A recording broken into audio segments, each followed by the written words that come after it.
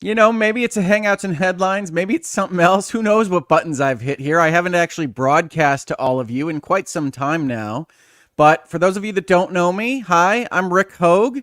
And you are here, hopefully, ideally, if you hit the right button, for Two Hoegs Are Better Than One, the debate over the best video games of 2025, with not just me, not just one Hoeg, that wouldn't make any sense for the title of this program, but actually two Hoegs. And so without further ado, once again, please welcome my brother, Tom Hoeg, who has descended upon us from parts unknown that are very blurry. How are you doing today, Tom? I'm good. I'm good. While you were doing the intro, I was like, man, I hope one of these years we just surprise people and it's like one of our sisters doing the talk. Just any Hoegs at all? We just grab a Any Hoeg? another Hoeg, any other Hoeg. Ooh, Dad. Have Dad do it. He would be funny on stream. You know, he comes into the chat sometimes and gives super chats and says something, Yep, especially I when have I'm doing noticed. something of political topicality. Oh, But good. he doesn't have a ton of thoughts, I don't think, on the top 10 video games of 2025. Do you have any thoughts on that topic? Yes, I have Okay, thoughts. good. That's fantastic. That's what we need out of this conversation is you to have thoughts. It'd be great if it was no. Nope.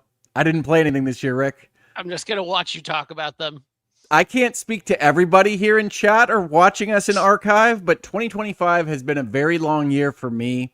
I know it's been a long year for you. For folks that don't know, Tom has previously had to give a disclaimer about not speaking for his employer, Microsoft, Bethesda, Zenimax, other employers. He doesn't, unfortunately, have to give any of those disclaimers today. So those of you that followed in Virtual Legality or on the Bitcast or just followed video games in general know that Microsoft has gone through some tumultuous times. And unfortunately, as part of that enterprise, Tom is no longer with that entity. I'm sorry about that, Tom. It's okay. In order to keep my severance intact, I will say that I was on the big secret Zenimax Online project that got canned in July, and that was a real bummer. It was a really great team of really veteran, really humble people making a really cool new thing that I don't honestly think had been seen, and it's a real bummer. I said this on LinkedIn, but basically, I don't think we'll see a team or an effort of its like again. It was just a big bet that by all indicative evidence that we had was going well until it wasn't. You There know, you don't anymore. have to make yourself sound like a lawyer just because you're on a lawyer's YouTube channel. I'm trying not to. I do like you plucking out Outward words. outward indicia. Outward indicia, yes. Scintilla of evidence. Absolutely. Just bring them all to the fore. All right, I don't know that one. Okay. But anyway, yeah. So technically, I was laid off in October, but I haven't had work since July. So been working on my professional materials, been doing some personal work in Unreal, been doing a ton of interviews. And you have a And portfolio website up now, right? I do. If you all want to check out my portfolio, www.tomhoeg.com. That took way too long to put together, but Yep. it's pretty snazzy. It always does. It always does. So that happened to you. I haven't actually done my update that I want to put in virtual legality yet on the channel, but I shut down Hoeg Law, and I'm no longer performing legal services through Hoeg Law. I joined another fantastic group of people called Mavesey that if you followed me on Twitter, you saw me talk about. But I now work at another law firm.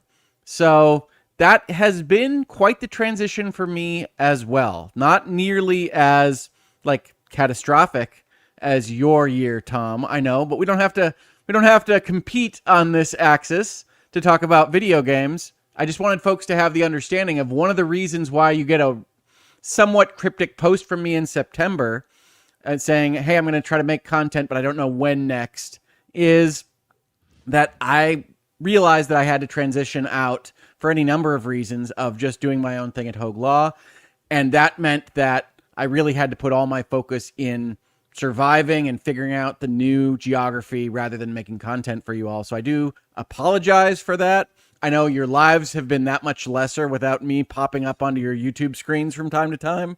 But even if that Mine sure isn't is. true, yes, even if that isn't true, as my brother laughs at me for even suggesting such a thing, I do apologize Ridiculous. for not having more communications during this time. So that said, let's talk about something more fun than that, and let's let that be video games.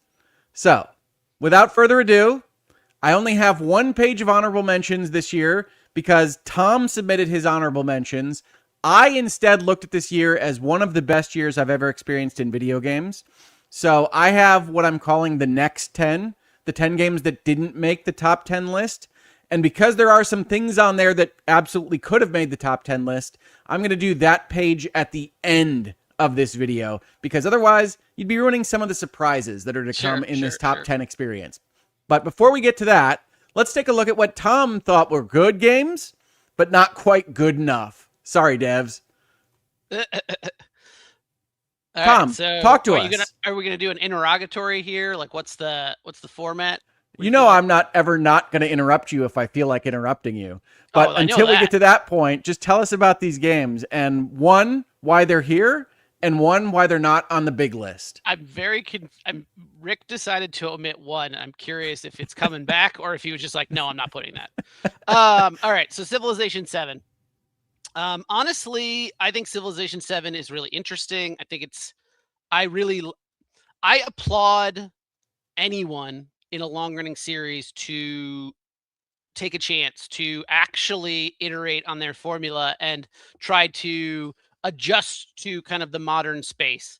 I am, I think, in the minority on this in general, and I can understand that a bit because kind of when you're getting the 7th iteration of something, you expect to have a pretty known quantity.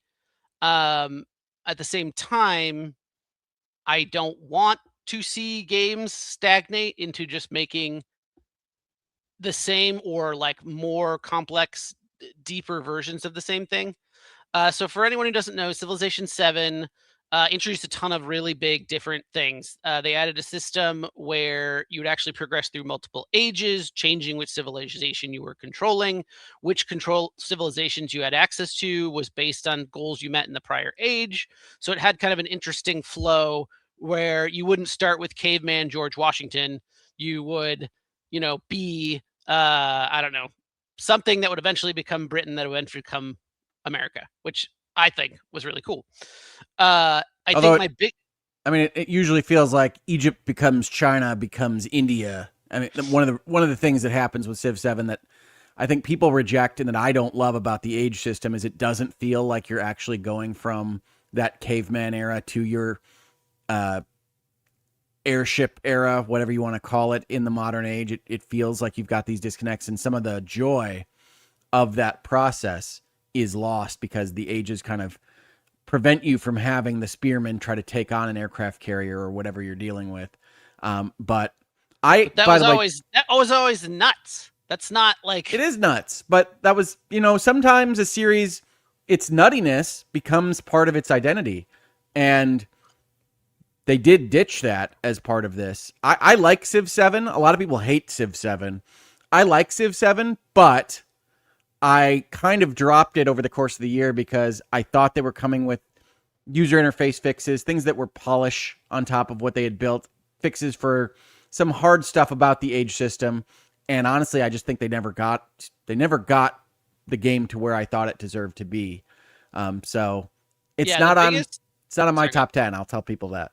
The biggest, honestly, in my opinion, issue with it was not like the design or the content. It was the UI and how the game explains itself.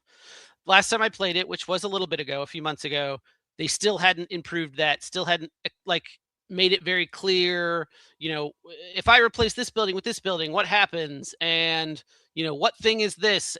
And honestly, things that modern strategy and 4X games all do much better. If you look at like the Endless games, the grand strategy games like Stellaris, like the Paradox nested games, tooltips, all really making it easy to get to where you need to go, even though those are more complicated games, I would argue.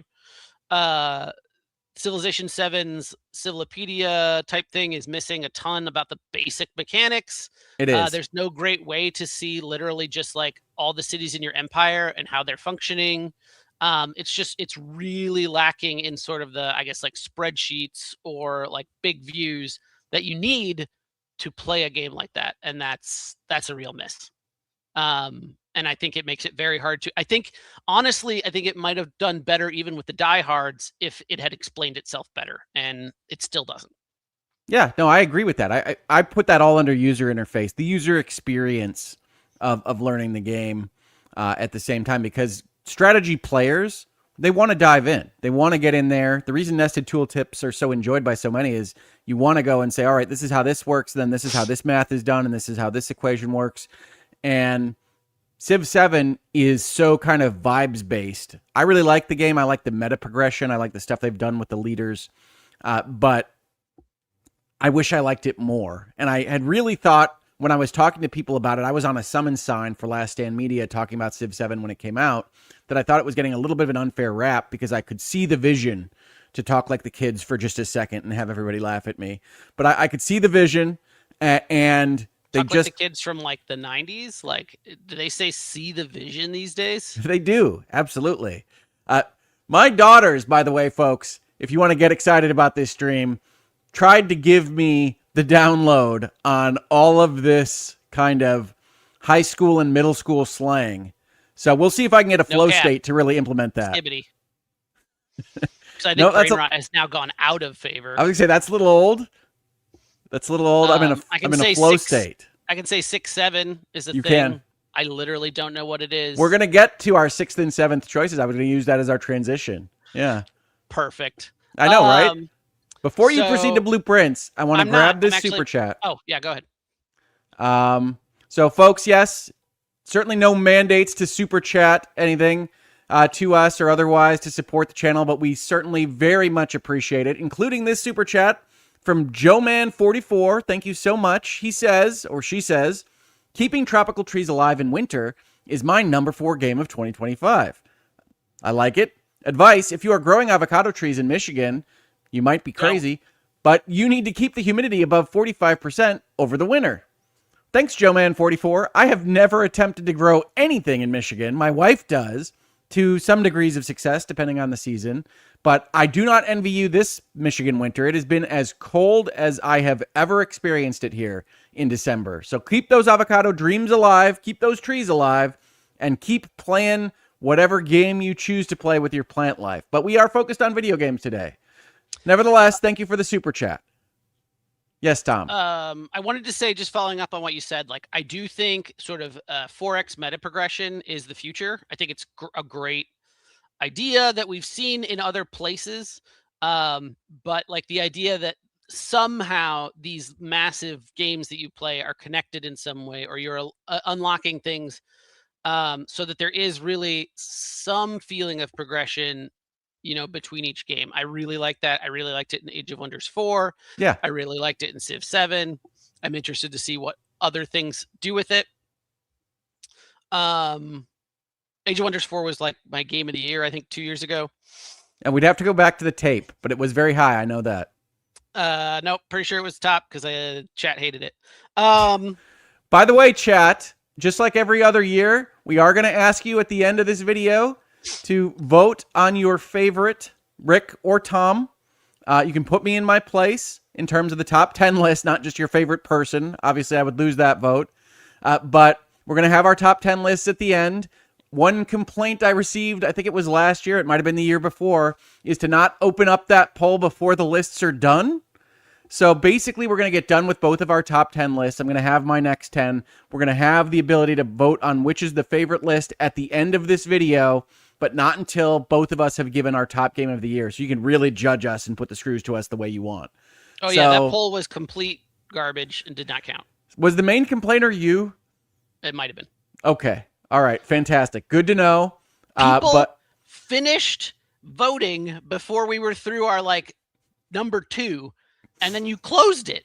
You see what I deal with behind the scenes, folks? Also, I want to make a point before Rick gets to the next super chat. I think, no pressure, but half of that money goes into my pocket, and I am currently unemployed, so I wouldn't mind a little bit, a little extra Skrilla. Oh, they said my mic's a little low. I think your mic is okay. It is a little lower than mine because I'm a shouter and people don't love that about me. But we'll try to get them equalized, folks. I want you to be able to hear Tom. I was also going to ask you about your mug and whether or not that was provided to you by Microsoft. It was not. This was one I had before, but I do love it. I thought it was a little bit maybe insensitive to give their departing employees a game over mug. Here you go, guys. But hope you find some work. Peace. Can I bump Tom's mic? Yes, I can. We'll see what I can do. All right, then I won't touch it. Yeah, don't let me hit the buttons. You got it. And then the people will tell us if you sound like complete whatever word you'd prefer to use there. Garbage. Don Lionheart coming in. Big fan of the Bitcast. Contributor to Season Gaming. Says it's time for the Hoagies. He was pushing me on Twitter to rename this the Hoagies. Oh, God. I love it. I said I'm not quite yet egotistical enough to name the awards after myself, but I do like the concept of having a sandwich while we do this particular stream. A giant, like, gold sandwich trophy. Oh, I'm on. Don, you got it. Don's position is Kingdom Come Deliverance 2 is Game of the Year easy. Not done, but Trails is darn close. Still so much in the backlog to play. More Tom, please. I don't know whether that means he wants more game recommendations from you, whether he wants you present more, or whether he's just trying to annoy me. It could really go any direction. Don sent money because he knows I'll get like 70 cents of that. That's so nice. It does have to go through like YouTube and your brother, but we do have an equal split. I think that one was clearly aimed at me. I think that one's mine. Tom, we love you. We're so sorry. Best of luck. We are sorry, even though it's not our fault. Don and I didn't fire Tom. Don and I would have seen Zenimax Online Studios continue with what they were doing. We were excited about what you were working on, especially after some of the stuff that leaked out. And I've told everybody everywhere on the internet that you are the worst brother to have in the video games industry because you are just, I'm not telling you anything. Doesn't matter if I trust you, which I don't, but I'm not telling you anyway. I like being employed. I can double down on that assertion today. Yes? No? Well, I'm very sorry about everything you've gone through this year and that you still have the joy in video games necessary to spend 4 or 5 hours with your brother talking about them. That said, what in the world is a blueprint, and why does it sound like those documents that you use to design a home? Yeah, I don't know. I don't know how much of a splash Blueprints made. It felt like a lot among my circles. Mm-hmm. It's actually a roguelite kind of adventure puzzle game. Mm-hmm. You're actually assembling a house as you walk through it, and also are trying to solve puzzles related to that house, and trying to figure out a path to get to the end, which I understand is only like the beginning. Blueprints was captivating overall, I think. I think the roguelite nature of it and your sort of, I think, inability to really control the randomness makes it hard to, what made it hard to play and recommend. I think it needed a note-taking system of some kind built into the game. Yes, you can have. It has a disclaimer that says use a pen and paper. Is that not good enough? No, because I think, and I would have just settled for something that allows me to sort of like take screenshots. Yes, I know I can do this through the UI, but through the Xbox, which is what I was playing it on because it was on Game Pass. Might still be, but. You know, a lot of times you'll cross into something and be like, I'm fairly certain that's important. I do not know why. I do not know where I am going to use this. And asking people to, and a lot of it is like images and icons and not just like I can put a word down, which is kind of what I'm going to put in a notebook. And it makes it very hard to play. I also had one of the puzzles basically you have to get these 8 pieces put together, and then once you do, the decoded message basically says, oh, you need different parts from these pieces. And in a roguelike, that means refinding those 8. And then I was like, I can't. I have a notebook full full of stuff. Actually, one of the most fun things with it was I was playing with my son because he was super into it, and he was like scribbling in the notebook and like, oh, this is the thing related to this thing, and that was really cool. I think it actually does have a certain couch partner effect to it that can really work if you're both into that. You take turns kind of wandering around and noticing things, and that was fun. I was also playing with my girls, and they were deeply into it. I think, yeah, I just think it needed a better system for either. I think for taking notes, personally, somewhere between the notebook on the couch and Lorelei and the Laser Eyes, like literally remembering every piece of evidence that you could need. God, I love that game. I still had plenty of papers scrawled with things on my desk for Lorelei and the Laser Eyes that I don't feel like you'd lose it with being able to go like, oh, that note in that one room I know had something related to this. I can just go look at it without going back to the room.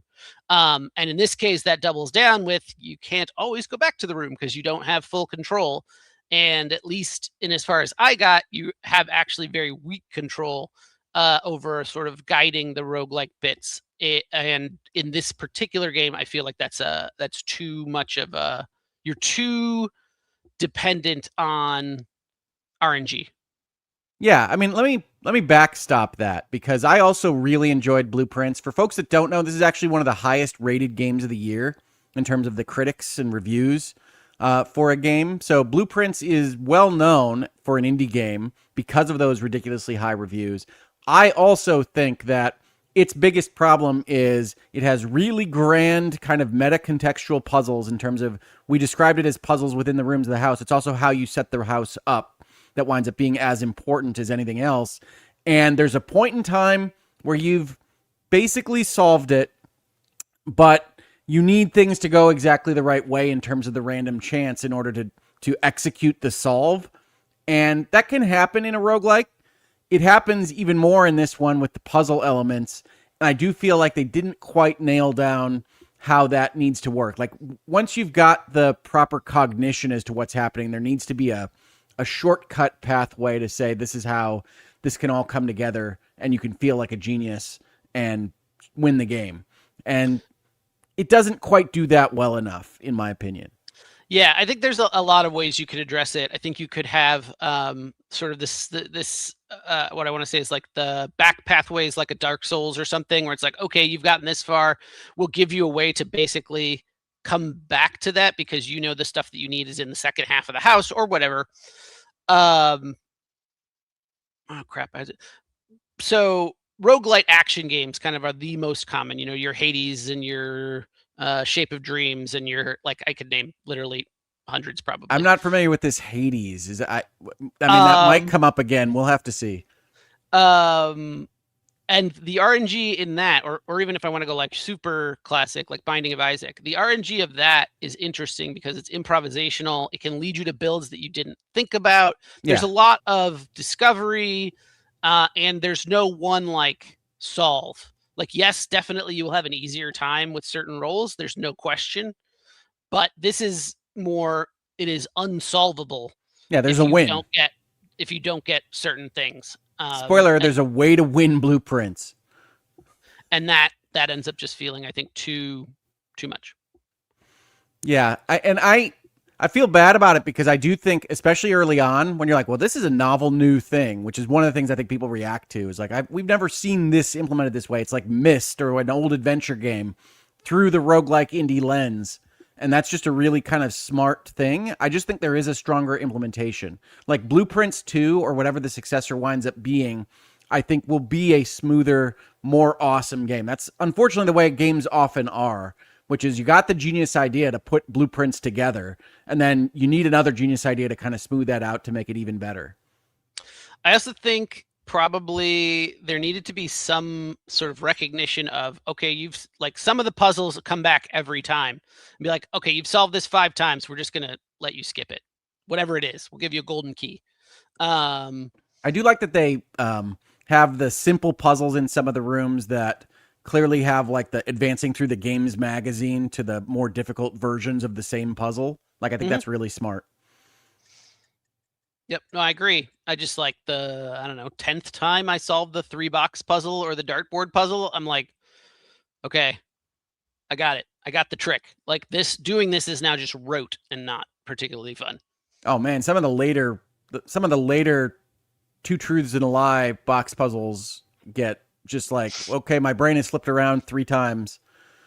I think it's this the box. hardest. I think it's actually 2 lies and a truth, and I think the hardest thing for a lot of people that I watched was the true one is not necessarily the one that you want. Yes, you're not just identifying the true box. The true one has information that may point you to a different box. That is the one you want, and I think people got stuck on that. Yeah, no, and Oddly enough, especially when it starts referring to like the true box and the false box. Yeah. Inside of itself, it's like it really can loop around a number of times. You're like, okay, well, I'm gonna just, I've stood here enough. I'm not getting more information. I'm picking that box, and then my girls would make fun of me, or be impressed. Much more the former than the latter. But yeah, Blueprints. I definitely recommend anybody interested in it checking it out. I think it's like 95% of a great game. But I think that 5% can be hella frustrating. I think if you go in with the information that we just shared, you'll have a better time. Yeah, hopefully. Like in terms of, okay, this is the stuff I need to keep track of. I really do need the notebook. Some adventure games say that and they don't really. This one's not lying. Nope, you do. Make some grids. Absolutely need to. Put some lines down. You're going to need them. They have some really smart puzzles. We moved recently, so I wish I could show the like insane scrawling. Oh yeah, you do. You wind up looking like the serial killer in San Francisco with some of the paperwork you do. Sure. Well, and some of them are like, yeah, it's just like one word with a question mark, like scrawled in really strangely. It's like, okay. I think I have one of those because I remember the first big eureka, and this game is really good at eureka moments, which is one of the reasons I think people react really positively to it. I have just like a single piece of paper that has the word safes in full capital letters with a question mark next to it. And I remember that because that's me going to my daughters and saying, I think I got this. I think this is actually 64 puzzles. So let's do it. And that was fun. And I guess if you're looking for that kind of game, I'd easily recommend Lorelei and Laser Eyes first.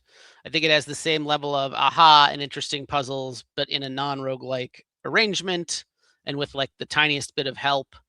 I love this about you, by the way, because when I announced Lorelei and the Laser Eyes was on my top 10 list, you were like, what the hell, man? What are you talking about? And then Does I know anyone hear that title and they're like, oh yeah, that's game of the year. Well, I want to, since I don't think they appear on any of my lists or yours, I do want to just give full flowers to Simogo, which is this tiny Swedish company that made mobile games like Device 6 and Year Walk and Lorelei and the Laser Eyes and Console Land. And they make some of the coolest adventure game puzzle things.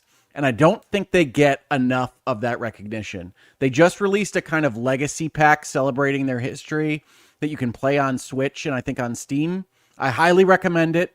I don't know that I'll get a chance to recommend it on Bitcast. So if you are interested, I think it's called Simogo Legends or something like that. Please do check it out because that company is Legacy Collection. I gave it a try. Legends, Legacy, Simogo Legacy Collection. Because they are on mobile and tablet and because they used multi-touch and rotation, they've figured out a way to actually implement that in the application itself. And I think it's just really smart. Highly recommended. Full marks from me. Would probably be on one of these lists from me if it had come out a little bit sooner than like 3 days ago. I posted a link to the Steam page. I don't know how to do affiliate links. Again, unemployed. I was going to say, I like this panhandler motif you've got going on right now. But yes, we'll see if we can do an affiliate link for Tom. But please do check out Simogo Legacy Collection. Dad said my picture is blurry. By intent, yes. Oh, so fair. Is it me, Dad, or is it this part? Because that's correct. Yes, the people generally blur out their home when they're broadcasting from it. Let me see if I can pull that up right now because Dad did do a super chat. It's Thomas Hoeg 9325, which is not a name I recognize for him.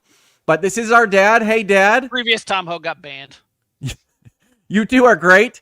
Tom's picture is blurry and Rick is crystal clear. That's just how we live our lives, Dad. Make your dual show a permanent part of the channel. We had THABTO as a semi-permanent part of the channel, and Tom couldn't show up as much as he wanted to. My number one is Universe, my first great experience in space. It's emulated and was available this year.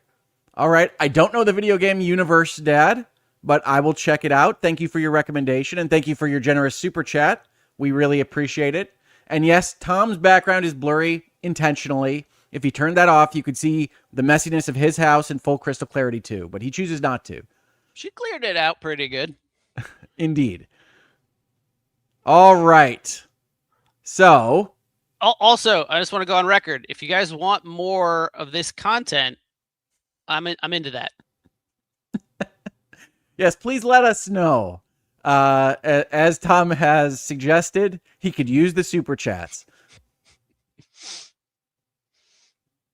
Now, the next one is a cheat, but I will allow it because what you actually had here was not a cheat, but it had a disclaimer which I could not approve for this list. So why don't you tell the folks why Hollow Knight is here? So what I actually had both on my list. I had Silksong on my list with the asterisks of I have not played this.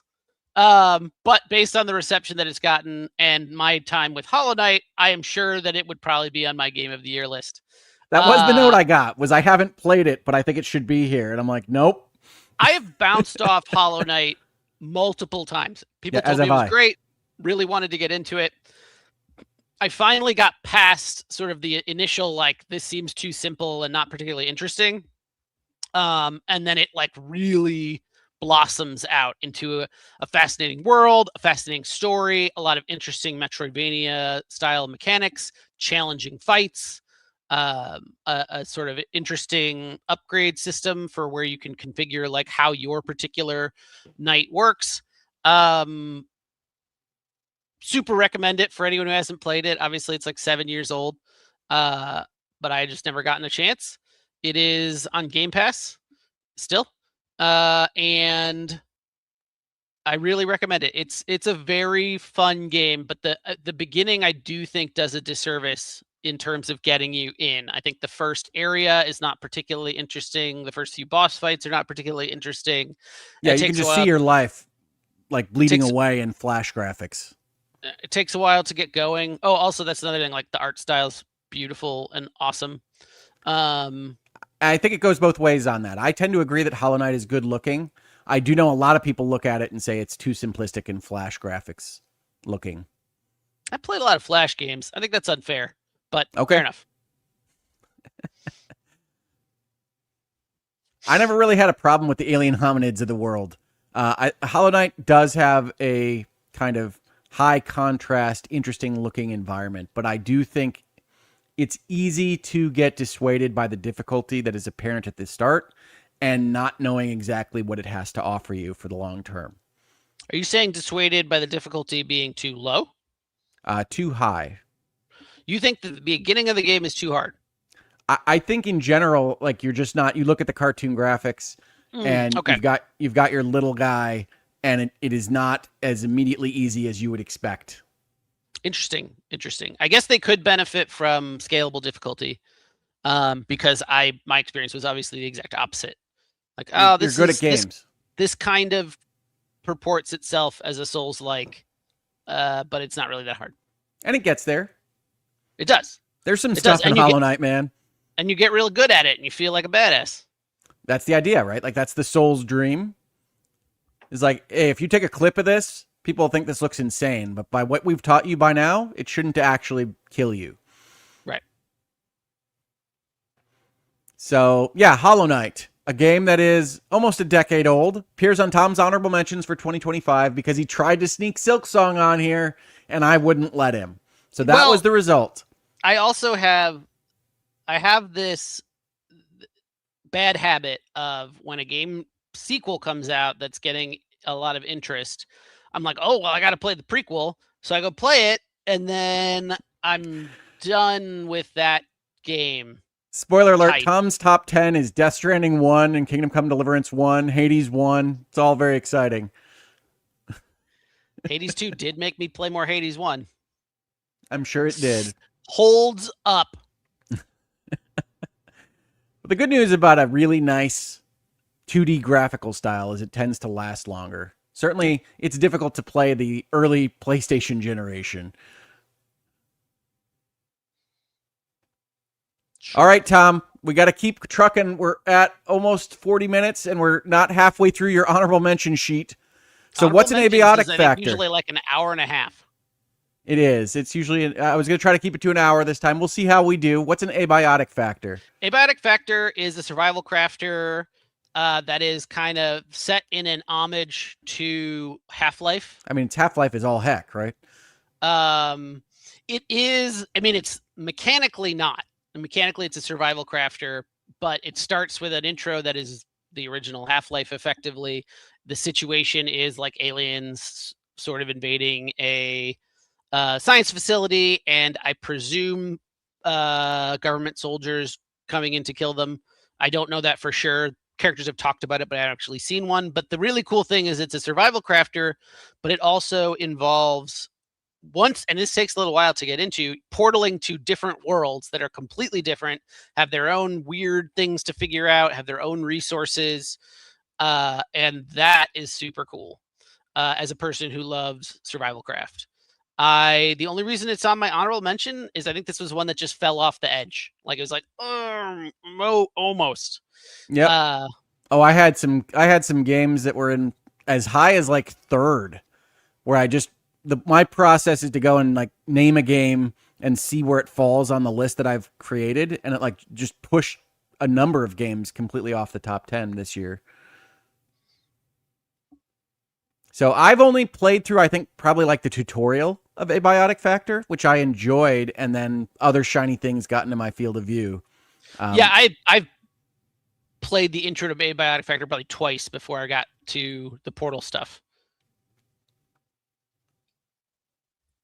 Yeah, it seems nifty. Its graphics are very kind of low grade, but that's because of the breadth of what it's trying to do, if I understand it correctly. Sure. Oh, and it's trying to ape the Half-Life style. The only unfortunate thing I would say is like that doesn't come across in performance because it is still using, I think, Unreal 5 or Unreal 4 to do it. So even though you're looking at like really blocky textures and stuff, I think it still struggles with like large areas. I'm resisting the urge to go full news reporter and say, what's an Unreal? But yes, the Unreal engines... The Unreal engines have proven to be somewhat difficult roommates in the console space, especially. So, oh yeah, I think Abiotic Factor it definitely is on consoles, and I think it's on Game Pass right now. I played it on PlayStation, so like a fool, just spending money when Microsoft was spending it for me. What can you do? For what it's worth, I feel like most survival crafters are better on mouse and keyboard. They just require so much inventory management and precision that generally I tend to not play them with a controller. Ball pit or ball X pit, depending on your proclivities. Ball pit, if for anyone that doesn't know, is I would say honestly, it's a survivor's like. It is. But where the core of what you're doing is brick breaker. You have little orbs that you're firing up into enemy blocks that are slowly coming down at you, trying to break them before they get to you and attack you. The real trick in that part of the game, there's like a meta part that we'll get to in a second, but in that part of the game is figuring out how to use the sort of special balls and abilities that they give you, which is very Vampire Survivors. Every time you level up, you either get a special ball or a passive. So how to build synergies there that really just like crush things. Yeah, no, and absolutely like Vampire Survivors, the evolved balls. Oh yeah. They cross over and can make super balls, and you can figure out exactly what you want to build, but only through kind of trial and error. So you get this. Yep. What does a combination look like at max level? And that's a fun part of that process. Yeah, I can't remember exactly what the message was. I can maybe look it up, but I have a message from my son that's like, I have built the like perfect the perfect ball pit like strategy or whatever, and he like listed like it does this, and does this, and like I beat everything in like 5 seconds. Yeah, it's So fancy when it's going. You got like horizontal and vertical lasers going at the same time. oh You yeah, got ice it is balls and it is a fireworks show when you get everything going. Um, the secondary layer, the meta progression, is actually you build a little city, which you're investing the resources in primarily from what you get in the other part, though you can eventually get buildings in the main part, in the city part, that generate their own resources. And then the fun kind of trick of the way that you collect resources from the town is you fire your characters into it in a brick breaker style, and every building they hit like does something, whether that's constructing the building, getting some bonus, or chopping down trees and getting resources and stuff. It's very clever. It's very fun. This was one that was just on the edge. yeah, no, and this was this is a game that is built around a very simple concept, which, as you say, it's like Brick Breaker. It isn't so far as most of the characters don't require you to catch the balls. That's true. End. Sorry, that part is in particular. It's about the shooting Brick Breaker kind of thing and finding angles, but the balls typically just come back to you. Yeah, with the exception of one character. And on that note, the system here, like a good roguelike, has a kind of standard character, the warrior, that does what you just said, which is fires balls at angles and tries to break the things before they get to the bottom of the screen.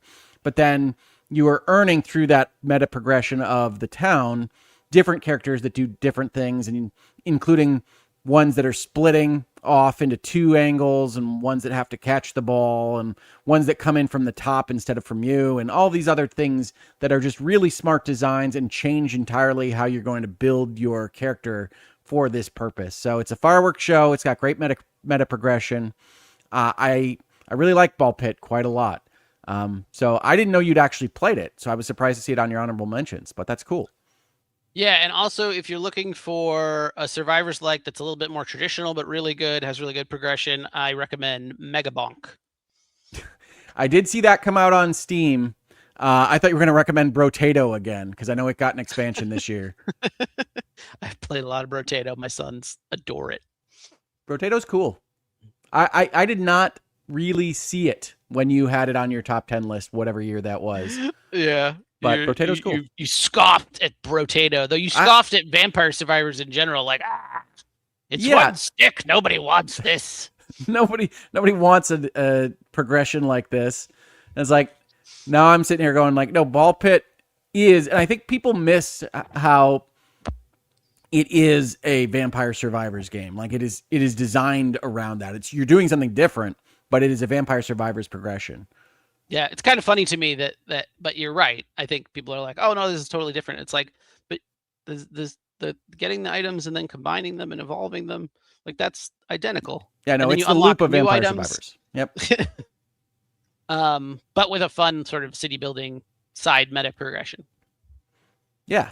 And I do appreciate, by the way, in your entire description of Ball Pit, you avoided what Devolver Digital did the entire marketing campaign, which is only puns about balls. It's like, I appreciate you are who you are, Devolver, but I like this game, and I would prefer you to not just have the lowest common denominator marketing. So, good on you, Tom. What's a KCD2? I'm pretty sure that I wrote the whole thing out, and then you shortened it. Yep. So this is Kingdom Come. This is Kingdom Come Deliverance 2.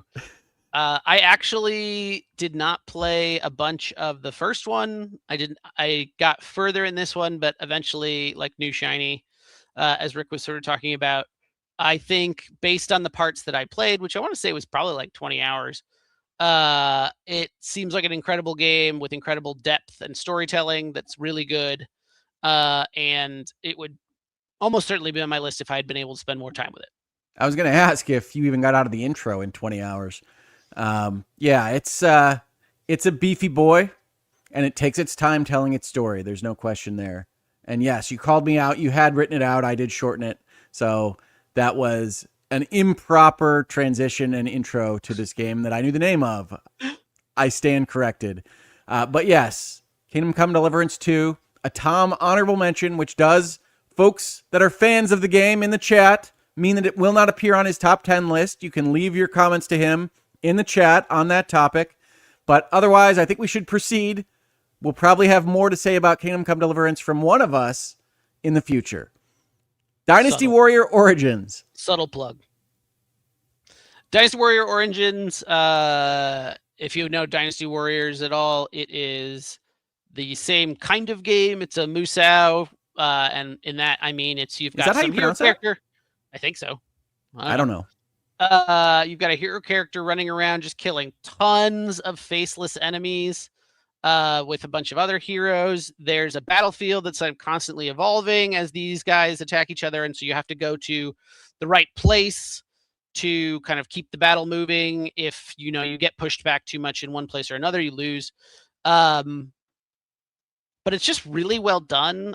Your main, instead of having a sort of I can't remember, like parade of characters that you can potentially play as, you have one character who can learn a bunch of different styles, and in my opinion has like a better sort of progression than previous titles. Like you're moving around an overmap, and you're gaining different weapons and skills, and there's quests to do, and there's also like random encounters to do. I think this is on there primarily because I was really surprised by it. I bought it kind of on a whim, heard some good things, looked pretty cool, and really liked it. And it's not in my wheelhouse of genres. Yeah. I think I texted Rick at the time and said, "Oh, you need to check this out. It's pretty good." And he's like, "Oh yeah, I'm already playing it." Cool. Yeah, that tends to be how our interactions go. I am a supreme buffet gamer, as Ains at Season Gaming tends to call me, or Travis, depending on who's particularly wants to make fun of my getting through the longer games, since every game seems to be 100 hours long now. I know, right? Yes. No, and I say, look, I give them a good time, but they have until the next really shiny thing comes out. And I do my best. Got a day job. But yeah, I wanted to ask you, did you play Hyrule Warriors Age of Imprisonment this year? I did not. I played the original Hyrule Warriors a little bit. Okay, so I can't ask the follow-up question, which is, because this is on your honorable mentions, do you feel like this is better than Age of Imprisonment? Because I think Age of Imprisonment is a really strong entry into this genre. Okay. And I've also played the Fire Emblem one. I don't know. I guess this one grabbed me more. I don't know if it's just in that you didn't play the other one. Yes. Well, than those two that I did play, which I did. No, I think Warrior Origins is great. Super. I really think it's a great game. I was surprised at how much I like Age of Imprisonment, so that's why I wanted to ask you. But if you haven't played it, this conversation is fruitless. So we'll continue on to Eternal Strands. You can still have it for a little while. So Eternal Strands, I know that was Travis Northrop first look last year. What else do you know about it? I want to make a joke here because I have actually applied to Yellow Brick Games and actually connected on LinkedIn with their like IT director. Aren't they in England? IT director, their tech design. Yeah, but I think it was for a remote position. Anyway, so like if you guys are looking at this, please hire me. Eternal Strands just had like a lot of really cool stuff to it. I liked the kind of art style of the cinematics that they did. I liked the sort of crafting aspects. I liked the world that they were building in terms of this like sort of weird isolated magic kingdom that you were learning about, and you were also learning magic, and you were also learning like sword fighting and stuff. It's a real discovery game in terms of like you're constantly kind of finding new things. They don't really guide you a whole hell of a lot. They're just like, hey, this is an area. You should look around in this area. I mean, you'll get like a basic objective, but that's really one tiny piece of what you do there. There's also like a little Shadow of the Colossus, big bosses that you climb up and do things to. One of the bosses like has a cool interaction where you like freeze his feet, and that's how you get him still, and then you can climb up him because you actually have to hit things on his head and stuff. And it's got a lot of cool moments like that. Really like it. Really recommend it. This one was one I think that just fell off the edge. No particular reason that it didn't. It's just an honorable mention. You like the other 10 better. Yeah, no, absolutely. I get that. I like Eternal Strands a lot as well. And since you skipped ahead past what this game even is, it is a third person action adventure in a kind of cartoony world where you are playing a version of a Link character with monsters running around. You're collecting resources to upgrade your armor and weapons. And you're also in charge of magic powers that can interact in almost a Breath of the Wild type way, where fire burns what you'd expect it to burn, and ice, as Tom suggested, can freeze big bosses in ways that are then useful for doing other things. I think they had a lot of really smart plans for this, for a brand new studio and an indie studio. I also think that, like Supergiant, the makers of Hades and Transistor and Bastion and other kind of storytelling games in the indie sphere, Take they that, were really... Pyre. I like Pyre, but nobody remembers Pyre. Nobody remembers Pyre. But it made me laugh now. I do think I really try to throw you off during these. Yes, well, we'll see if I can stay on the line here with these conversations. I think that they're really good at telling stories through the kind of art and text box approach that works well for the indie studios. And I think Eternal Strands has a nice story, nice world building with that kind of simplified but intelligent action adventure system. So I like it on your honorable mention list.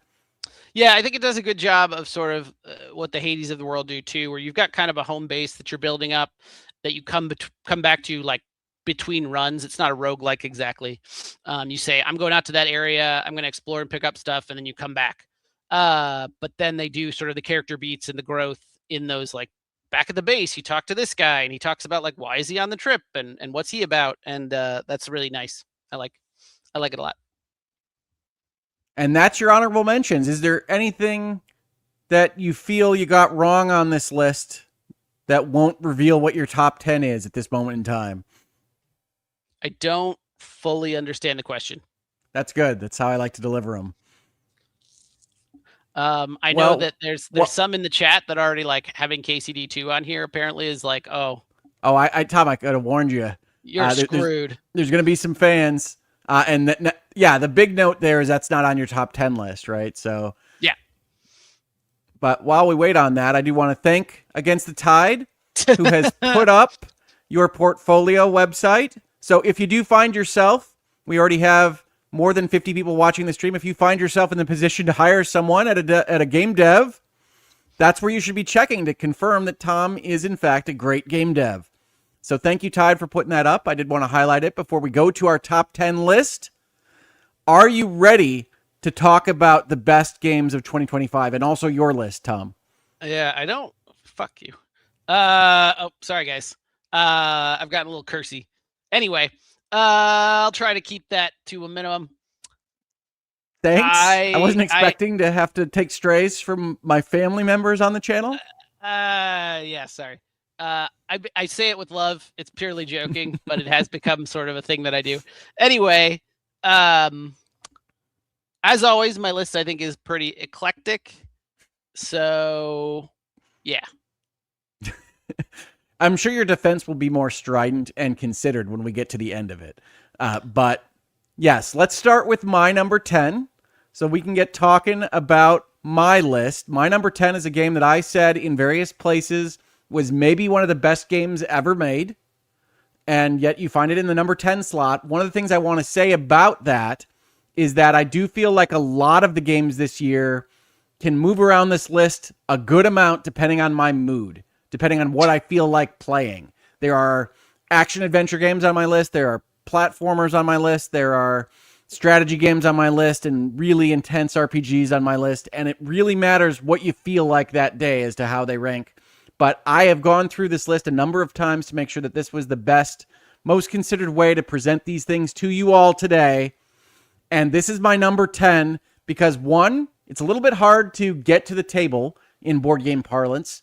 And two, I just don't always feel like playing an action-adventure platformer. So with that said, let's take a look at my number 10.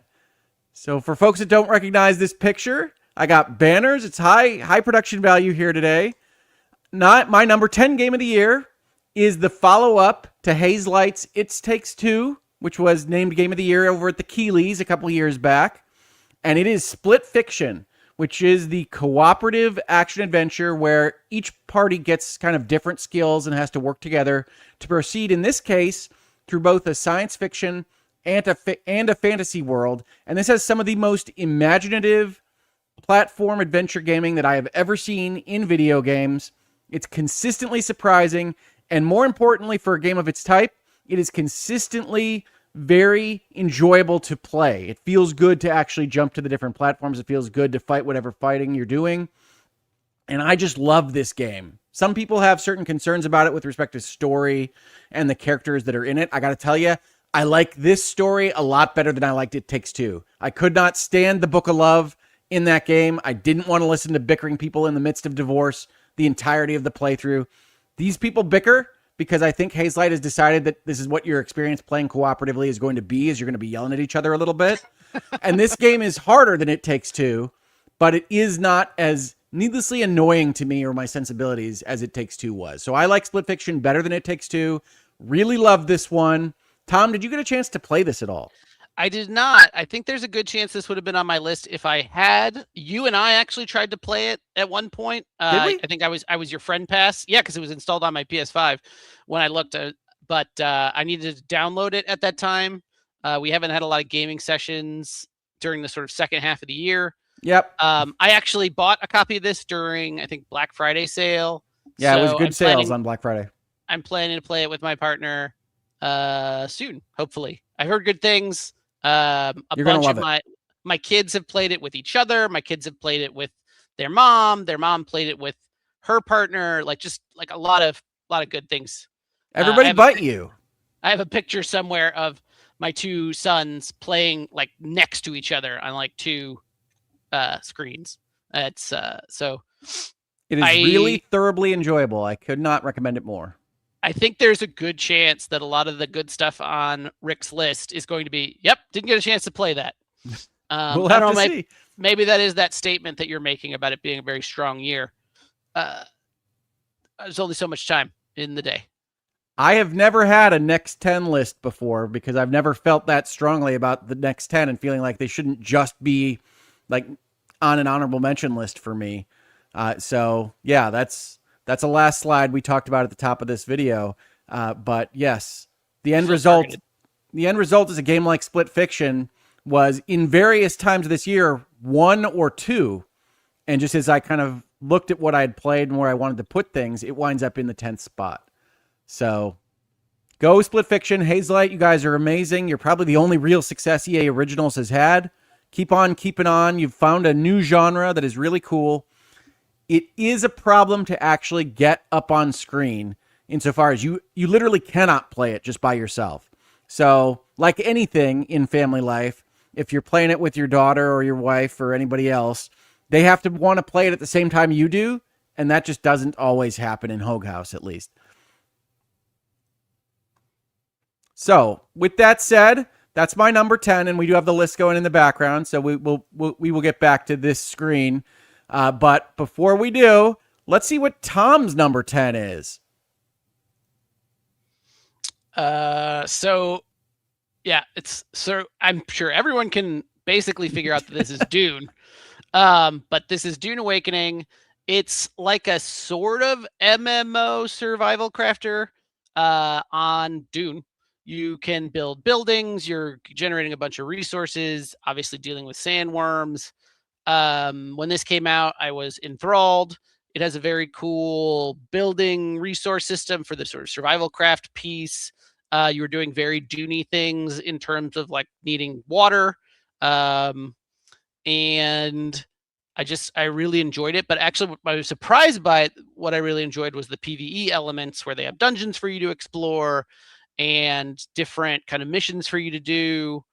Little quests. One of the dungeons I remember going through had very interesting kind of backstory to it about a bunch of people that went crazy.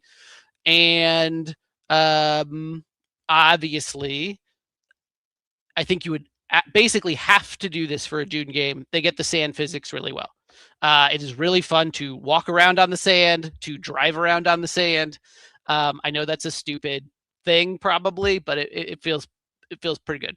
No, I mean, I think it's not stupid because like if I win the rights to the license to Dune and I'm told to make a video game about it, like one of the things that I'm really struggling with is, okay, but I'm on Arrakis. How do I make that interesting to traverse? How do I make that interesting to look at? And I think Right. one of the things that Dune Awakening does the best is it is always interesting to look at. It is always interesting to be in. One of the difficulties I had with this game is you kind of undersold it a little bit. It is a pretty hefty survival-ish crafter in terms of it wants to kill you deeply and badly, and you can really, really screw up. And like I worked on a set of quests to get something built up for, I don't even know, 4 or 5 hours one day. And I don't remember exactly what happened. I was ganked by another player. I died. I lost my water. And basically, I couldn't get back across the dunes to where I had built the stuff up. It winds up all getting wiped out. And like any time that happens in a video game or any other endeavor, that winds up being my bounce off point, right? It's like, okay, I like that game. I could get back into it, but I know I would have to do that 5 hours of work, which is probably 2 hours of work because I was doing stupid stuff and wasn't doing it perfectly efficiently. But I just don't want to do it again. And then other stuff comes in front of you and you don't get back to it. So like that's what happened to me. And I enjoyed what I played, but it's so harsh in some important respects that I just didn't get to play it much more. Yeah, make no mistake. This is a survival crafter. This is a Rust. This is a Scum. This is an Ark. But you said a lot of words there, but yes, it's hardcore. Those are all survivor crafters that are kind of hardcore. I am surprised that Rick said he was ganked because the PvP areas are very clearly marked in sort of a Diablo-ish. It might have been by a PvE. I mean, like I literally don't remember how this story went. I just know that was what happened. Is I died, couldn't get back to my stuff, and it all went away.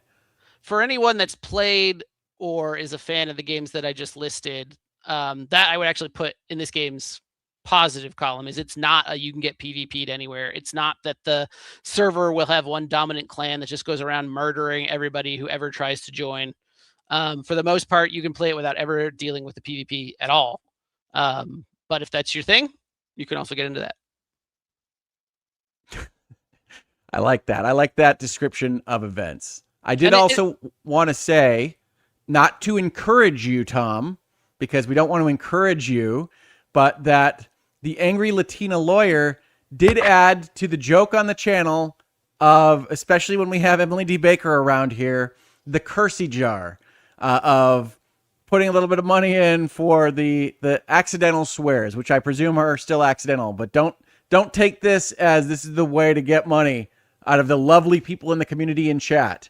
No, don't make those eyes. I know how you think.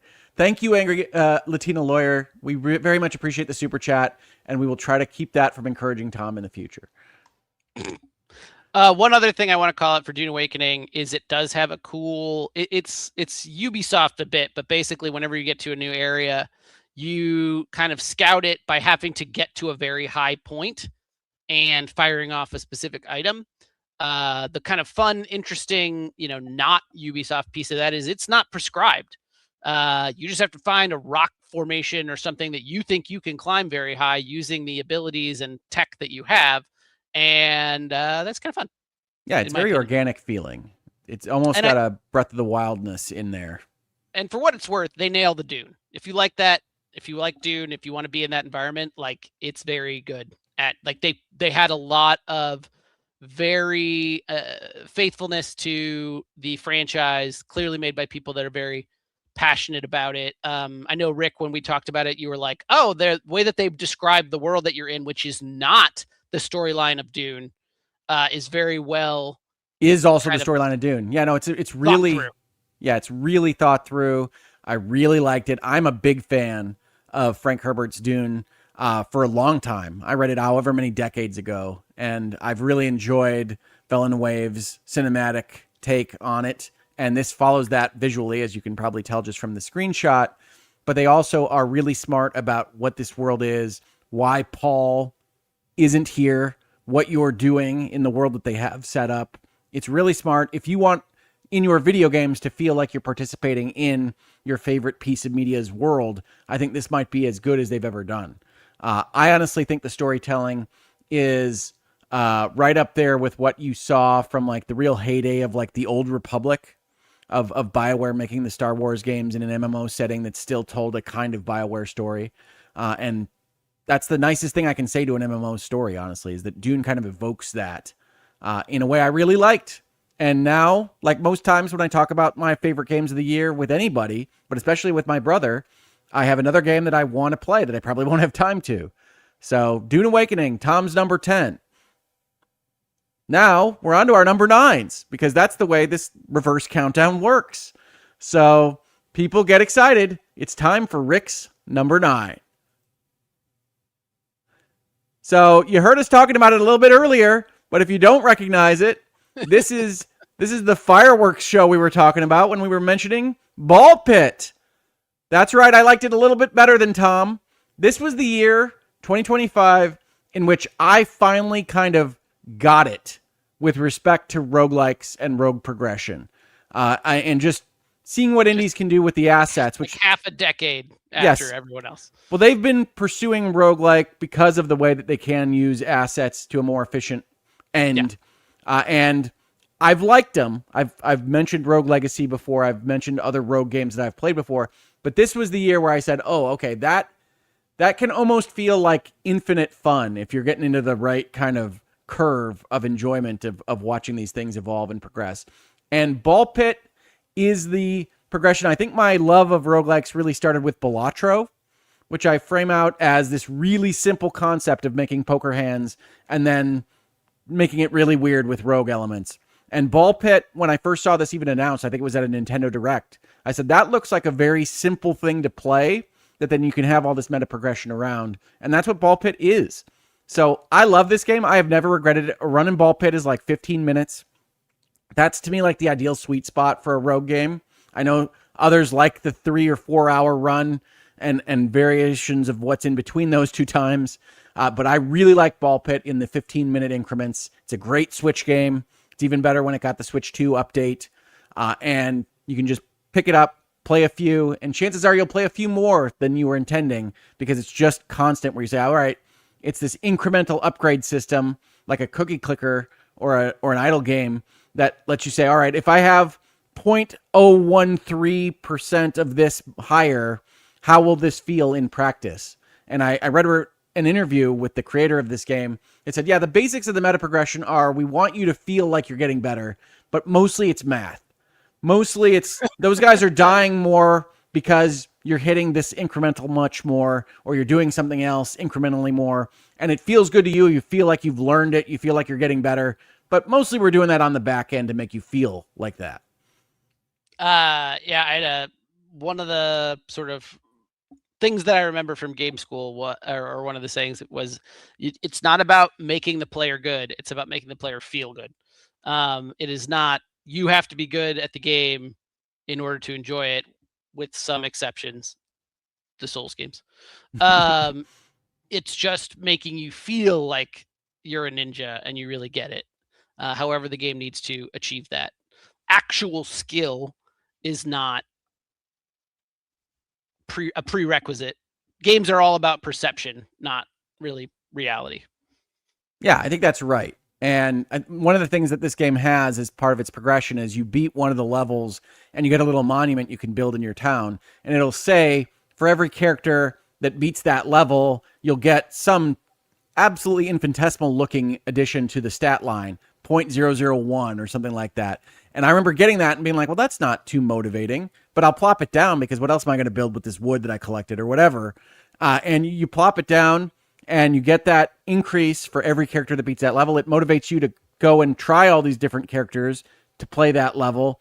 And then also it is in fact increasing how they do in those levels at the same time. I think it's just a really nice loop. It's always satisfying. And yes, as you said, building the town, you're taking these different characters and hurling them like pinballs at things. And that's just consistently amusing.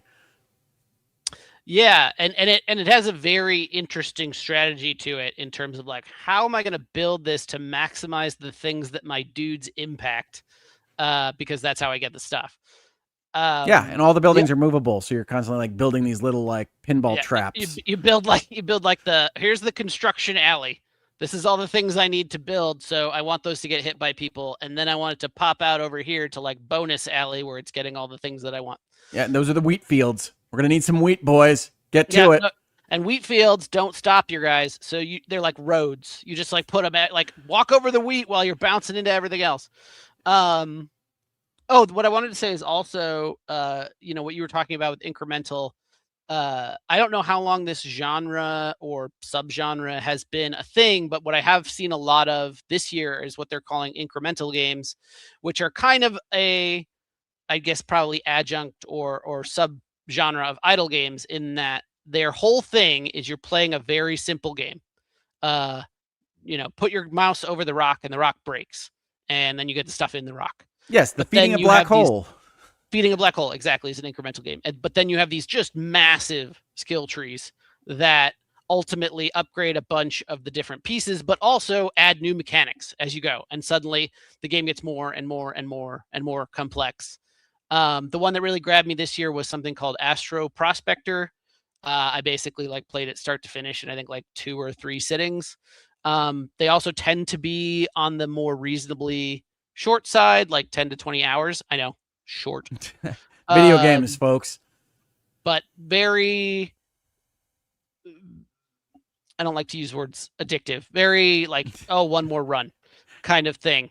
And Ball Pit, I think, is the same. It's like you unlock just enough where you're like, I got X and I want to see how X works. Yeah, the Okay, new I'll just do character. one more. And How does then that play? oh, I got Y and I want to see what Y does for my strategy. And then, eventually it's 2 a.m. It does happen. It does happen. Highly recommended as a Switch game. It is really fun to just pick up and play. Ball Pit is great. I love this incremental notion. Like I said, I really like it sounds wrong, but like the no skill required at the baseline level. Like Ball Pit actually demands a little bit more from you, not a ton. But the Balatros or the Clover Pits of the world, where you aren't actually engaging with anything except like the most rote kind of functional game piece, and then you're building everything around it to actually play it. So if you haven't played Clover Pit, I disagree on Balatro, if only because it's got a lot of, like any playing card poker game, a lot of statistics to consider and things like that, as opposed to feeding a black hole, which is literally just like, I didn't play this, but I watched my son play it. Like, you just kind of move your mouse over stuff. Well, I mean, but what I'm talking about is Balatro as a concept. There's no difficulty in selecting the cards. You say you're bringing in all the statistics and you're thinking about how all the jokers interact and what you've actually built in your deck and all these things. That's accurate. That's why there's a game there at all. But the actual act of, all right, I guess I'm going to decide whether to do a 2-pair here or go for 3 of a kind or that kind of thing, isn't actually like skill required. You're just deciding a question based on your understanding of the statistics. I mean, I guess it depends on what we're qualifying as skill. Is it twitchy? No. It doesn't. You don't have to hit the poker cards as they're flying by or anything, but you have to make decisions that I think are more complex than a true incremental game, which has a very simple asteroids concept. Like, you're just flying around shooting asteroids. Clover Pit, you only ever pull the handle, but you are making decisions around, am I going to upgrade these things when they pop up on the slot machine? Am I going to upgrade these things? Am I going to think about it this way? So I like that. And yes, you're not wrong that there's game there. There's things to think about. But it is different than even a Vampire Survivors or a Ball Pit, where you are still engaging on a kind of Twitch basis, even if we're not stretching you to the end of your skill set. So yeah, I was saying, yeah, I've been interested specifically in incremental games this year. I've played a few, and like I was saying about Asteroid Prospector, one of the reasons I like it is it's kind of constantly adding a new mechanic to consider. Like, it's, when you first start out, you're just like a little spaceship flying around, but then it's like, oh, if you hit these rings, you kind of multiply the resources that you're collecting, so you're starting to zoom around and get those. And oh, if you're killing these things before XYZ, you get a bonus. So it just becomes more and more and more of a complex game, but in such an incremental, sort of almost subtle fashion that it's just, you learn it very, you learn along with its growth, and I think that's really cool. think it's enjoyable. I and really like that.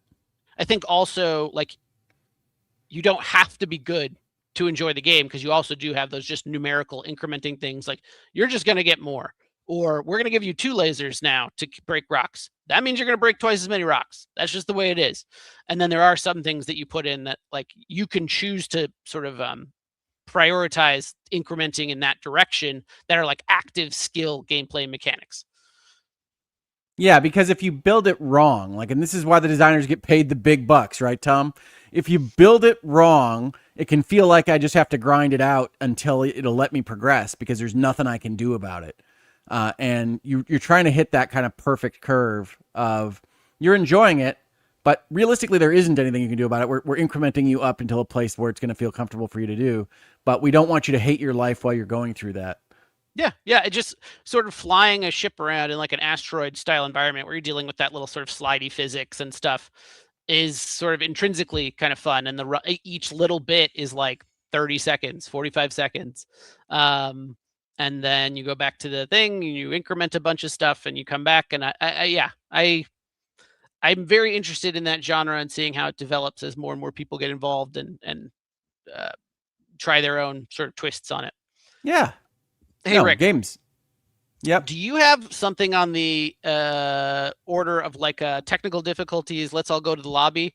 I've had a lot to drink that I did not account for, and I do. would You like just to let me step know away for just a moment. Right this second. So you're declaring timeout right this second. All right. Yeah. Just give me a second to find the button, and I will do so. All right, folks. You heard it here first. We are taking a brief break. Hopefully, the briefest of breaks. Let's go. All right. I'll be back.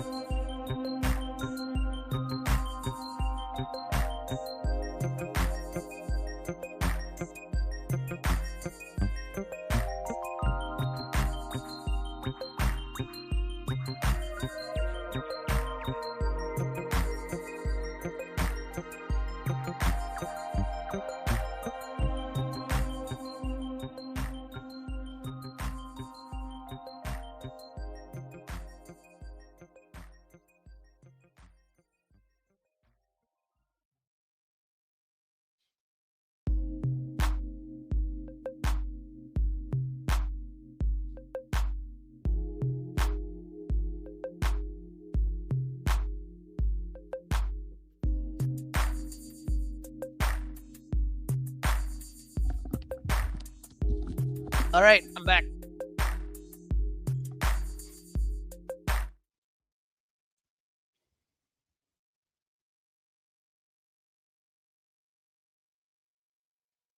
All right, folks. Hopefully, everybody got a chance to stretch their legs a little bit. My brother got to do whatever he needed to do in the restroom. We don't ask questions. But, Tom, how are you feeling? Are you ready to talk more games? That made it worse? I'm sorry about that. You said we're going to talk board games? We're going to talk some board games. We're going to talk whatever you like. You want to talk about Final Girl? They just killed it this year. They've got a new season coming up. They're doing another Kickstarter in about a month and a half. I really think I should be on their sponsorship roles at this point, but they don't pay me to say these things. I just love that game. Okay. No, we're about ready to get back into talking about video games. And I think the game that Tom has in his number 9 slot is going to be recognized by precisely none of you.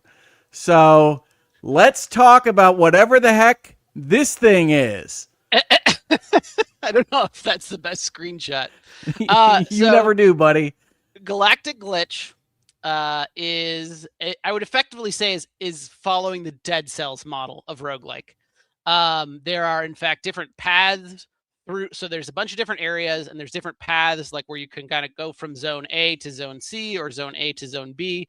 It also, in that way, sort of feels like Star Fox to me. Sure. And you're getting upgrades as you go through. You in a very Dead Cells kind of like you either get equipment or you get upgrades to one of your 3 kind of main stats.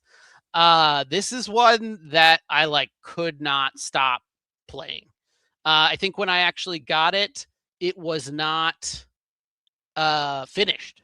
I don't know that it was in early access, but it's like the last sort of content piece was not done yet. Like you'd get there and then it'd be like, coming soon.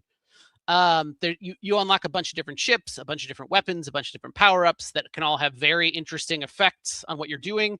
Oh, also I guess the trick of it is you have like a gravity gun. So there'll actually be asteroids kind of floating around in the space that you can grab and throw at enemies, or you can grab enemies and throw them at other enemies. You can grab missiles that are fired at you and shoot them back at enemies, which is never not fun. It has that sort of control, like I can pick up stuff and hurl it at people, just like natural fun that I still like. If I were to load this up, I would probably play it for way too long. Highly you got to watch out for those. Highly recommended. Also has interesting kind of like, what is the story? What is the secret here? What is when I get to the ending, what is the next thing? Like, it's just, I highly recommend it. Can you explain what I'm looking at right now? I think that is technically the skill tree. So it's got that center and then extends out to these nodes. So if your ship went over the nodes, it would be some sort of upgrade in sort of the incremental game fashion that we've been talking about. Like asteroids you throw do more damage, or you earn more of the special currency that you use to unlock other things like that. Okay. Yeah, I picked these screenshots, especially for the games I don't know, just based on like the ones that aesthetically jump off the screen to me. But I don't know what is the best, like, emblematic representation of the Sure. experience. This is not it. This is effectively a menu. All right. Fair enough. I thought this was the game. Like I said, you're grabbing, you can grab stuff. Also, you go through from like room to room effectively, sort of like an Enter the Gungeon. And the room is surrounded by kind of like a field where if you push up against it, it pushes back. So you can like fire asteroids at that, then bounce them into other guys. It's just, there's a very fun, satisfying sort of physics bit there, which is completely not required to play the game. If you want to do it, great. If not, you can totally fly around and shoot stuff and not have to worry about it. I've never thought about whether I like to bounce asteroids off of things, but I think I would. Let me see if there's anything else there. And like I said, I think it's inspired by Dead Cells purely in terms of how it progresses spaces. You eventually get powers that let you go different paths from original areas. So then it kind of branches and becomes bigger. And it's just super fun. Folks, I want to tell you, I looked this up just now because we're on stream, that if this sounds at all interesting to you, it is apparently 70% off on Steam right this second. So it is $3.89, at least here in the United States. I'm going to pay to buy this right this second, and I'm going to decide for myself whether it's any good. Probably not during the length of this show, but immediately hereafter. I like to tell the people, a game on your top 10 list is less than $4. Think about getting it, because Tom has played a lot of stuff. You might not always agree with him, but he generally is nailing when something is interesting. But he has played a lot of stuff. He's played a lot. All right. That's Tom's number 9. Now we're up to number 8 because there's 2 of us and we did 2 number 9s.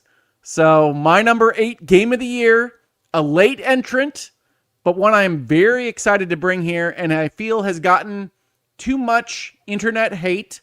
I know that never happens on the internet. A sober and more well-considered group you will never find. But loving community of supportive individuals. It is. Before we get there, though, even though that intro was fantastic, keep it in your minds. I did forget to tell you before we started this endeavor that there's 2 top 10 lists here, Rick and Tom's, 20 slots. I've actually got 19 screenshots loaded up, which means for those of you in the back of the class that we only have one game shared between both lists. So if you want to, it is unprecedented. If you want to, in the chat behind the scenes, take a guess as to what game Rick and Tom actually agree on, and maybe where the slotting might be for that, whether it's high or low. Let me know what you're thinking, because there's only one game shared between us on our top 10 list. Play weird stuff. You do. And people already are looking at this going, well, Rick, if they're all Galactic Glitch, I mean, how are we going to know? They're not all Galactic Glitch, folks. He's got some well-known, crowd-pleasing favorites on this list. I promise. Not number 8. Get excited. That said, here's my number 8 game of the year. One of my favorite experiences of the year 2025, getting a little bit untoward hate, I think, and that is, of course, Metroid Prime 4. Now, I love the Metroid series. I love the Metroidvania, Castlevania after Symphony of the Night kind of gameplay of exploration and getting new abilities for your character and being able to apply those to previous areas and enjoy yourself. Metroid Prime 4 is a long time in coming, almost 2 decades since Metroid Prime 3, and I think people were really worried about whether this game would still play in 2025, whether Retro Studios could make a game of a significant caliber like they did back in the day. And I think a lot of people that reviewed this looked at this and said it wasn't exactly what we were expecting. And I think that that's probably fair. There are non-player characters that have annoying speeches in this game that are going to annoy you. Those were presented in previews. People have talked about them at length online. I don't need to tell you about them now. But what I will say is that they are a very small part of the portion of the game. The motorcycle in the desert that you might have seen in teasers and trailers is a very small part of the game overall, and everything in between is probably the most aesthetically pleasing Nintendo game I have ever seen in my life, and it has the loneliness and exploration elements that you are looking for from your Metroid experience. You combine those things, it is my favorite kind of exploration-based, dungeon romping game since the Zelda series before it became Breath of the Wild. And I like Breath of the Wild, I like Tears of the Kingdom, but it is not the same series that it was when it was doing Ocarina of Time, when it was doing their kind of in-depth puzzles and exploration of that period in its history. Metroid Prime 4 feels like what Zelda used to be, but also with just really cool aesthetics and science fiction that I find even neater than Zelda and Hyrule. So Metroid Prime 4, just every time I turn it on, I'm like, I'm just going to pop in here, make sure it still belongs on the list, whatever else I'm doing, and I wind up playing it for a good long time, and it's always a good session. One of the tests I have for my video games is like, if I turn it on, how do I feel when I finish it? Was that a good session? And Metroid Prime 4 always delivers on that. So I highly recommend it. Tom, have you gotten a chance to play this at all? I'm sure the answer is no. This is a pretty late year release, right? It is. It's about 2 weeks old. It is on my list to play. One of the problems so as a primarily PC gamer, I really have a visceral reaction to buying things at full price. And Nintendo games basically never go on sale. Yeah. But I am still super interested in this. I watched some stuff about it. I will admit that remember what I said earlier, I have a problem. I have not finished, I think, any of the original Prime games. I assume I don't need to for this, but I still probably will. I got the trilogy on the Switch. I have no doubt this is something that interests me. You got remaster on the Switch. The other two aren't on Switch. Oh, wait. Yeah, okay. Sure. Is that right? I got something. I guarantee you that you're not the only person on the planet Earth that has 2 and 3 on Switch. No, I think it's a misstep, honestly. I think Nintendo should have found a way to make the whole trilogy available before 4, but they didn't. See, and I thought I had a trilogy. So. Yeah, you don't. But that's okay.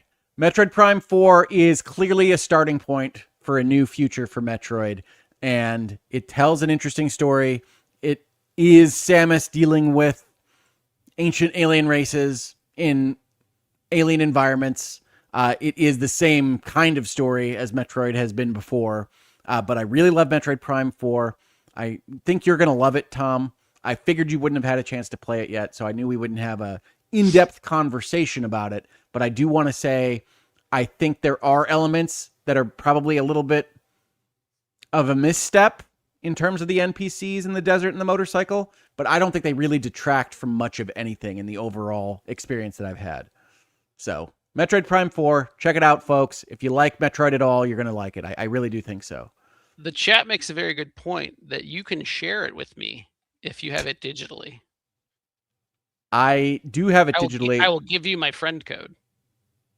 Does it have how does share? I haven't looked at it. You can just play Metroid Prime 4 with my virtual copy? Game cards are like a literally like you would hand me a chip. You have a fake little digital chip, and you can be like, I'm giving this to Tom. I've certainly seen the picture of it, but that works between my Switches.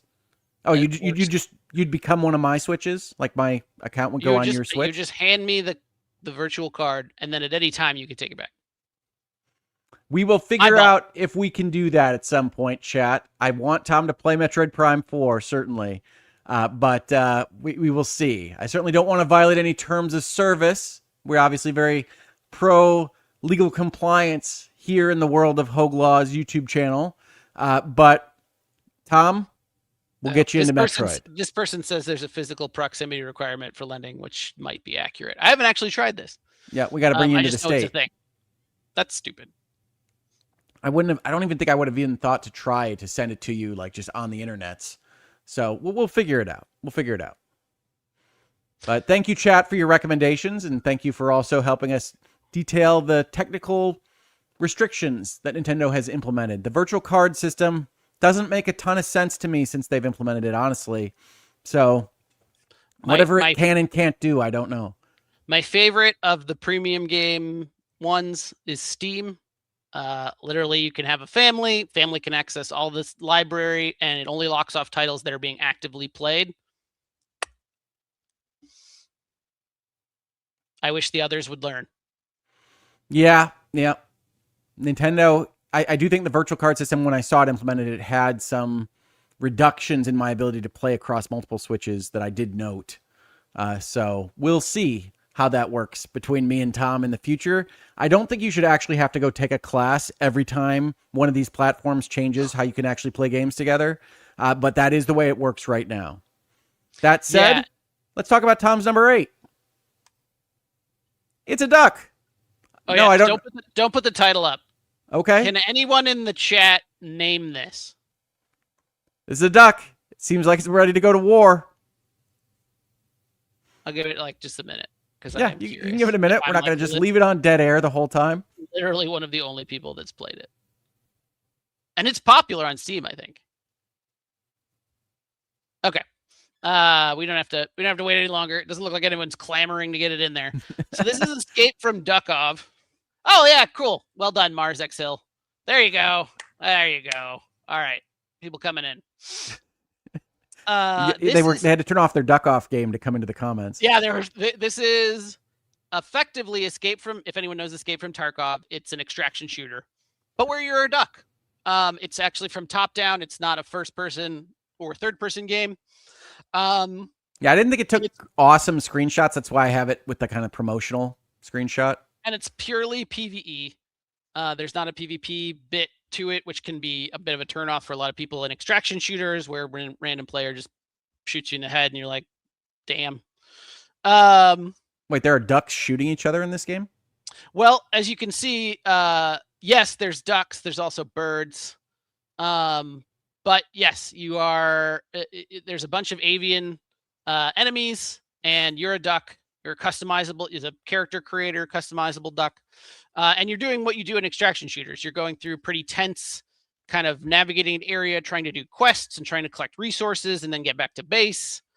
And it's just super fun. This is another one that it was like, oh, I'll play it once, and then I play it 5 times. Each sort of jump into the extraction is probably like 15 minutes, 20 minutes, and you're slowly unlocking new areas that get harder. There's a lot of different upgrades. How do they get harder if it's only PvP? PvE. You say it's, maybe I misheard. It's only player versus environment? Correct. Okay.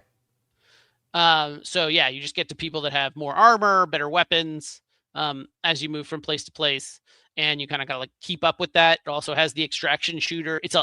The way that I'm playing it, I think that you can play it on the harder core, but the way that I'm playing it is a Souls-like, in that if you die, you have one shot to go back and get your stuff.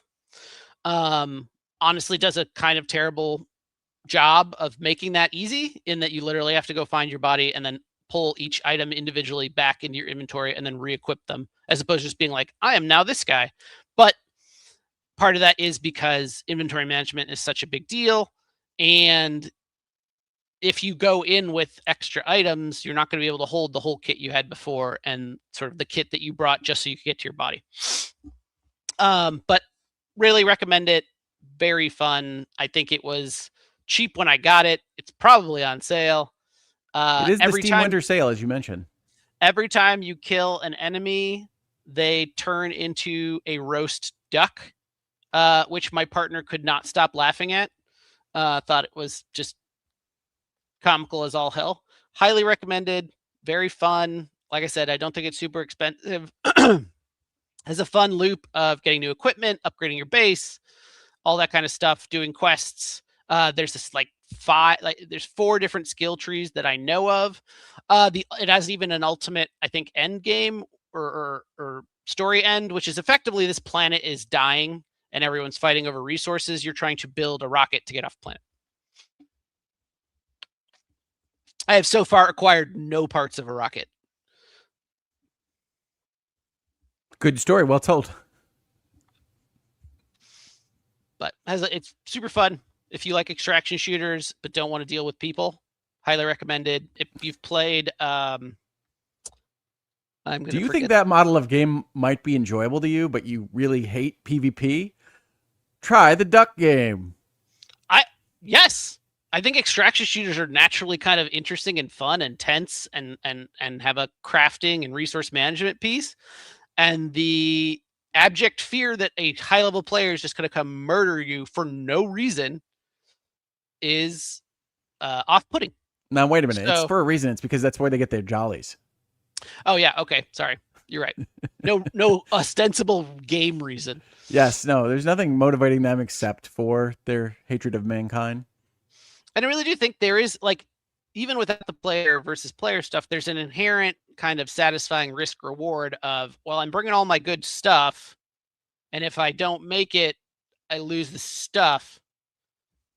That has an inherent like fun, especially when you're like getting close to the wire in terms of dying, and you're like, I have pretty good stuff. Should I run to the exit or should I try to get just a little bit more?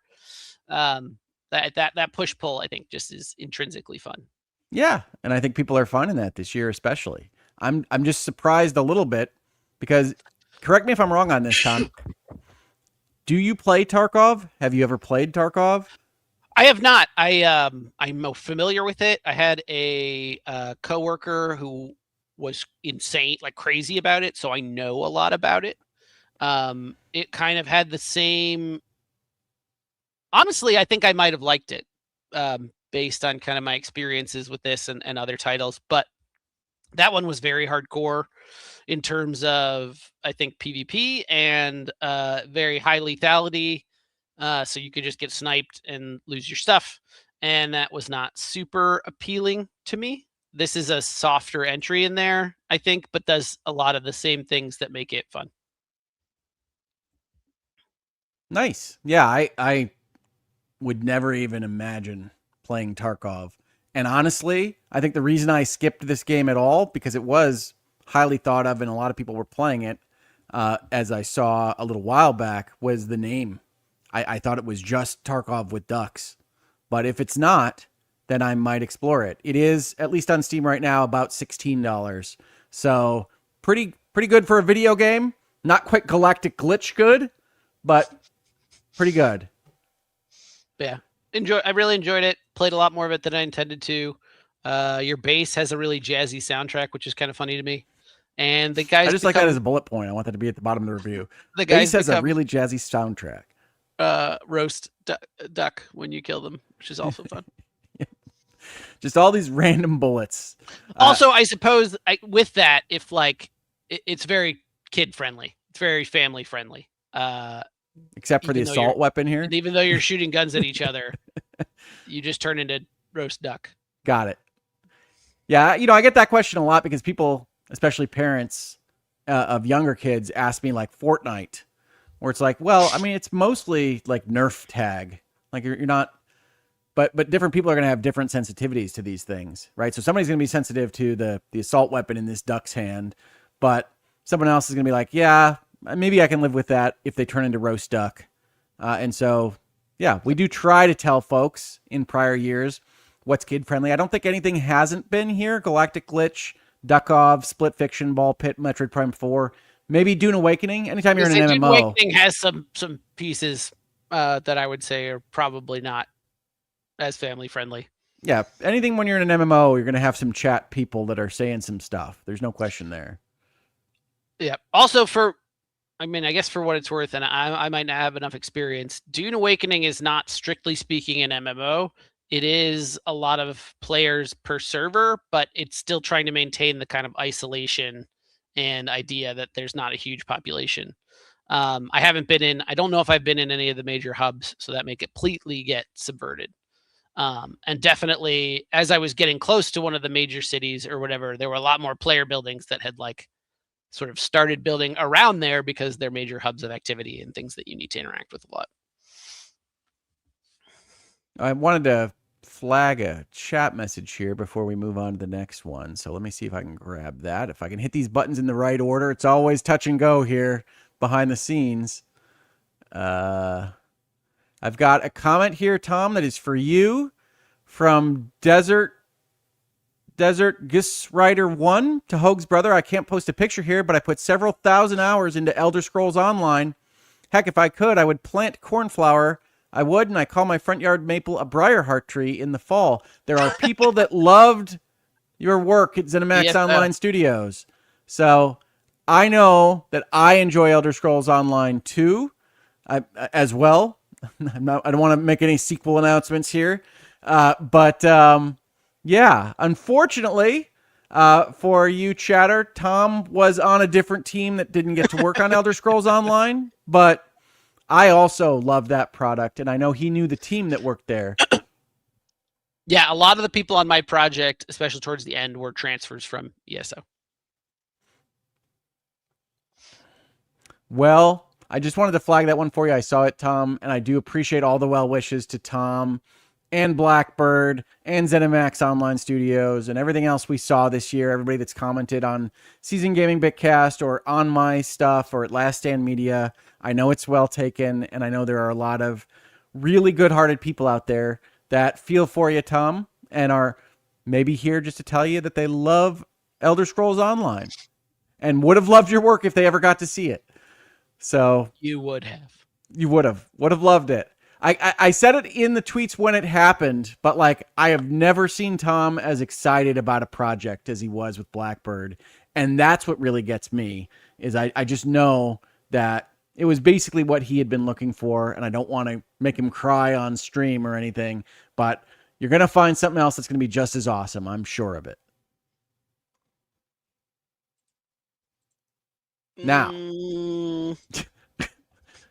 Now, let's get to my number 7 game of the year. I'm sure you'll recognize it, Tom. Others might not. I got to be honest with folks. I don't think this game is graphically or aesthetically terribly pleasing. I don't think it takes good screenshots. I've never really been happy with how it looks at the end of the day.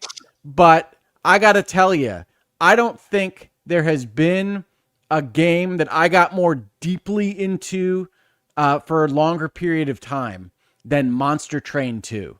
For people that don't know, this is a roguelike deck builder. So you're putting a deck together of multiple clans of monsters to defend your train from whatever the invaders of the day might be. At the start, mostly angels and people from heaven because you are monsters from hell. Demons of all sorts of kinds.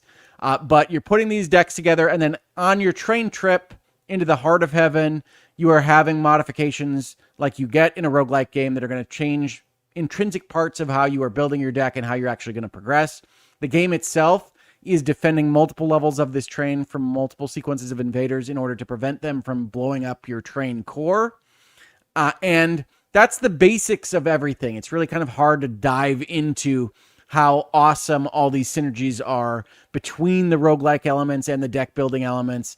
And the fact that this game, after 40 hours of play, will essentially completely upend how you are interacting with it, what you're trying to do, how you're building your decks. And then after another 40 hours of play, it'll do it again. It's just constant, interesting ideas, constant dynamism. And if you like strategy, if you like card builders, if you like any of this, this is my favorite of all time. And it sits in the 7th spot because there were a lot of really good games this year. But this is my favorite card building roguelike, a genre that's existed for 5 minutes, ever made. And I could not recommend it more. I would maybe like to see the graphics be a little bit more kind of aesthetically of the same type. Like there seems to be almost a cacophony of different artists and art going on in Monster Train 2. But it can occasionally look good. It just doesn't take great screenshots. And I don't recommend seeking it out specifically for its graphical elements. Tom, you played Monster Train. Monster Train 2 artists have a sad. I'm sorry about that if you're in the chat. Yes, I played Monster Train. I actually played the original Monster Train more than Monster Train 2.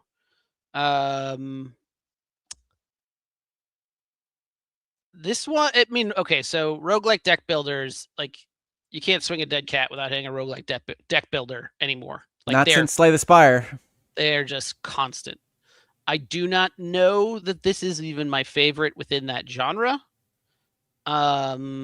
Because I think it can get fiddly, more fiddly than some of them. And then that can, like, I think anytime you have to really pause and be like, okay, what am I going to do here? What is this? How am I going to put this together? In my opinion, breaks the flow a bit of a deck builder roguelike, which is more like, I know how to play my deck. It's sort of like if you play Magic the Gathering or any trading card game where you've built your deck, you know how it plays, and you can sort of immediately play it out because you know what it does and how it's built. I feel like here you have more of like I have to think about it a little bit. Do I want to do that or do I want to do that? And well, generally that's a thing that I really support and I'm in favor of. I think that it can sort of get in the way of enjoying this one a little bit. I think there are roguelike deck builders that I prefer. You want to toss a name out there for us? This is there are literally so many that I can't. There are. Breachway, I really like. But like, yes, so many.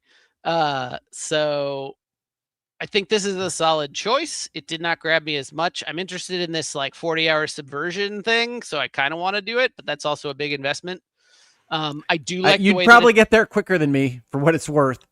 I do like the way that they do the clans. I think that's very interesting, where it's like effectively you pick a primary and a secondary, and that's like your deck, and they can all be very different in terms of what they're good at, what they're bad at, how they operate. The clans are all doing different things. And almost in a smash up kind of way for anyone that knows that board game. So yeah, I can see why it's on your list. Did not grab me as much. I will say this. I bought it when it came out, played it a little bit, said that's Monster Train again. Said great. I enjoyed Monster Train. Kind of put it away. It was dragged back into my rotation from a conversation I had with Travis on the Bitcast. And I'm so happy that it did. That was when it really grabbed me. It had a second bite at the apple and just really became a thing that I would do after work every day for like a week or more. It just became that thing where it's like, I want to try this thing out. I want to try this strategy out. And people that know me, obviously we were talking about Final Girl really briefly, know that I love board games. I love board and card games. I love the way cards can be really elegant in emulating bigger and broader concepts. I think the clans in Monster Train 2 are even more unique and interesting than they were in Monster Train 1. And the way they interact together, primary and secondary, and how they build up with the roguelike elements is even broader and more interesting than in Monster Train 1.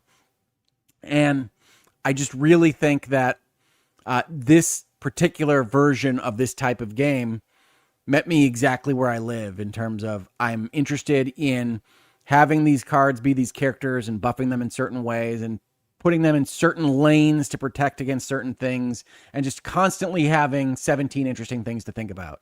I agree with you that that can slow you down, especially when you're getting new roguelike elements and you don't 100% know how they all work together.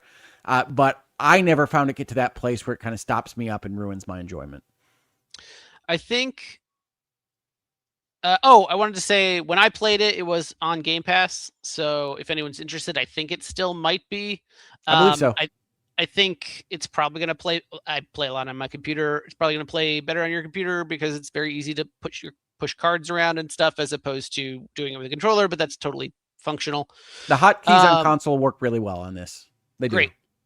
And I guess I do think, and it's good that they do. If you look here, you can kind of see that with the -4 and the -16 that they tell you how this round is going to play out so that you can kind of figure out what you want to do. But actually seeing, okay, how are my little guys going to do things in terms of the order of attacks and stuff can be hard to see, especially at the beginning. No, you have to concept out. It's like, why is this happening here? So, okay, so the guy on the left in front is going to hit the guy on the right in front. He's going to do the 16 damage with both of these guys together. He's going to take 4 damage. That's the 4 here because he's in front. This guy's not going to take any damage because this guy's not going to die. I mean, right. Yes. Sorry, go ahead. No, so that their setup here is nice because there's 3 floors. This is the bottom floor of the train. There's 3 floors you have to manage at the same time. So you can spot check. Is there anything set up here that's going to kill me? Is there anything that's going to really go wrong before you kind of get into your turn? And they've got 2 separate actions here. Those are a little bit tricky to kind of follow what you can do with everybody. Sure. But it's just a really well done game. Some of the best actual design that doesn't even come out in a conversation like this, which is like the cards do interesting things. The cards do interesting things with each other. They do interesting things to the people that you can have on your level. And those all can do interesting things to the enemies that come at you that can themselves do interesting things back to you. So you put all those things together and then you add the random elements of progressing through a run and it just all works at like a billion different possibilities that are all interesting to kind of engage with. I just absolutely adore it.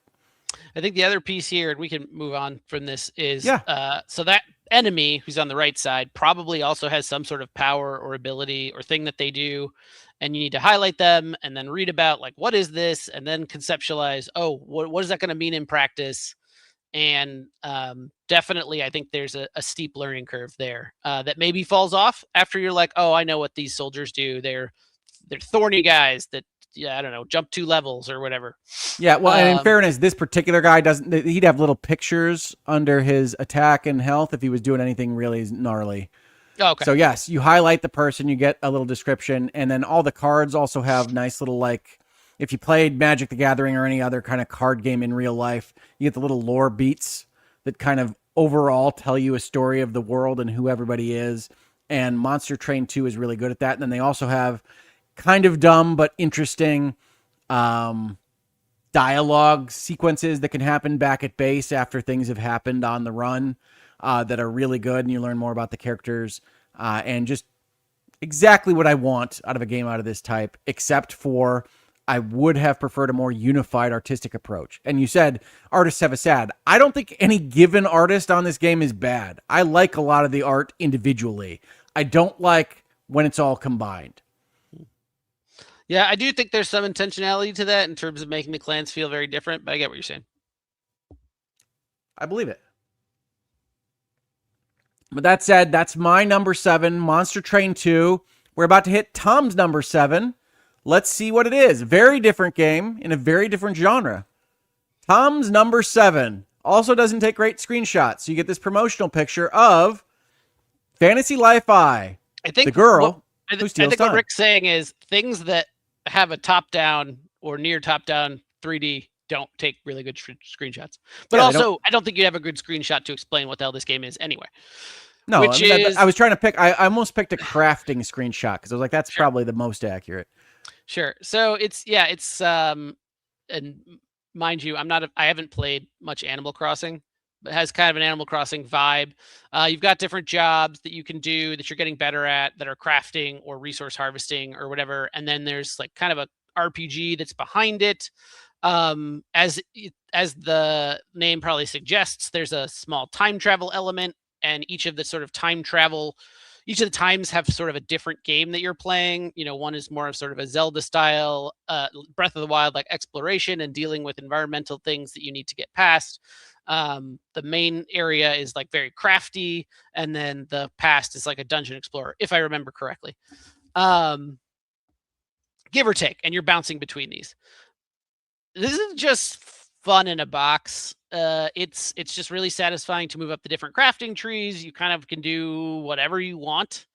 It's not really like you have an overarching objective at any given time that you can do when you feel like it, or you can just work on being a better carpenter or whatever, and then earning more money so that you can do this thing or that thing. I guess so. You can do so there's I think like 12 jobs. And you can work on all of them. You can sub into any of them and then use them all the time. I think this is actually potentially a downside or a failure in that it creates an optimal thing, right? Which is like, go do all the tutorial quests and get all the jobs, because that's the most efficient thing to do. And then you go, because otherwise you're going to have resources that you're not harvesting because you don't have the right resource harvesting job, or you're not going to be crafting the thing that you need to do for XYZ. I think some more kind of dedication to your job, and potentially not being like, oh, I am a minor fisherman, forester, whatever, so that I can just get everything as I walk around. You have to kind of like focus your efforts, I think would have been better in my opinion. And also there are 4 classes that are like combat classes that you have to be one of them. Like you don't have a choice, because there is a whole RPG adventure. You're gonna have to fight some monsters, yeah. Piece, and you can't fight them as a fisherman. But overall, it would have been improved if there were a card battling element. I got to tell you, but no, I love it. It is on the RPG piece is on the easy side, which I think is good. This is just sort of a fun crafter, wander around, do little quests for people. I feel like has a very cute Animal Crossing cozy vibe. And I've really enjoyed it. Plays great on the deck. I played a lot of it on the deck. That's the Steam Deck for those of you at home. Yes, sorry, on Steam Deck. Yes, Galactic Glitch. I don't know about Escape from Duckov. I use a mouse and keyboard on that, but Fantasy Life also really good on the deck. Runs great, as you can probably imagine, and is great fun on the go. It also runs great on the Switch too, since I'm the Nintendo slappy of this particular conversation.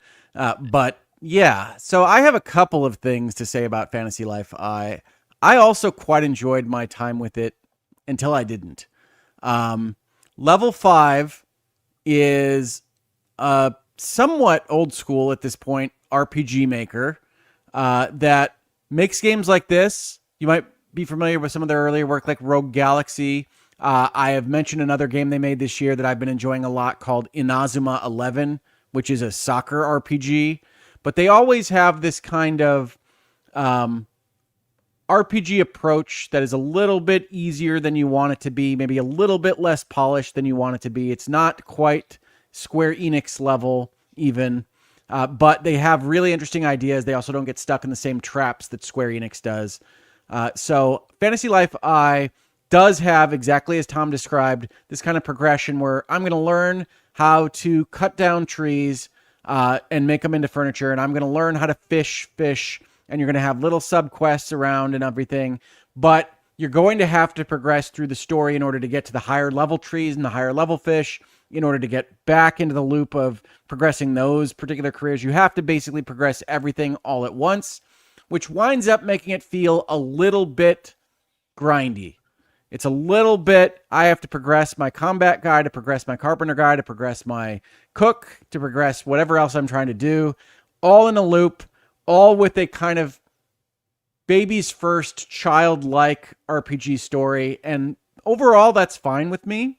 I don't need you to be awesome in this regard. but it can get a little much when you're an hour 50, hour 60, hour 70. And this game has a lot of content in it, just a ridiculous amount of content in it. Level 5 tends to make their games super big. I've told people about Inazuma 11, as I just described it, the soccer RPG, that you don't play a soccer match for the first like 12 or 14 hours of the RPG. And it says, it actually has a disclaimer at the beginning of that game that says, hey, look, there's a ton of soccer in here, just a ton, but maybe not at the beginning. So stay with us. And I'm like, that's a heck of a disclaimer. But odd. They were not lying. Like they're giving you all the setup for recruiting the team members in that game and making them onto your soccer team. And you're enjoying the process because it's a sports anime. But you aren't actually playing soccer for a good long time. And similarly, oh yeah. Oh, go ahead. No, go ahead. Similarly, Fantasy Life I think is like, we've got all these cool ideas, and you can when you're a fisherman, you wear a really cool fish hat. I say really cool with big old quotation marks because it's the least cool thing you've ever seen, but it's adorable in this kind of context. And they all have cool outfits. You want to get all the cool outfits. When you get a high enough level in any given career path, you get an even cooler outfit. So you're dressing your people up like a little dollhouse game, and you're building your town up like a little dollhouse game, and you're having a little story about a time traveling girl who, I don't think I ever got to a point where she steals time, but she does time travel.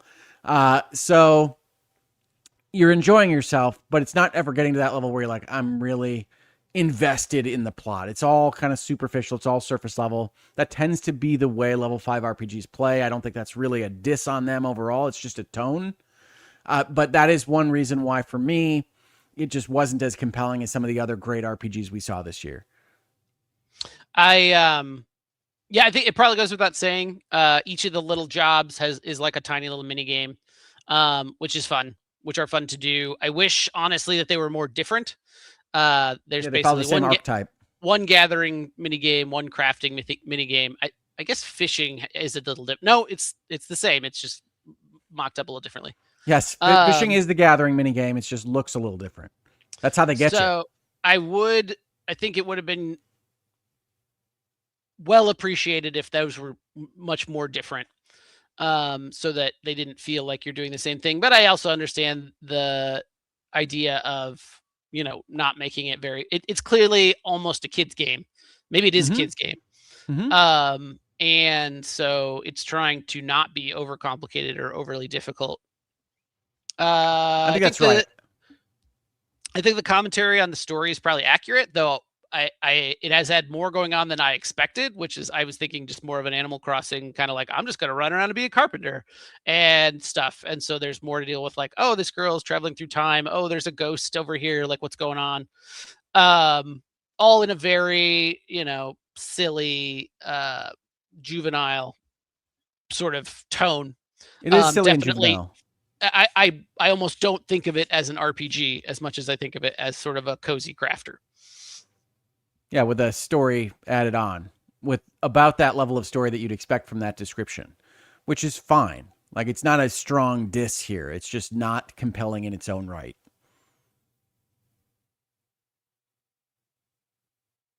Oh, I've stunned him into silence, folks. Sorry, I think you'd have a response to that. Oh, no, I didn't have a response. I think we've said what we can say. I recommend it. I really enjoyed it. Had a lot of fun conversations with my friend group, surprisingly, about it, or at least certain members of my friend group who were as into it as I was. It also has this general satisfaction of, number go up in a bunch of different lanes. Yeah. A billion numbers going up. It really has a lot of bars to fill, as Tom and I tend to say. If that's what you're into, if that's what you're feeling like at this moment in time, Fantasy Life, you're not going to go wrong. Ton of content, ton of bars to fill. I've started to have a lot of appreciation, I think, this year and last year a bit for cozy and casual things that are more just like, or cozy and chill. Like, this isn't pushing you that hard. This isn't asking you to be perfect. It's just a fun kind of almost pastime thing to participate in. I got a game like 2 days ago that I'm enjoying. I think it's literally called Cast and Chill, where you're just a pixel fisherman, like on rural looking lakes in Americana. and there's literally nothing but you hit the A button to cast your line, you hit the A button to bring the fish in, you fill up your fish bucket, you go back, you get some gold, you get a better fishing line, you maybe get a license to go to a different pixel location, and you fish some fish. Like sometimes that's just what you're looking for. Throw on some lo-fi, give me some pixel people, let me fish some fish. Yep, so I think that's right. I'm okay with that. I just want to be honest with the people. And Cookie Mon Steve, who's been a member here for 3+ years, says, well, I can't believe it's already this time of year again. I can't either, honestly. It doesn't feel like December, except for how cold it is here in Michigan. Awesome. I hope that everyone is doing well and has a great wrap-up for the year. I hope so, too. And we hope that we're delivering that great wrap-up. It's been a heck of a year for video games. Thank you for popping in, Cookie Mon Steve, and for being a member for so long. That is awesome. Now, Tom, Fantasy Li-Fi, Dukov, Galactic Glitch, Dune Awakening. How are you feeling about the strength of your squad right now? I mean, these are all great games. I know. I think my bottom 5 are very kind of indie and eclectic and PC.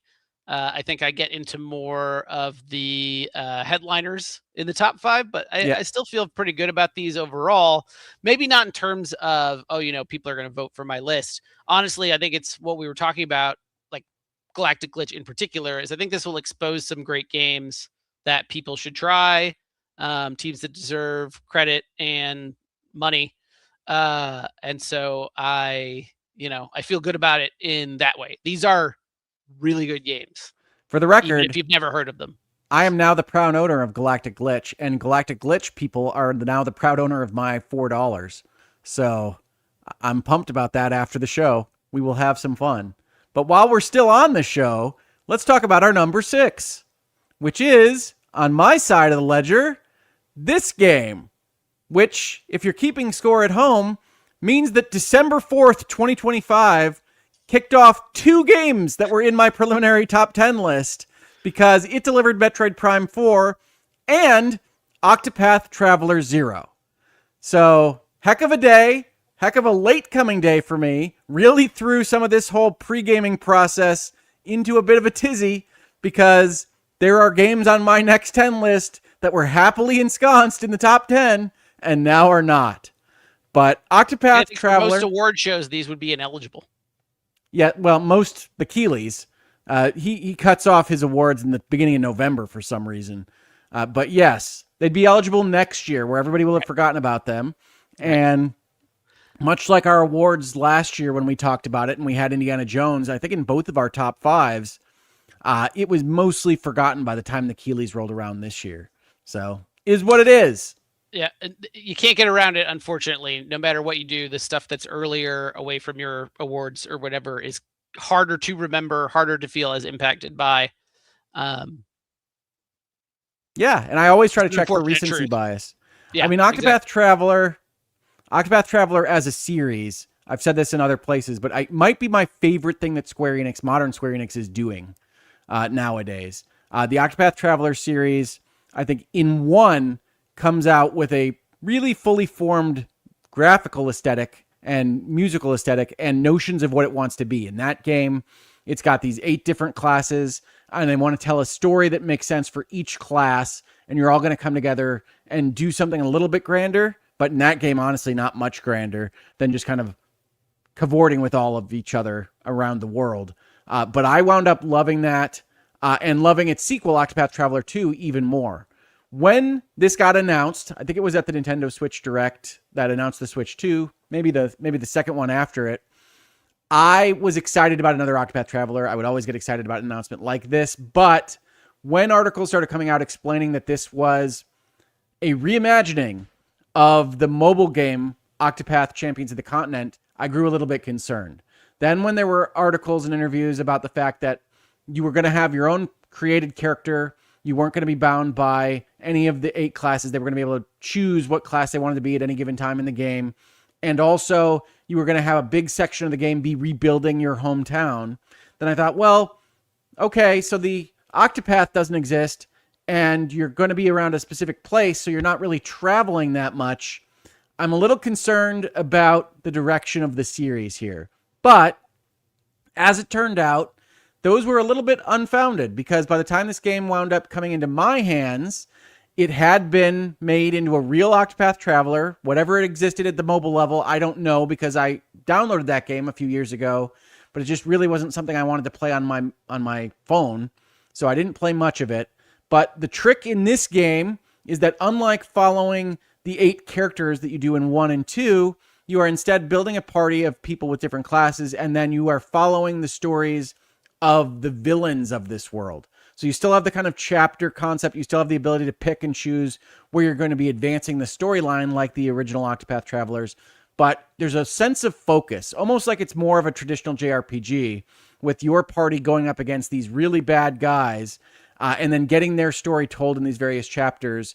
And on top of that, these stories are, and I've said this to other people, I've said it to my daughters, and they don't believe me because they didn't play them with me, the darkest stuff that I have ever seen out of Square Enix.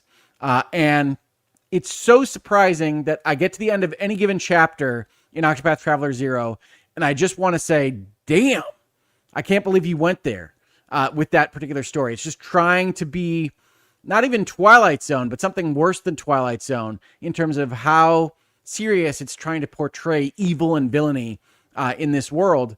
And it's just really kind of cool in an off-putting way to see your little chibi Final Fantasy VI characters and their full HD 2D selves dealing with things like sex trafficking and drugs and whatever else might be happening in the world of Octopath Traveler 0.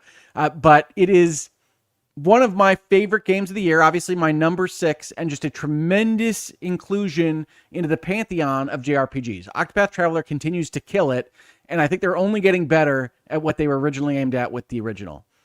I assume you haven't played this, Tom. I haven't, but actually, humorously enough, Octopath Traveler and Octopath Traveler 2 were on a big sale on Steam where you could buy both for like $40 or something. So I did that, and I actually spent a lot of time with the original Octopath Traveler, which I want to get back to in a second. That sounds really interesting. Like I'm excited to try this eventually. I love the art style. I actually find the maturity of their stories and storytelling very compelling, even from Octopath 1. You're dealing with a lot of really mature topics, and then I think they kind of get away with it using the sprite style that would struggle more. I mean, it would be a higher rated age rating in a more, if they weren't graphic, little fun chibi people. If it was more graphically styled, or if it was more graphic or photorealistic of what you're actually dealing with. One of the things, the other thing that occurred to me when I am playing Octopath 1 is, you said like you can run around and advance whichever thing you're most interested in. I actually feel like that hasn't been true, and maybe I'm doing something wrong, but it always feels like, okay, there's 8 stories to advance. There's one of them that I'm the right level for. So I'm going to go over and do that, and then I'll hit the level for the next one. Yeah, it gets better at that. The level gating exists. It exists in 0 as well, but they tend to now be better at, there are 4 at this gate and 4 at this gate. And also, you have to realize that Octopath Traveler is much more conservative than you probably need to be as to what that gate is.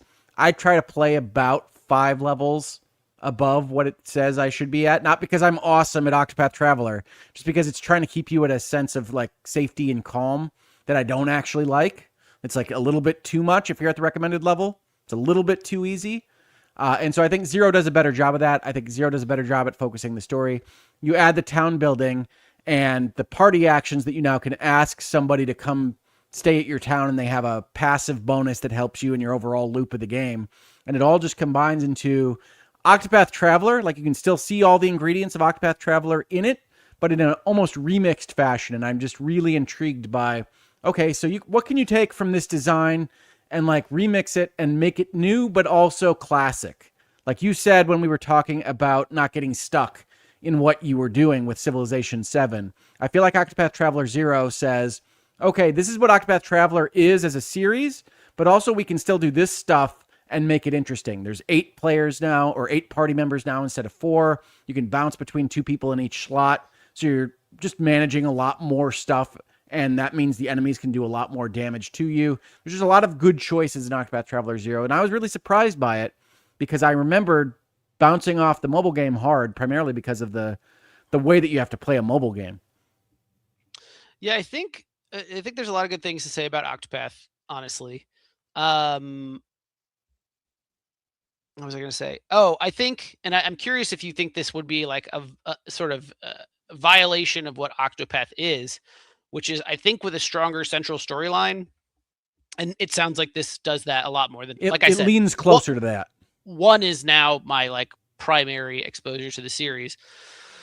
It would be a stronger game. Like, you can all still have your side paths, things that are your passions and things that you're doing, but like ultimately that JRPG, like, we are the team of heroes that is going to save the world.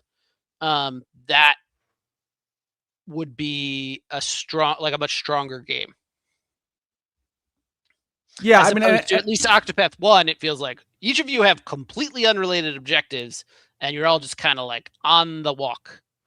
Yeah, and I think that's the biggest criticism of Octopath Traveler 1, especially when the series first started and we didn't know what they would do with 2, is, yeah, you've got this game where they're in a party, but like everybody disappears from everybody else's cutscenes. They don't interact separately, so you don't get the Final Fantasy, oh, this is what Barrett sounds like bouncing off of Tifa kind of notion in Octopath Traveler, and that's really not what they were aimed at. And so it never fully becomes Final Fantasy, because that's not their goal, but they do take some of that under advisement. Octopath Traveler 0, like 2, has what they call party chats, which are a little bit like the skits in the Tales series, where you just have kind of, all right, how would these people actually bounce off each other if they were walking down the road together? And those are nice little bits, but it's not ever going to be, and this is how the team came together to fight God. Are those different? Well, exactly. Are those different from the little like team talks or whatever that they have in the original, where like two characters will talk about the quest that they're on? They're different in that there's a lot more of them, and they're more oftenly triggered than the original. Like it was a point of emphasis because people were unhappy with the party not being a party in one. That's fair. I remember, this is kind of this is super dated now.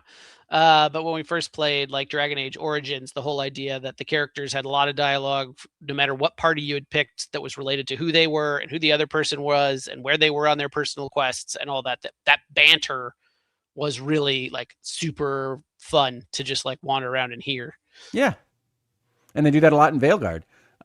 Yes, the banter aspect does not really get fleshed out in Octopath Traveler. And even in 0, where I think it's probably the best it's been, it's not why you come to the party. Pun intended, I guess. It wasn't really a pun intended, but we wound up there, so let's keep the pun. Let's say I was genius enough to come up with that. Love it. I have to request another bio break. I am apparently getting too old. No, absolutely. Look, man, I was going to tell you before we started this video that I am generally taking a stretch break at 2 or 3 hours. I know we go 4. So yeah, we'll put up the brain again. It's no big deal. Let me just make sure I hit all these buttons to give us that screen properly.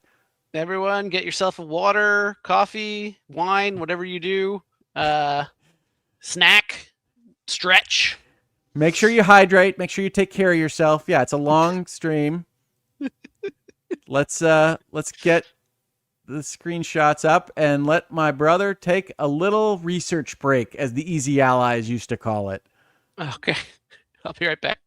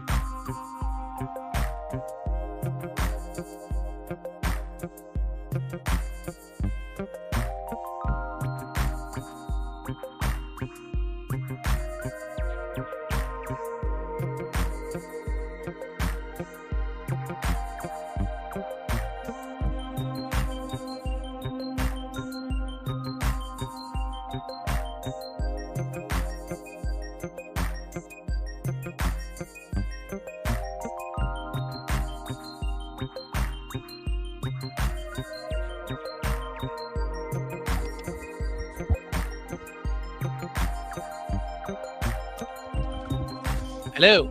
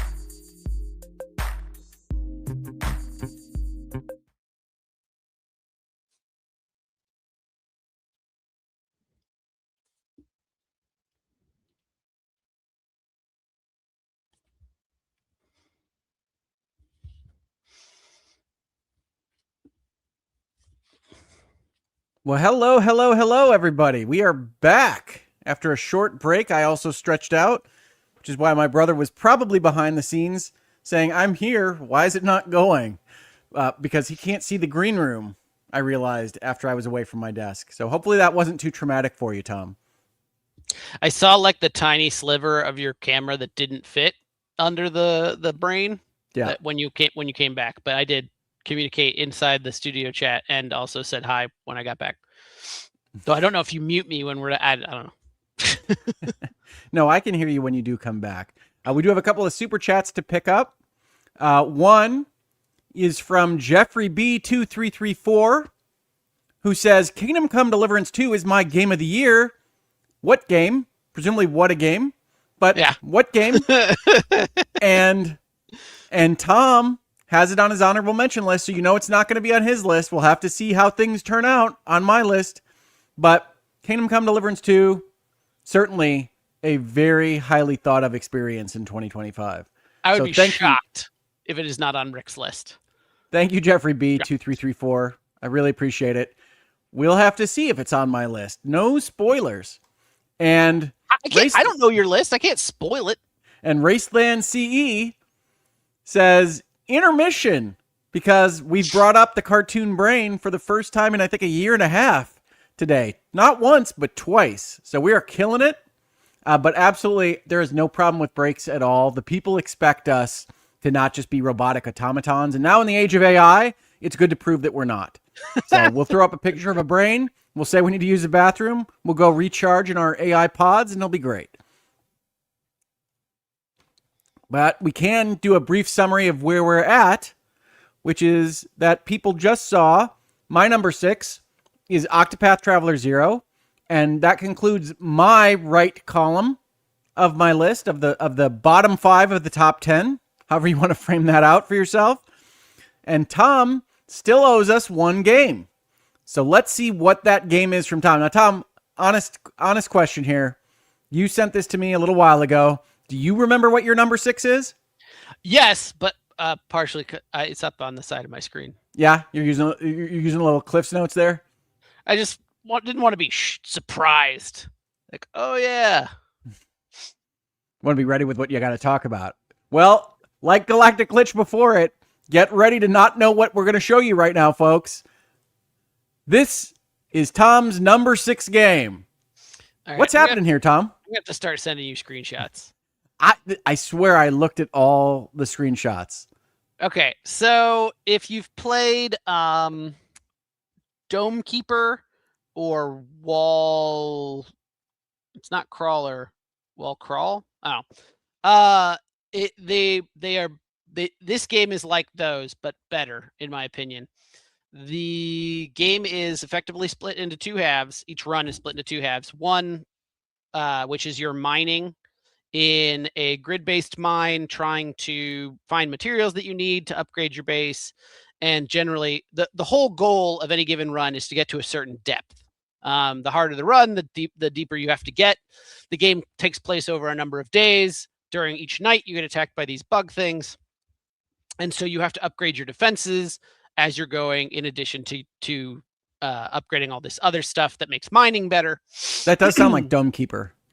And you have a very limited number of slots on your base. As you add things get more expensive. So you have to make kind of interesting choices. In addition, similar to Dome Keeper, you're going to find relics that are going to be sort of game-changing, potentially, things for your run.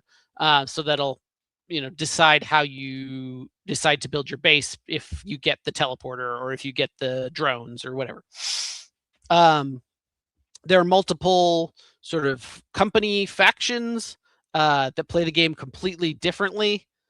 Same concept of you're going through this 2D grid of mining, but like dwarves use bombs that work in a different way, and the insects create their people in a different way and mine in a different way, and have a much larger number of personalities and all that. So each of them has their own thing, and then each of them has their own progression tree based on the faction.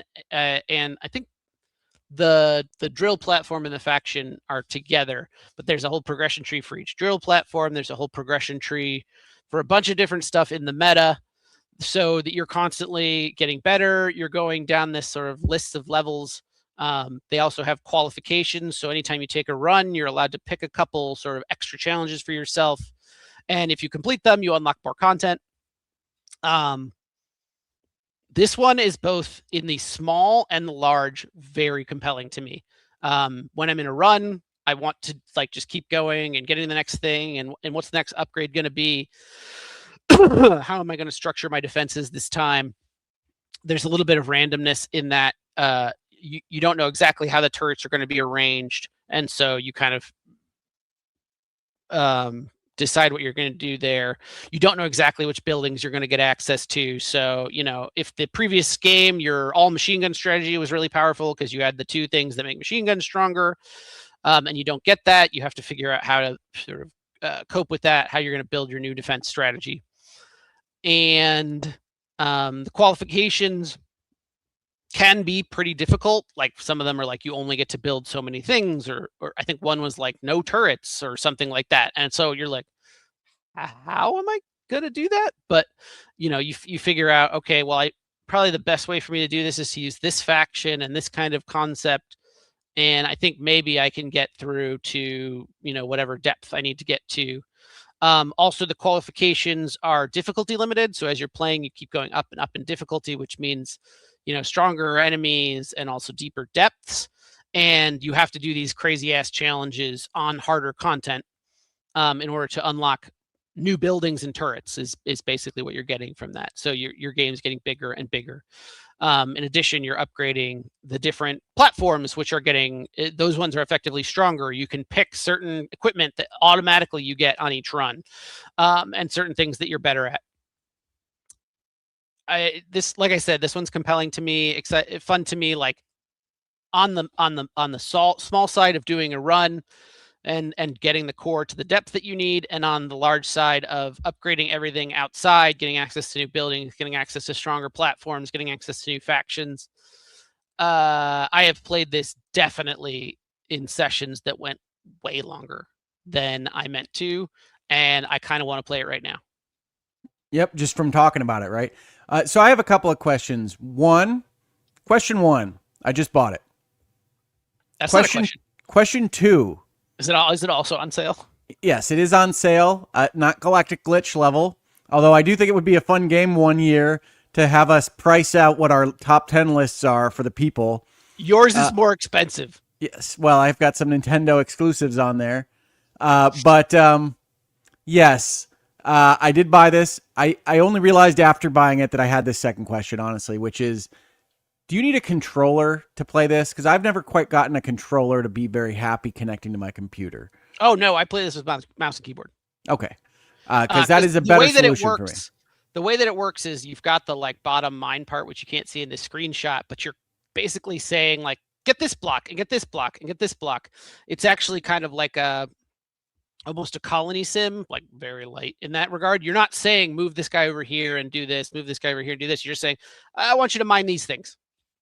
Okay. And then it kind of prioritizes, and you're able to up the priority on certain things, which will make the guys prefer that. Also, the like block variety that you'll find, I didn't bring this up before, but also there's a bunch of different planet types, which have a bunch of different sort of hazards that you have to deal with. Stop. You've already convinced me. There's underground threats too that you have to deal with. But that one's interesting because they are always sort of telegraphed as like, there is a bad thing that's going to come out of this. And if you prioritize drilling it, you can get in front of it. So yeah, I use my mouse for that because it's much better. Yeah, no, good. That's what I wanted to hear, honestly. And I have to figure out a way to get the controllers to talk nicely to my computer at some point, because I'm locked out of a certain level of PC game I would prefer not to be locked out of. For what it's worth. Yeah. Oh, go ahead. I want to just make a plug for this because I was very happy with it. This is the GameSir, I think Nova 2. They're just, man, we really do need affiliate links on these videos. No, I was so happy with this. It uses hail sticks or hail sensors or whatever they're called, so there is no drift. It's the same thing that's in like a Pro control, like a Xbox Elite controller, but this thing's like $25. Rechargeable. Obviously, it looks like an Xbox controller, and so it maps perfectly to anything using those buttons. It actually has these little things on the back that you can use to make your triggers have trigger stops or not. It's just very nice for very inexpensive. I was trying it kind of on a lark based on some reviews that I read, and couldn't be happier. Connects really easy to the PC. I've actually had trouble getting Xbox controllers and stuff to work with my PC. Yeah, I have too. I've had trouble with the Xbox. Using a wired connection. It's just got a little dongle. Always works. Love it. Send me a link. Send me a link. I would appreciate it. But yeah, no, I appreciate that. And your description of this is exactly what I'm looking for out of a game. Like a couple of unique, easy kind of concepts with a cool meta progression. I heard you talking about it. I was like, nope, I'm getting that one too. This is why I hate this stream. You guys are all generous in the chats, and I really appreciate the super chats and all the support you give to the channel. Dude, I almost certainly wind up losing more at the end of the day, but gaining these wonderful video game experiences because my brother recommends the weirdest crap to you all and to me on this video, and I'm excited about trying Drill Core along with Galactic Glitch. So good times. Good times. Speaking of weird games, we got to get into my top 5, Tom. All right. Wait, you're saying your top 5 are weird? Sorry, I'm trying to get you that link for the controller right now, so I can't see anything. Yeah, no, don't worry too much about that. Just send me the link when you can. It's more important that you not completely disconnect from your speaking ability Eh. for this podcast video we're making right now. But yes, at least a few of my entries are weird. That said, I love them. They're my top 5 games of the year. Let's get to it. All right, folks. Tom complained about my screenshots. I don't think the screenshot is a better indication of what this game is all about. But it was the best one I thought we could put up on screen to talk about the 100-line Last Defense Academy. Folks, I know that this is not going to be Tom's favorite game on my list. He is not the aficionado of anime visual novels that I think you hope he is. But that said, this is from the company that sprang out of the Zero Escape series and the Danganronpa series. And this game that they made, the 100-line Last Defense Academy, may be the culmination of everything that anime visual novel games have tried to be for as long as that they have existed. It is an almost perfect encapsulation of this super weird killing game. Nobody trusts each other. What in the heck is even happening in this game? And we're going to tell you, and then we're going to take that all back, and we're going to tell you something different. And we're going to take all that back, and we're going to tell you something different until your eyes cross and your brain explodes and you die in a heap on the floor. Game that has ever been. I love this game to absolute death. It is, however, primarily a game filled with anime tropes and a visual novel first and foremost. That said, like all the best visual novels, it has a gameplay element within it, and in this case, it is a tactical strategy role-playing game like a Fire Emblem, but with a bunch of different ideas, including as part of the narrative that you have to figure out when it makes sense for your people to die in the most efficient way possible. And that is a part of the story. They build off that and everything that goes on in this game. But it's a better strategy game than it has any right to be or even needs to be for what is the most ambitious, longest, most in-depth visual novel that's ever existed. So if any of that sounded decent to you, please hustle out right now and buy it. You won't go wrong. My Switch tells me I have 170 hours in this game, and I still have 65 or so endings left, I believe. I've done some of the Golden Path kind of things in this game. Every single time you get through any given revelation or story beat, it always feels impactful. It always feels meaningful. It continues to be the most compelling experience that I've had when I turn on my video game system, even now, almost 200 hours in. So I don't know what to tell you that can sell you on this more. I only want to caution people that if you just can't stand anime tropes, if you can't stand Japanese weirdness, this isn't going to convince you differently. But if you have any tolerance for any of those things, it might bring you into a love relationship with them in the future. This is what it's all about for this genre of games. I couldn't recommend it more. Tom, tell me about all your experiences with the 100-line. I did play the demo, but not to the end because the demo is ridiculously long. You think that until you get into the game itself, and you're like, they really did give you a demo slice of this game. It's just that that demo slice is probably a dozen hours. This is exactly in your wheelhouse and games that I don't play. It is very long narrative scenes of often people sitting in a room talking to each other. I would agree with the fact that the underlying tactical game is probably the best of any of these that I've played. It is not just perfunctory; it is actually interesting. That being they actually said, built an interesting game. That being said,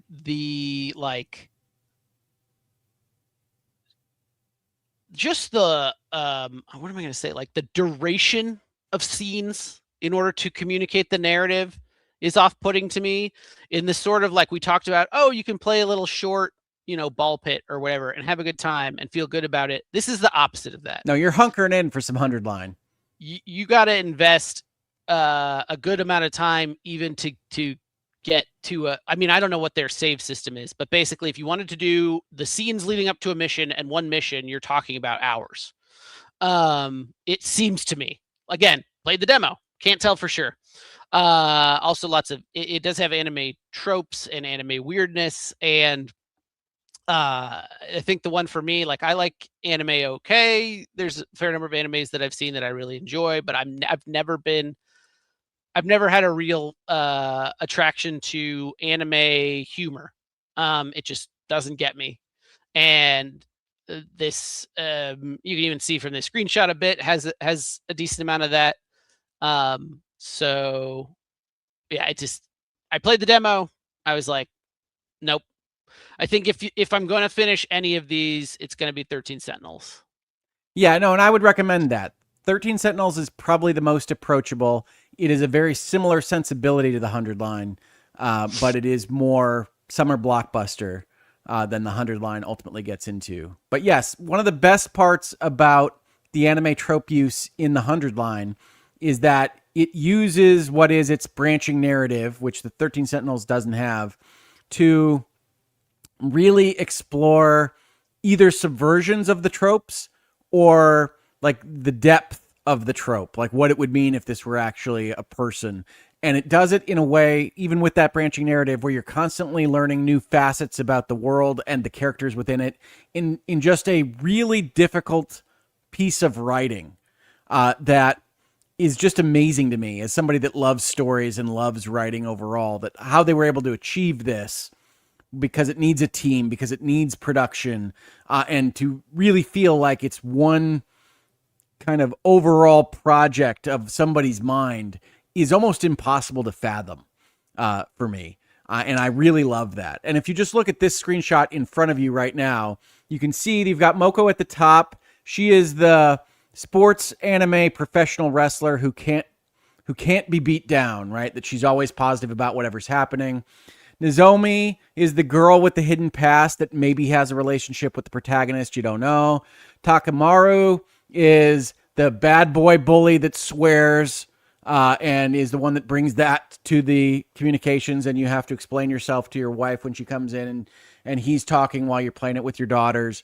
And Shoma is the self-deprecating character who doesn't believe in himself and maybe learns more through the power of friendship, maybe becomes worse. Who knows, depending on your branching narrative.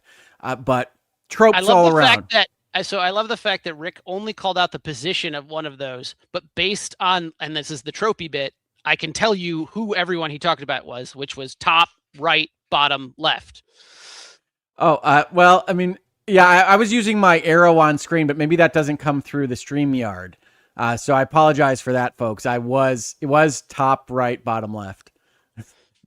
Because they look like what you said. Right girl. Oh, she's like super kind of mysterious and has a past you don't know about. Oh, this guy has red eyeshadow and barbed wires. He definitely swears a lot and is angry. And this guy has the, blush on his cheeks and the sad face. He's kind of round. So in general, like, he doesn't feel, he's like not confident. He doesn't like, well, he's very stereotypical. They are. And that's part of the fun, right? And you get there and you start, and the guy that is behind all this knows that you probably played Danganronpa, and like you have characters in there. There's one character that specifically says, like, essentially, I want to be in Danganronpa. Why is this not Danganronpa? And I literally don't even know the word you're saying. It's not it's not an English word. It's Danganronpa. It is let's call it an Ace Attorney kind of killing game, murder, investigation, kids in a battle royale mashup. You really just said a lot of things. You're not familiar with that game. See how they would like jam those together. No, this, like I said, this is a complete blind spot for me in general. I actually got into 13 Sentinels a bit. I think I would have gotten into it more if they'd integrated the two halves of the game, which is a really weird choice. But I've never been. I am interested. I didn't know it had a branching narrative, so that really appeals to me. Oh, you have no idea. That sounds really interesting to me. The biggest problem being like, I don't know if I can sit through what I need to get there. That is verbose, in my opinion. It's not, but it is deeply interested in telling you story. It doesn't really get into the just repeating itself for the sake of it, but it has a lot to say. So I'll wait for a sale. no, do I honestly I wouldn't recommend it to you straight up. I know what you're into, but this thing is amazing, and yeah, branching narrative is underselling what this thing does.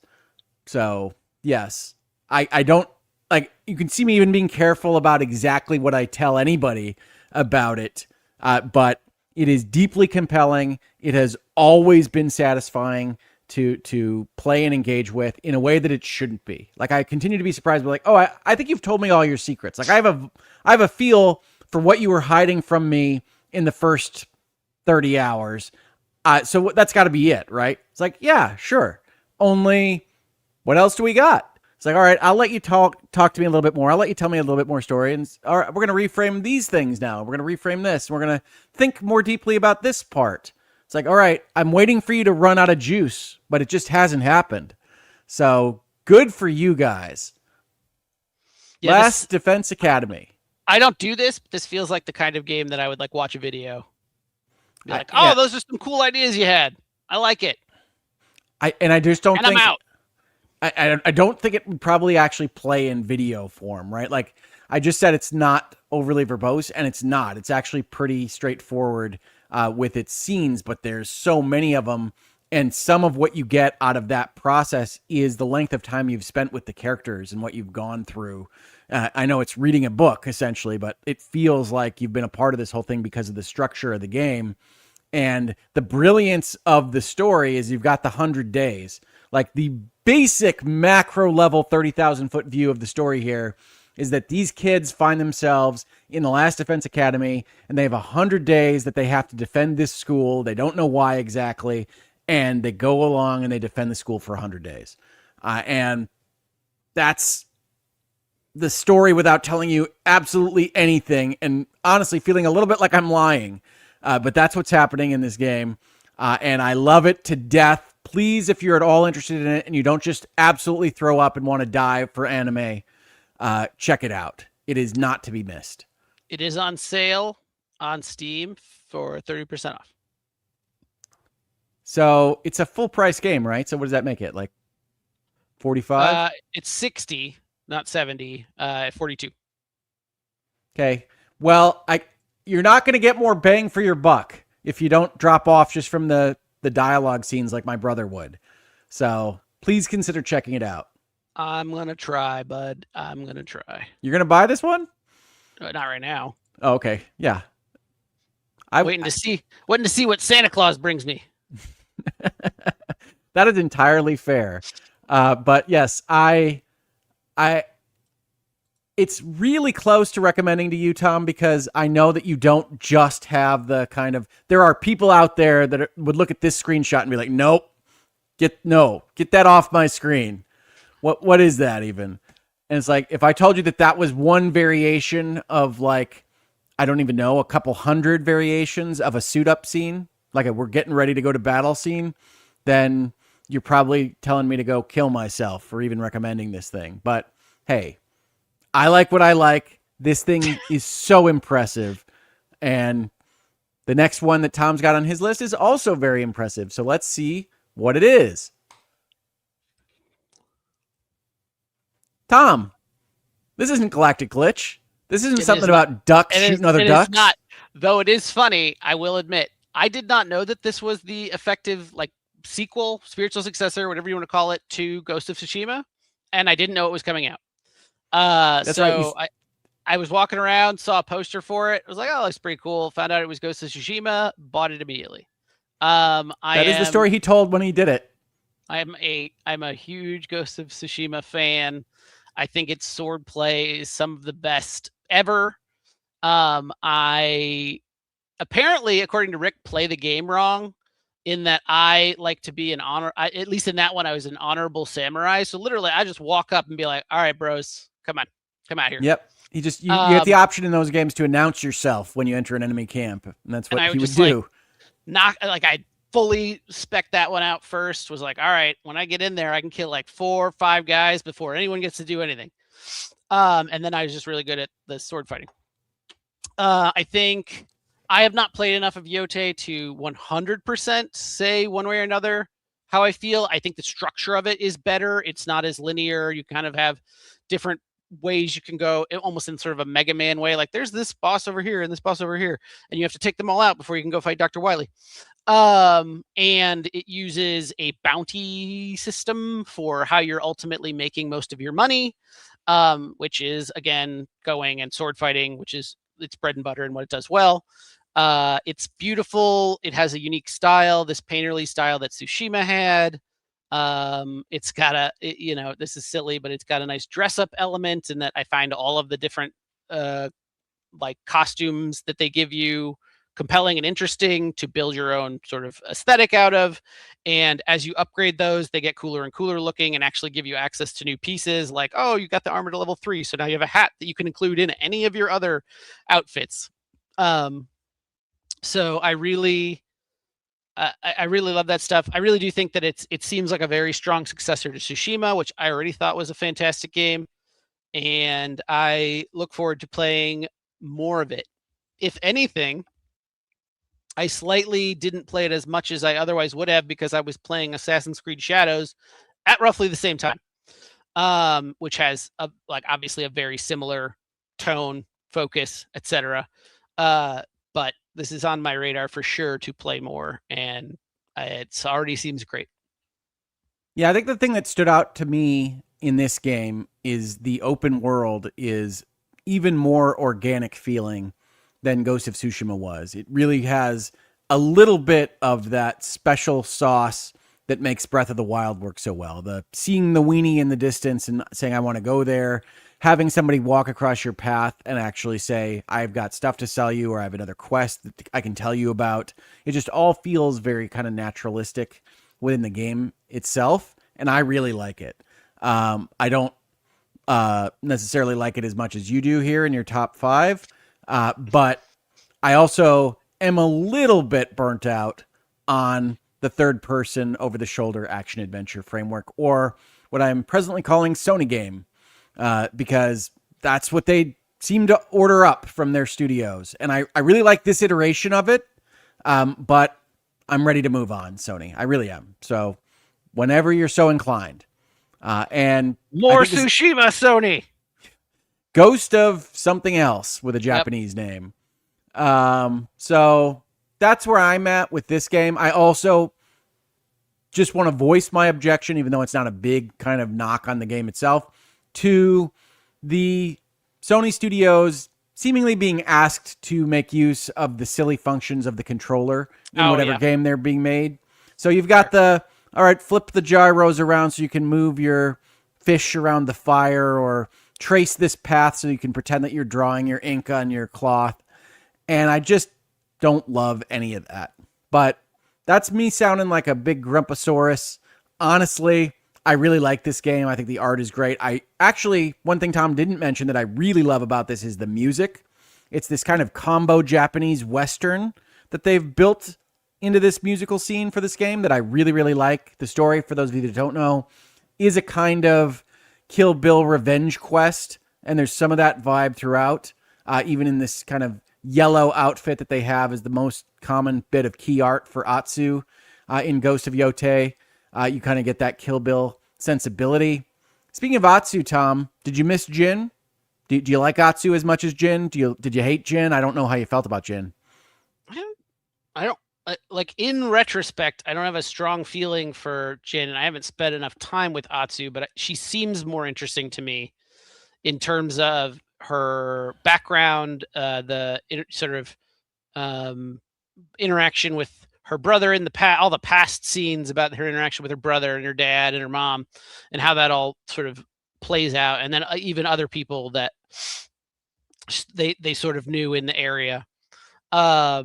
So I want to say she's more interesting or compelling to me, but I wouldn't like stake my soul on it.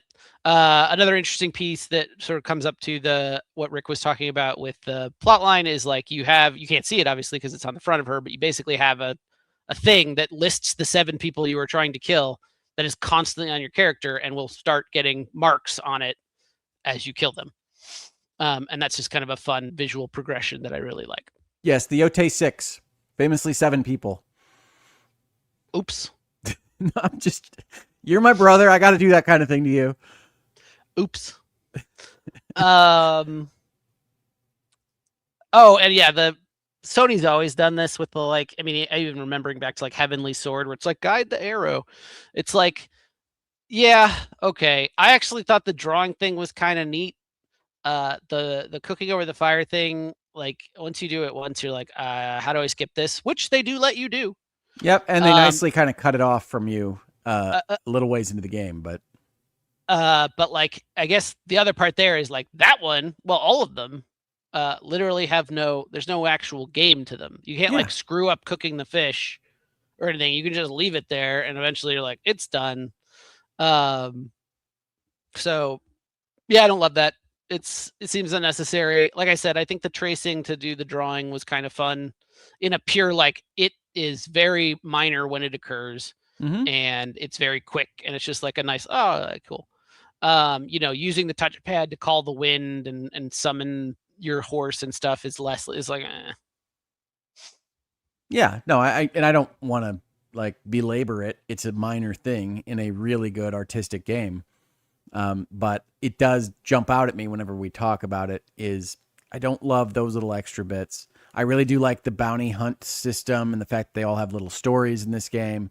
I like the progression of the land, the places you're journeying even better than they did in Tsushima. So I like a lot of aspects of this. I really loved Ghost of Tsushima. For folks that followed my list when that game came out, I believe it was in the top 3 the year it came out. But this year was just so strong. Yote did not appear on my list. Spoilers for the top 4 for me, I guess. It's okay, cool. Just giving it away.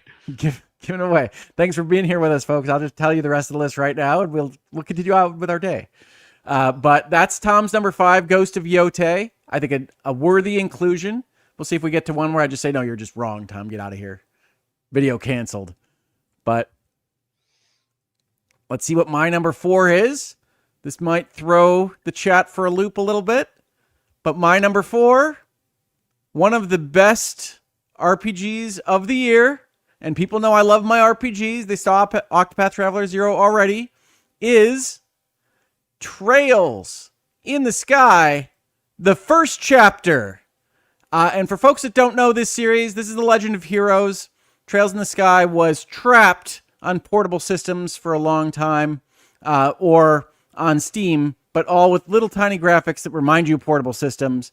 And this is, in my opinion, one of the best worlds that we've got going in video games. They spend so much time. You want to talk about verbosity, Tom? This will make 100 Line feel like it's not talking to you at all. Trails in the Sky. To remove from wishlist. Trails in the Sky is a world in which they are more interested in explaining seemingly every little detail than just launching you directly into fighting God or nation states or whatever else you're going to be doing. And you will be doing stuff when this series kind of gets going.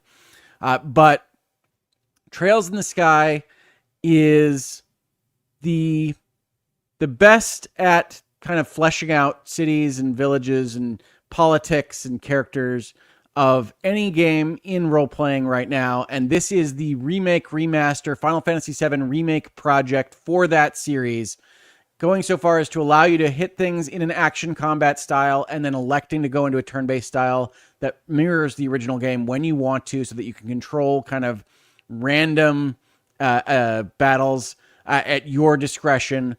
Just fantastic characters, fantastic world, fantastic action system, fantastic turn-based system. Just couldn't recommend this more. And now we just got the announcement, I think this last week, that second chapter is coming out next year.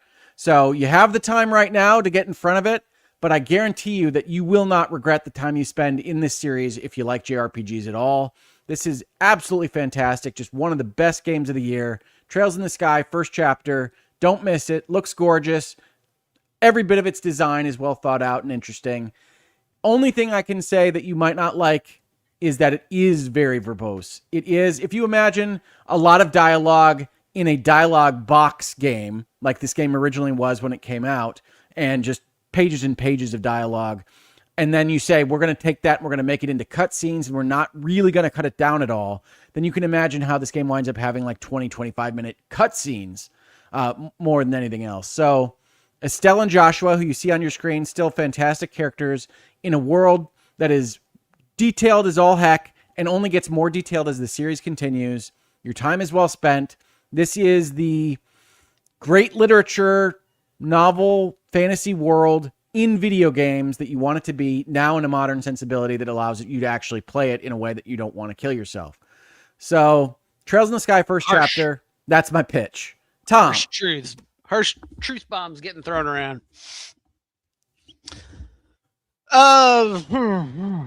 Is it bad to say that your description made me want to play it less? No, I mean, one aspect of this game that I try to be completely honest with is that this is before the stuff starts. This is the world before Sauron does anything with a ring. This is setting up the stakes that will come into fruition later on. And yet it is its own 100-hour experience. That kind of sounds awful.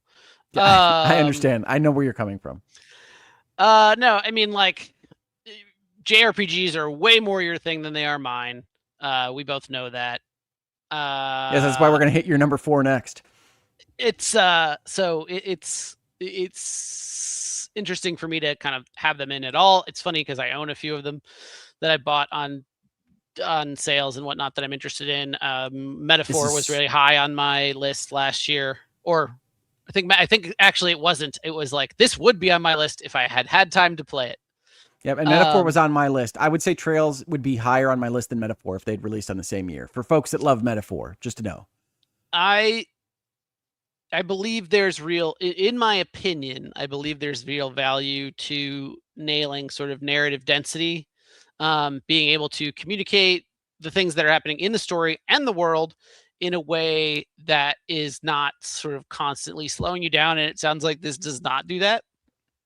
I think that,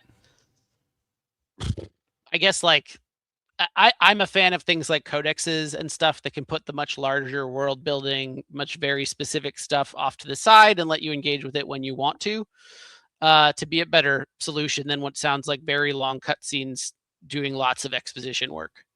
Yeah, I mean, I will tell you, it's much more deeply focused on building the world than telling you a plot.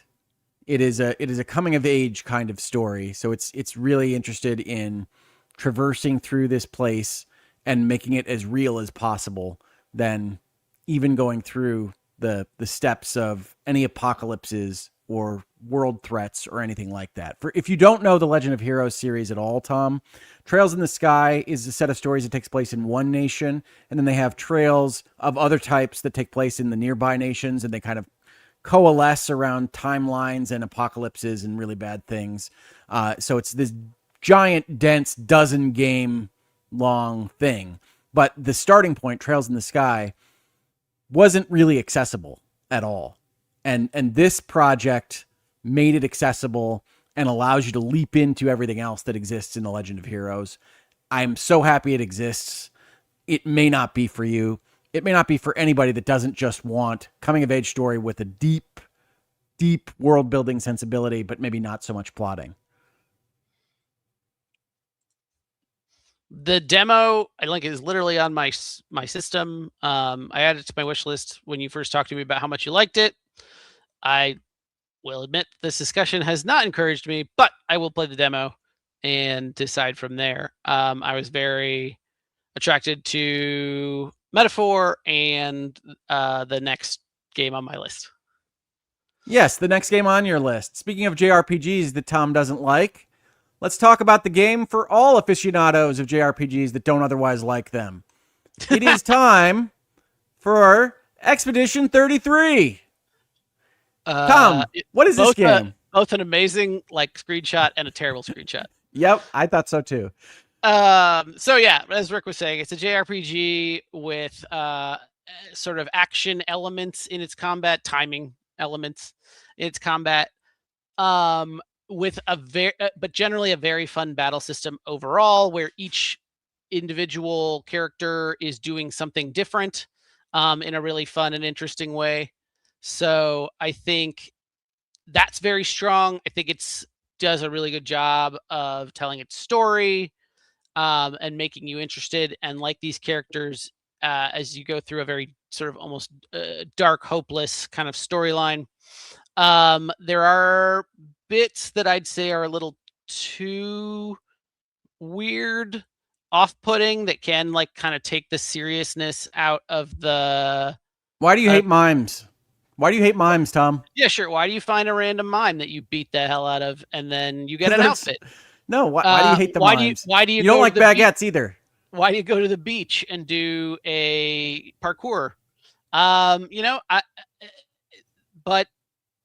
ultimately, really, like, it's very visually captivating, in my opinion. One of the early areas, you're like underwater, but not underwater. And that one's like really stunning to look at and just sort of wander around. There's a constant sort of mystery in the storyline and the world that's like, how did this happen? What is this? The whole concept of where the expeditions are going is that no one really knows what's over there because they never come back. Dark. So there's a lot of discovery and exploration and just interesting bits.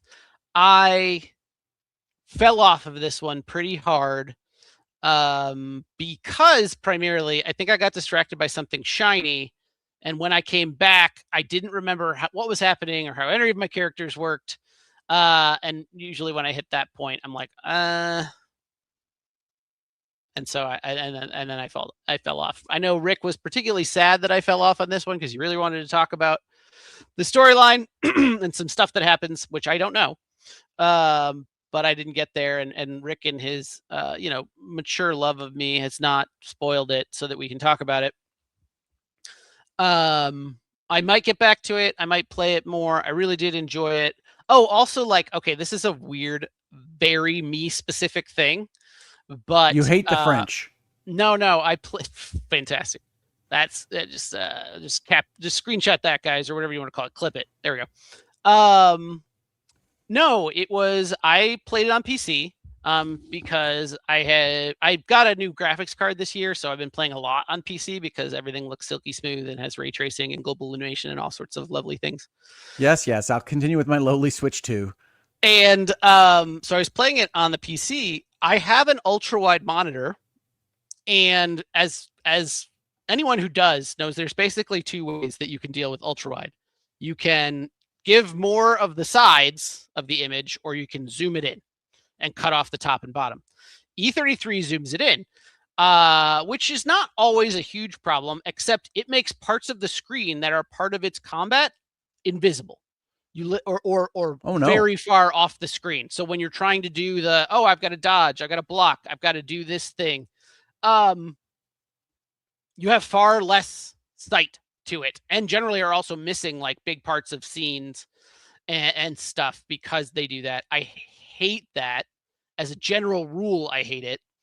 I think if you're going to do that, especially if you're going to do that in cinematic, just put the black bars up. Like, okay, this is a 16:9 cinematic. And then I don't know.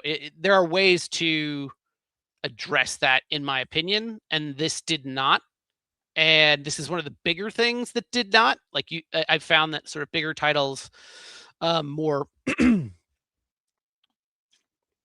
discussed, well-known titles end up having a better way of handling this.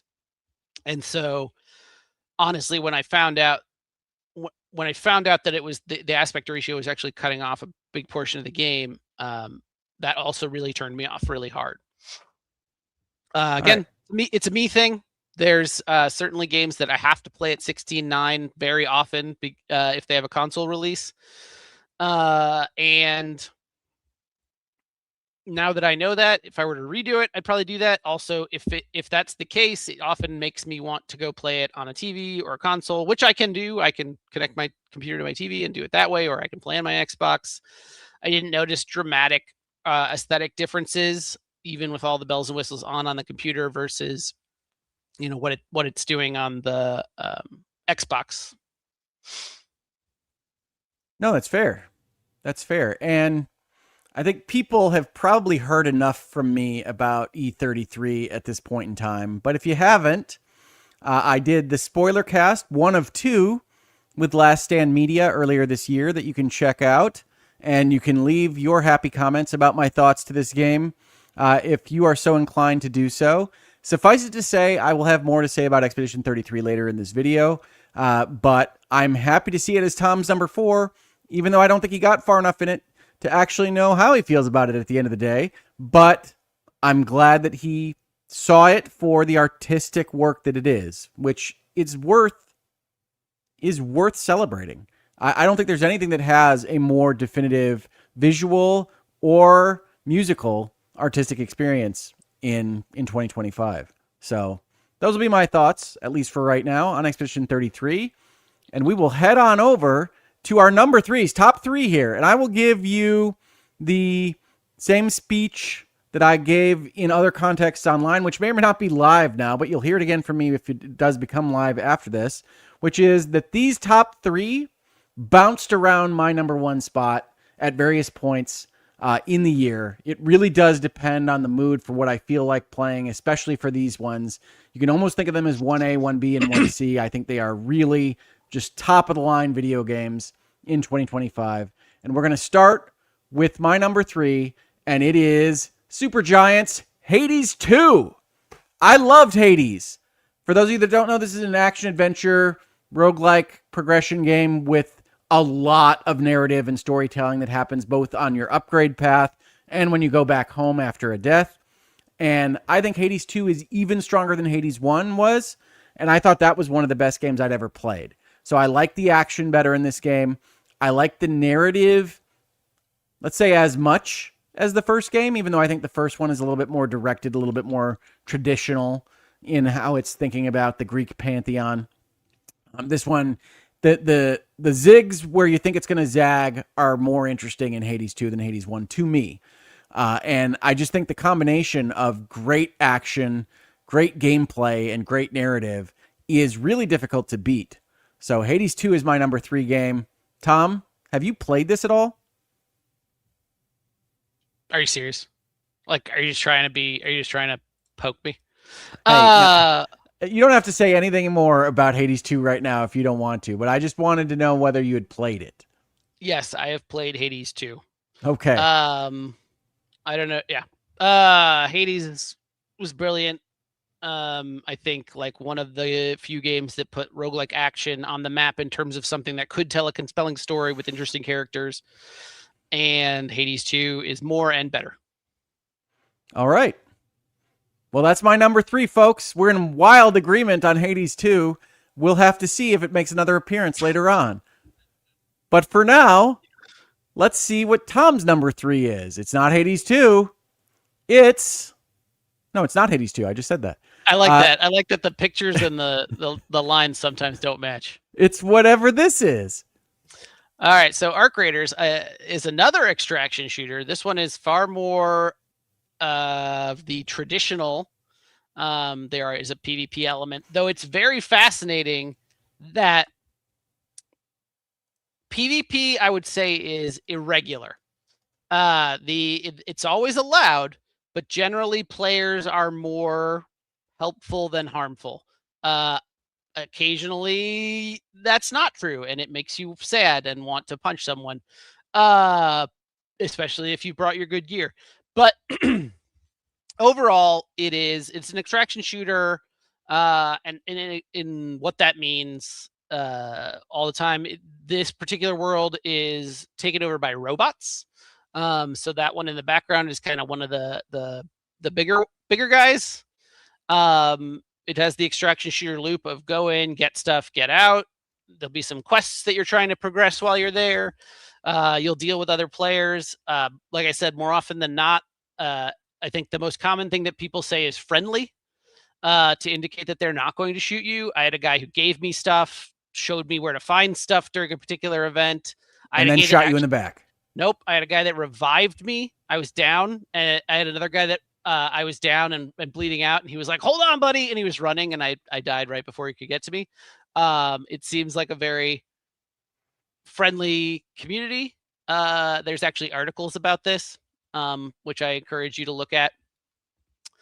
Ultimately, just it's it's a great looking game, a great playing game. It has a strong setting. Fighting the robots is interesting as enemies because they're not just bullet sponges. They have weak points that you really need to focus on targeting. Certain ones you can't take at all until you've gotten some equipment. Some of them really require you to get help from other players, but those players don't have to be party members that you brought in. I jumped into one mission where a horde of players had just gathered and was running around killing big mobs and collecting all the stuff. And, no one shot anyone else. I think there's a protection in numbers there, which is if one guy goes bad, he's just gonna get murdered. So everyone's like, all right, cool. Unless you're the first guy to go. It's really enjoyable. It's great. This is, like, I say this a lot, but this is one of those that I kept coming back to or playing longer than I expected to.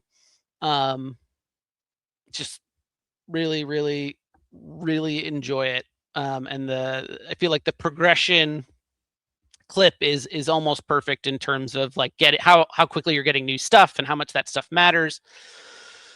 If you really don't want to deal with I don't want to lose my cool stuff, there's a system to just go in with like basic equipment, and most of the time you can do basic things with that. You won't be able to take on bigger mobs. That's kind of the point. No, you'll get murdered. But you can continue to build your materials, which is ultimately how you get better stuff. Yep. And it's got a chicken that collects things for you. So, I mean, like, it's got it all, basically. Also, you can extract while you're bleeding out, which is kind of a fun, just like, you like crawl your way into the thing and like type on the computer, and it just feels good. So, what makes this special as compared to Hunt or Tarkov or anything else? What makes this different? It's on your top 3. You don't seek out multiplayer experiences. Neither do I. What really works about this? That's an excellent question. I think the environment and the maps, first of all, I think the game's beautiful. I think the environment and the maps are very detailed and interesting, and actually tell some of the story to do with like why people are underground and how that happened. Like I said earlier, I think the robot enemies demand some interesting, difficult, or different tactics compared to like the zombies in Hunt, for instance, or the ducks or Tarkov. I can't remember what they're called. Scabs, I think. Scavs, sorry, scavengers. Which has an interesting, like, okay, how am I going to do this? I think even the most basic enemy, the like little drones, can murder you if you're not careful.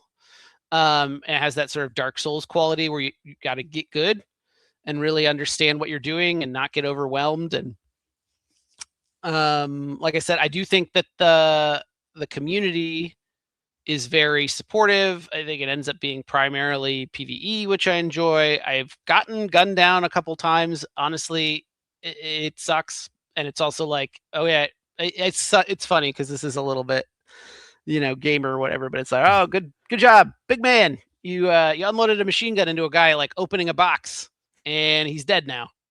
Nailed it.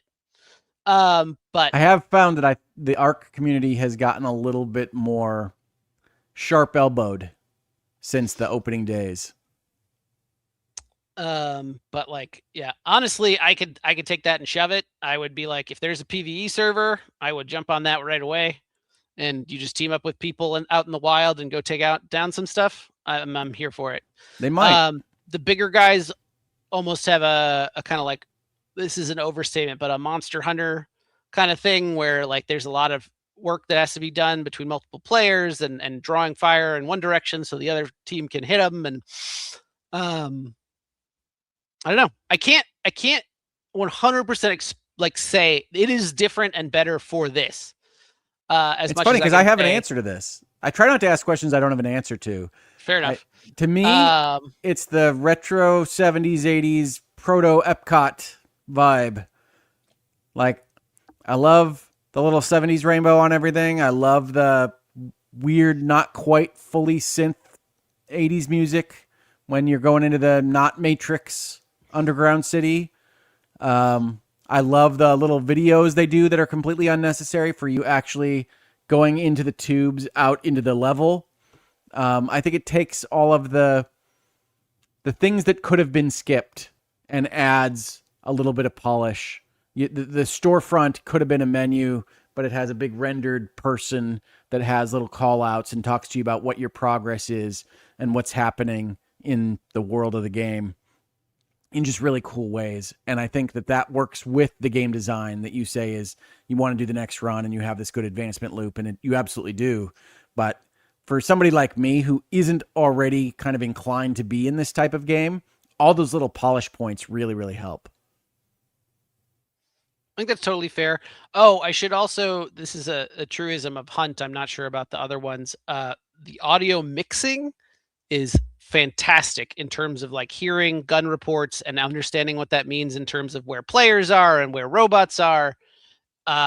It creates this very real feeling in terms of like how you strategize where you move and what you're trying to do.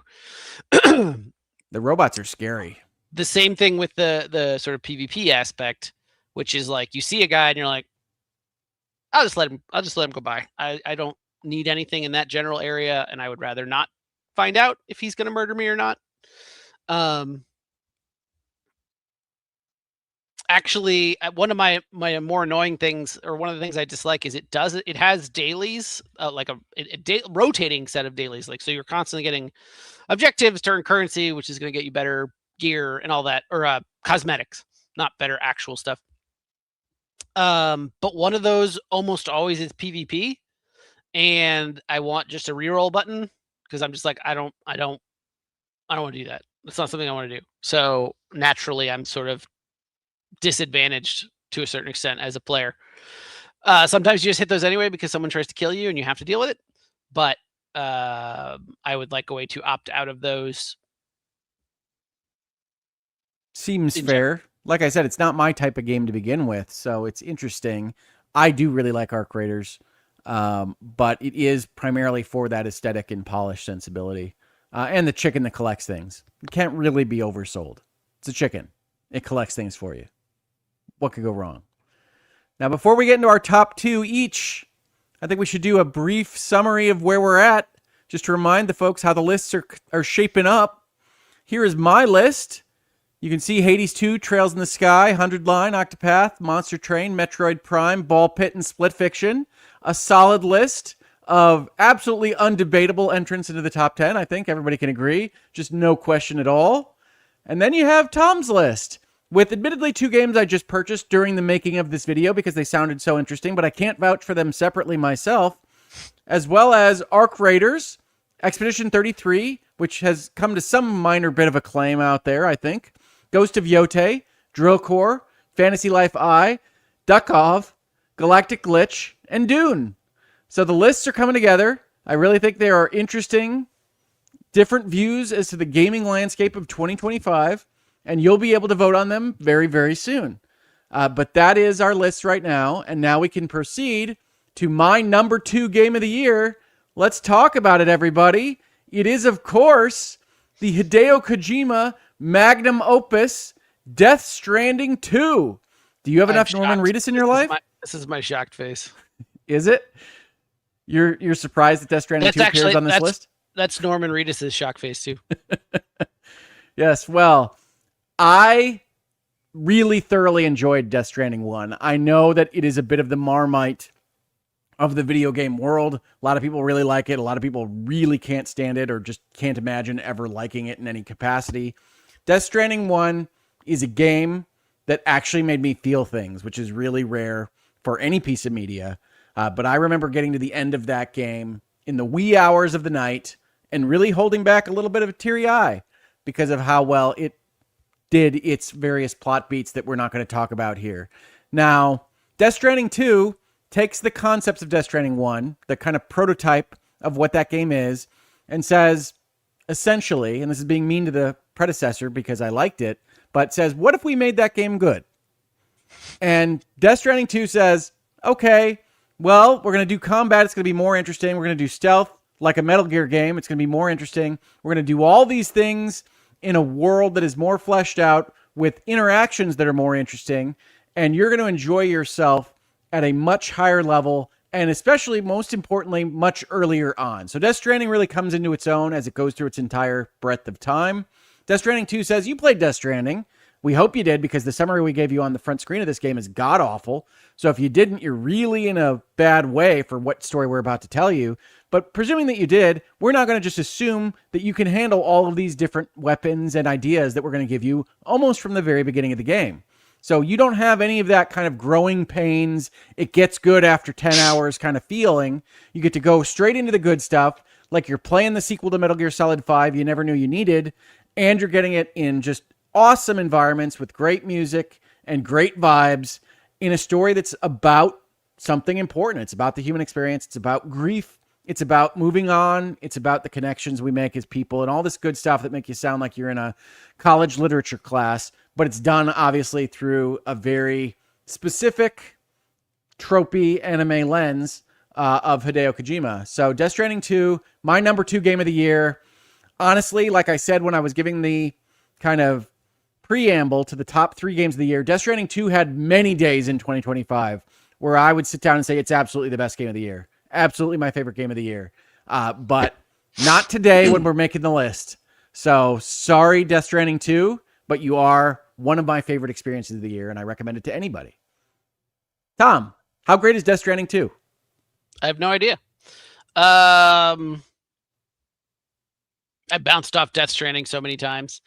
I've played a little bit of it. I got further in it one time more than others, but just like, I mean, it's kind of the same problem that I have with some of the other things that that you have, that I guess maybe we just have way different tolerances for this, which is long exposition. And then I guess like it's long exposition in Death Stranding mixed with walking. Or okay, but have you maybe riding the considered? bike. Have you considered that Death Stranding 2 has a mechanized zombie man with an electric guitar that shoots lightning? Yep, that sounds like Hideo. And that's fair. But Death Stranding 1, the first boss has you hurling poop grenades at him. You know, is what it is. Okay, I just want to make sure that we're clear that that does, in fact, exist in Death Stranding 2. That this thing goes to places that I would watch these things, I would experience this game, and I would be like, that might be the coolest thing that I ever experienced. It's funny because, like, as you say that, it feels to me like that would be very world removing, like immersion breaking. The You way think that you described it, but you're like, no, that guy totally makes sense. It does. Well, I mean, after he ascends from the floor out of the black ooze, yes, it makes total sense. Your explanation there did not enhance my believability. I'm just saying this thing is awesome. And yes, it is perhaps overly serious about some of its themes, given the context in which they take place.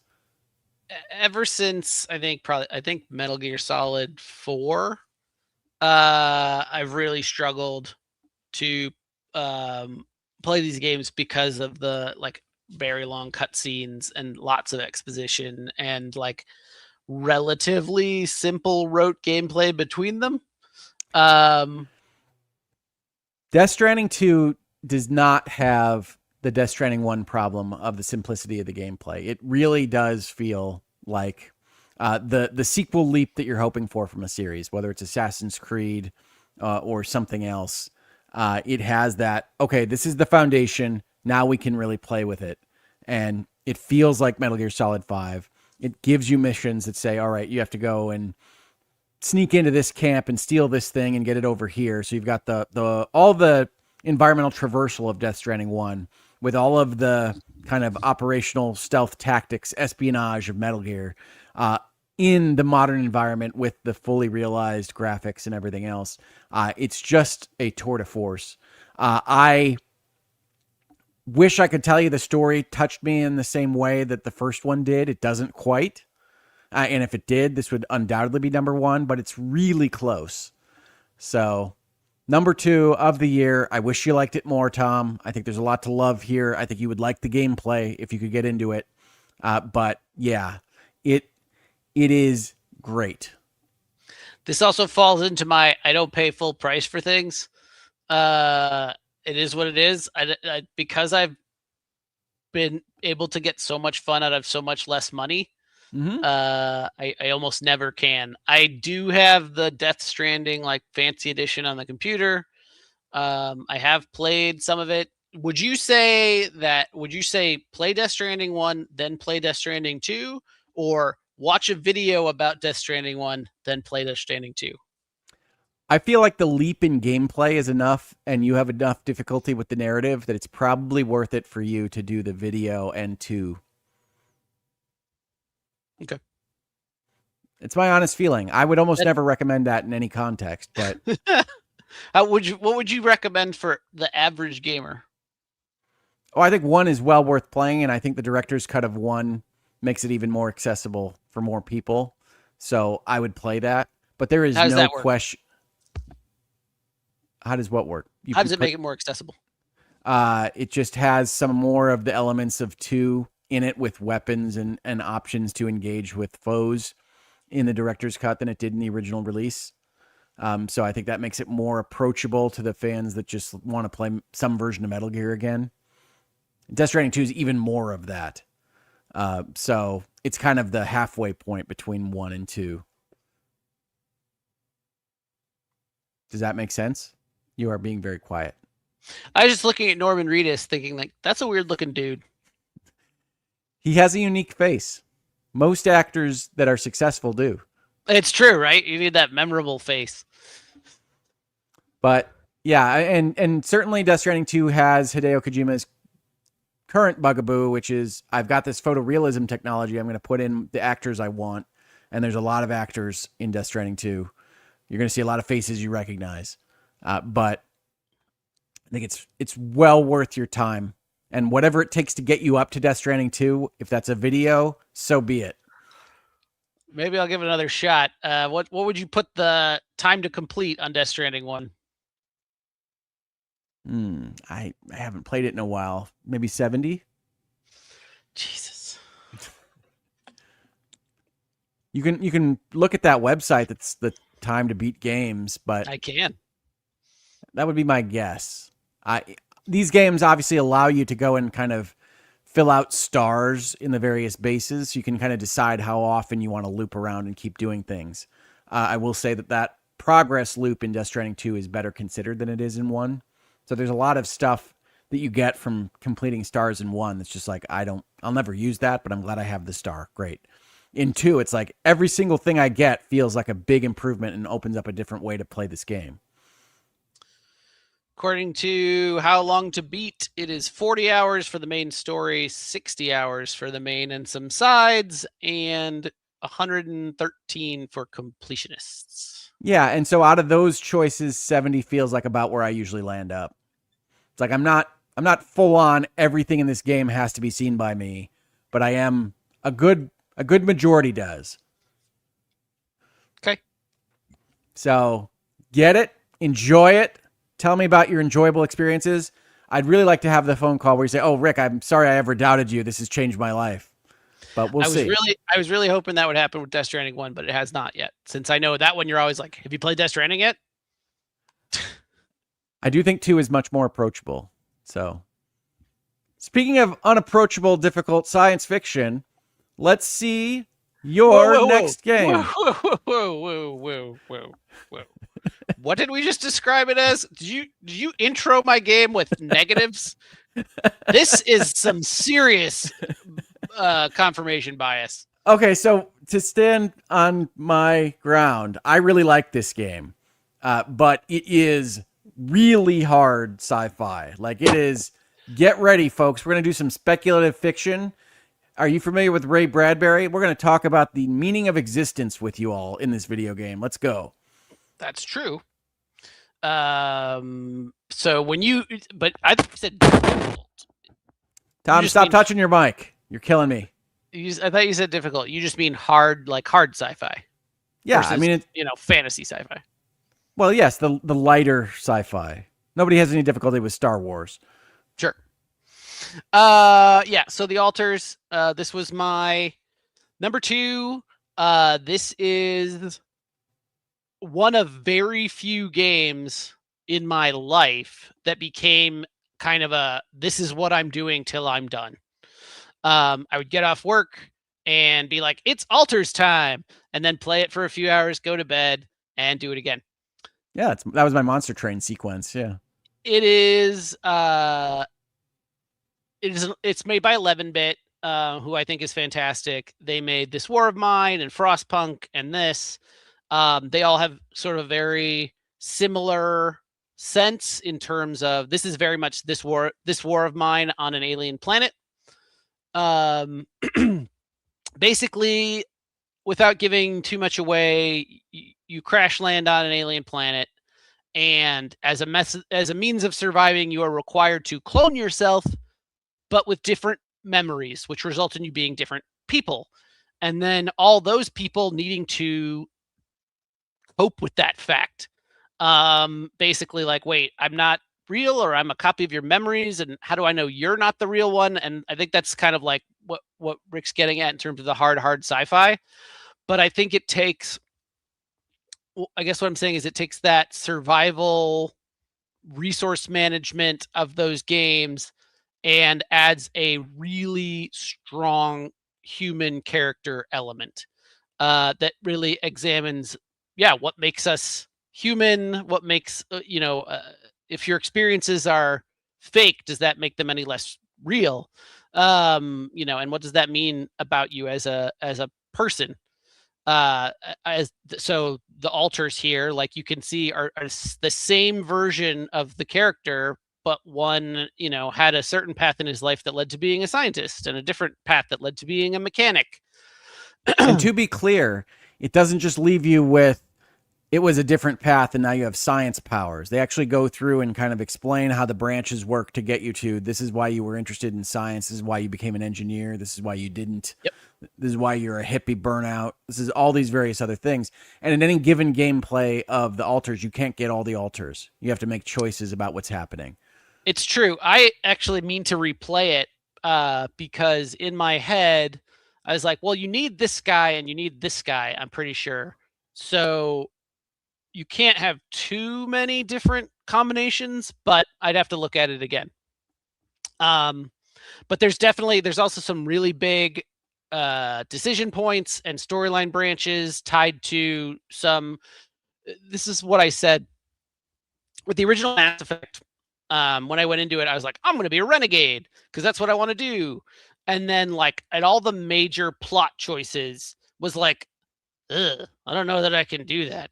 Yep. And I feel like this game does a similar level of that.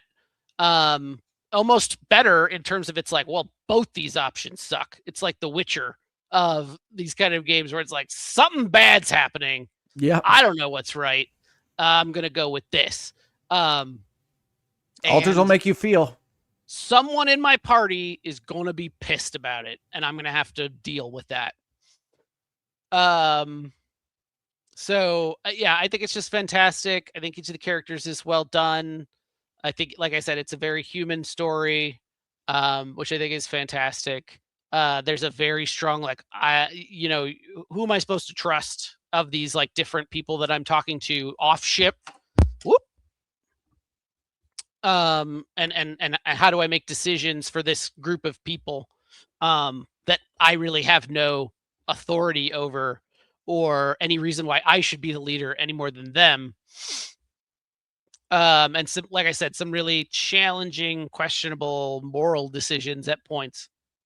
Super fun ride. Also, you can see this on the internet, but there's a scene during one of the act breaks that is effectively 4 of the characters singing together, and ultimately there's like 85 different versions of that song because it's not, you won't know which characters they are, and they are all singing from their perspective, and that changes the song. And that's the kind of, like, I think, interesting replayable piece that definitely I want to get back into it. It is not, I want to say it's not terribly long. I think it was like 30 hours to get to the end.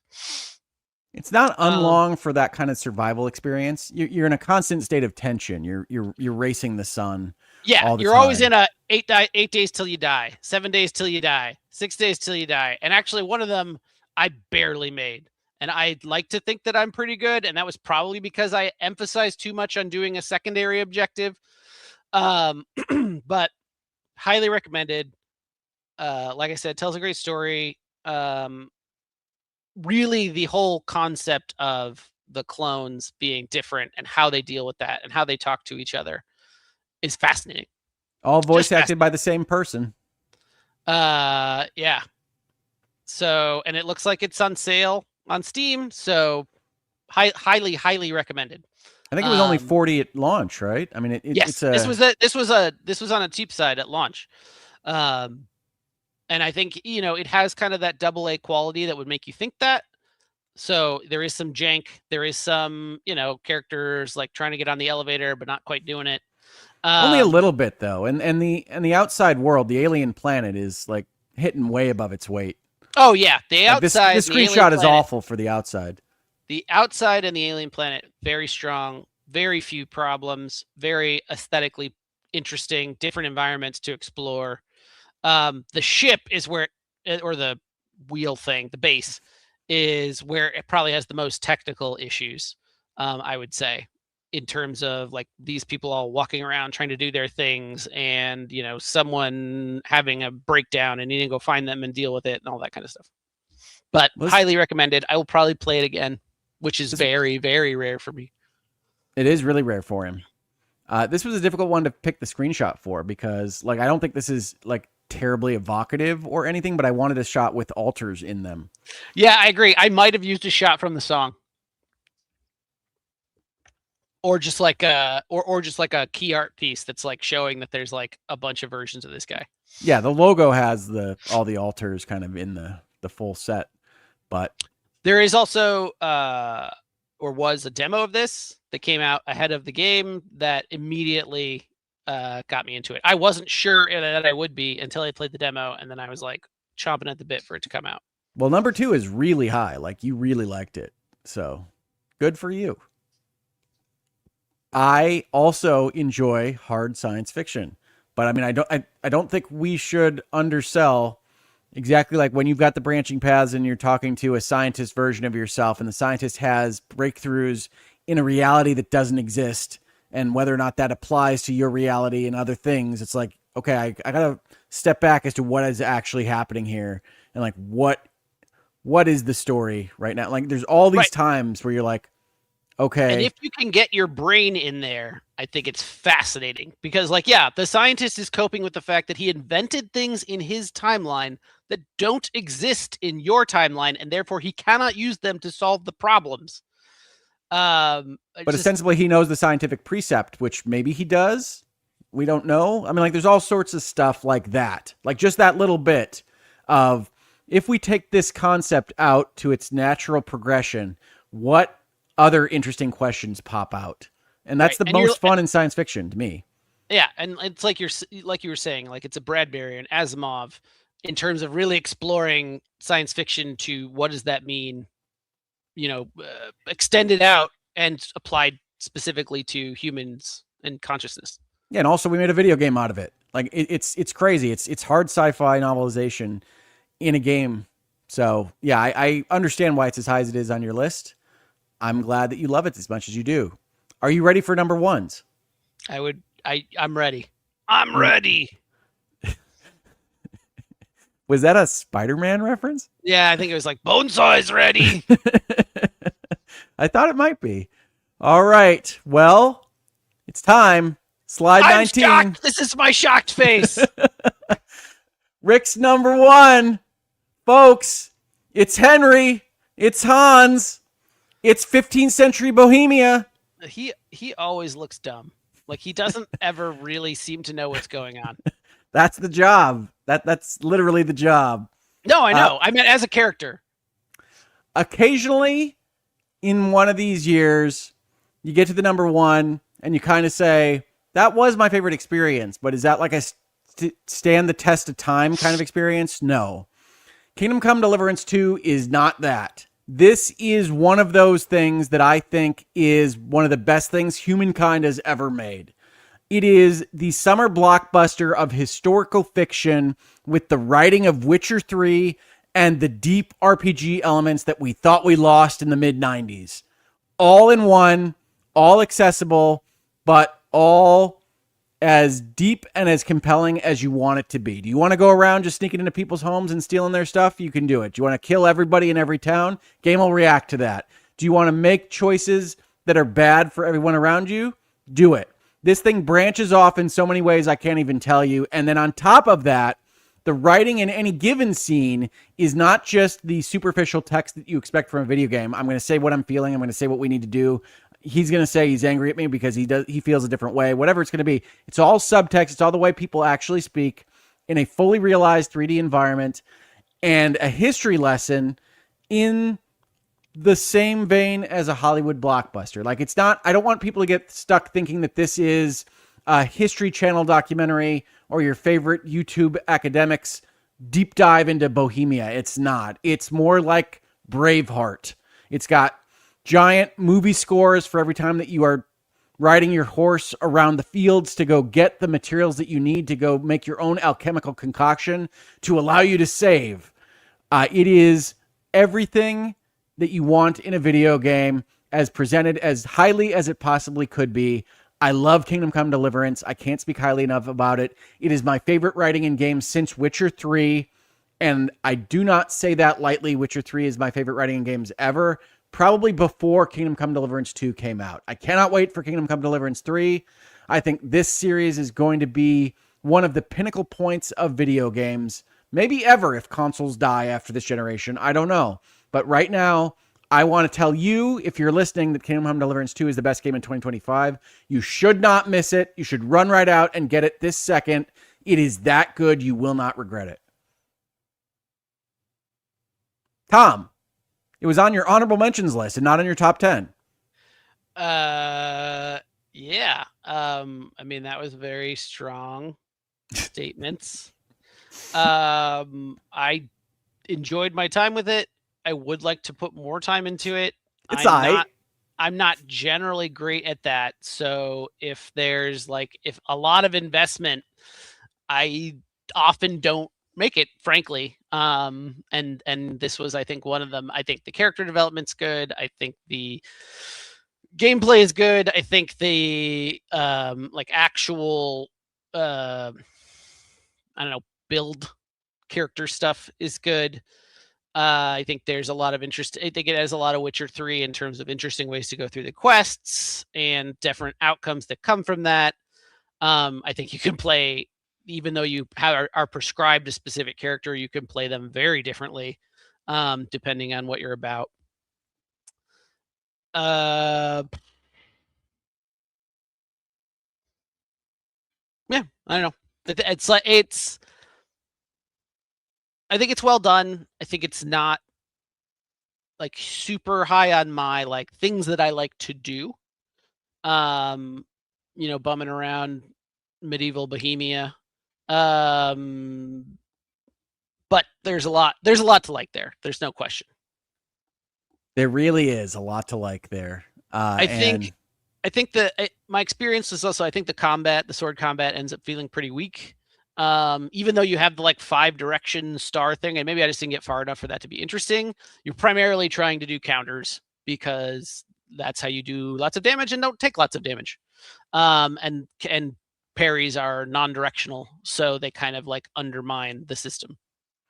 Yeah, I mean, I think it gets into combos and things that you might not have fully experienced at that point in the game. But yes, it's designed to be fairly kind of almost Arkham Rhythm-esque.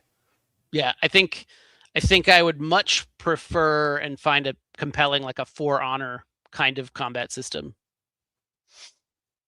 I don't want that much twitch in my game.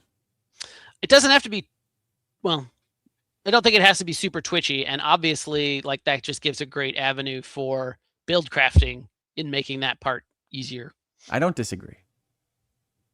I want, and I do think the game actually does a decent amount of this. I don't know if you get better at it, but when you first start, you are crappy at sword fighting. and you should not sword fight if you can avoid it. And I was, working my way up to being really like, that's kind of my Henry was going to be like I'm a sword fighter. Like, this is what I do. Can And I reception recommend Cat Burglar Henry? is definitely starting to get there in terms of being able to like walk into a bandit and be like, come on, really? Like, let's not do this. Oh, okay, you're dead. But early on you do that and it does not go that way. No, it's tough. It's rough. And it is, as people have told me, crunchy. There's a lot of menus to dive into. There's a lot of stuff to understand. And it's honestly a little clunky in terms of managing your equipment and stuff. It's less clunky than one. What was the other thing I wanted to say?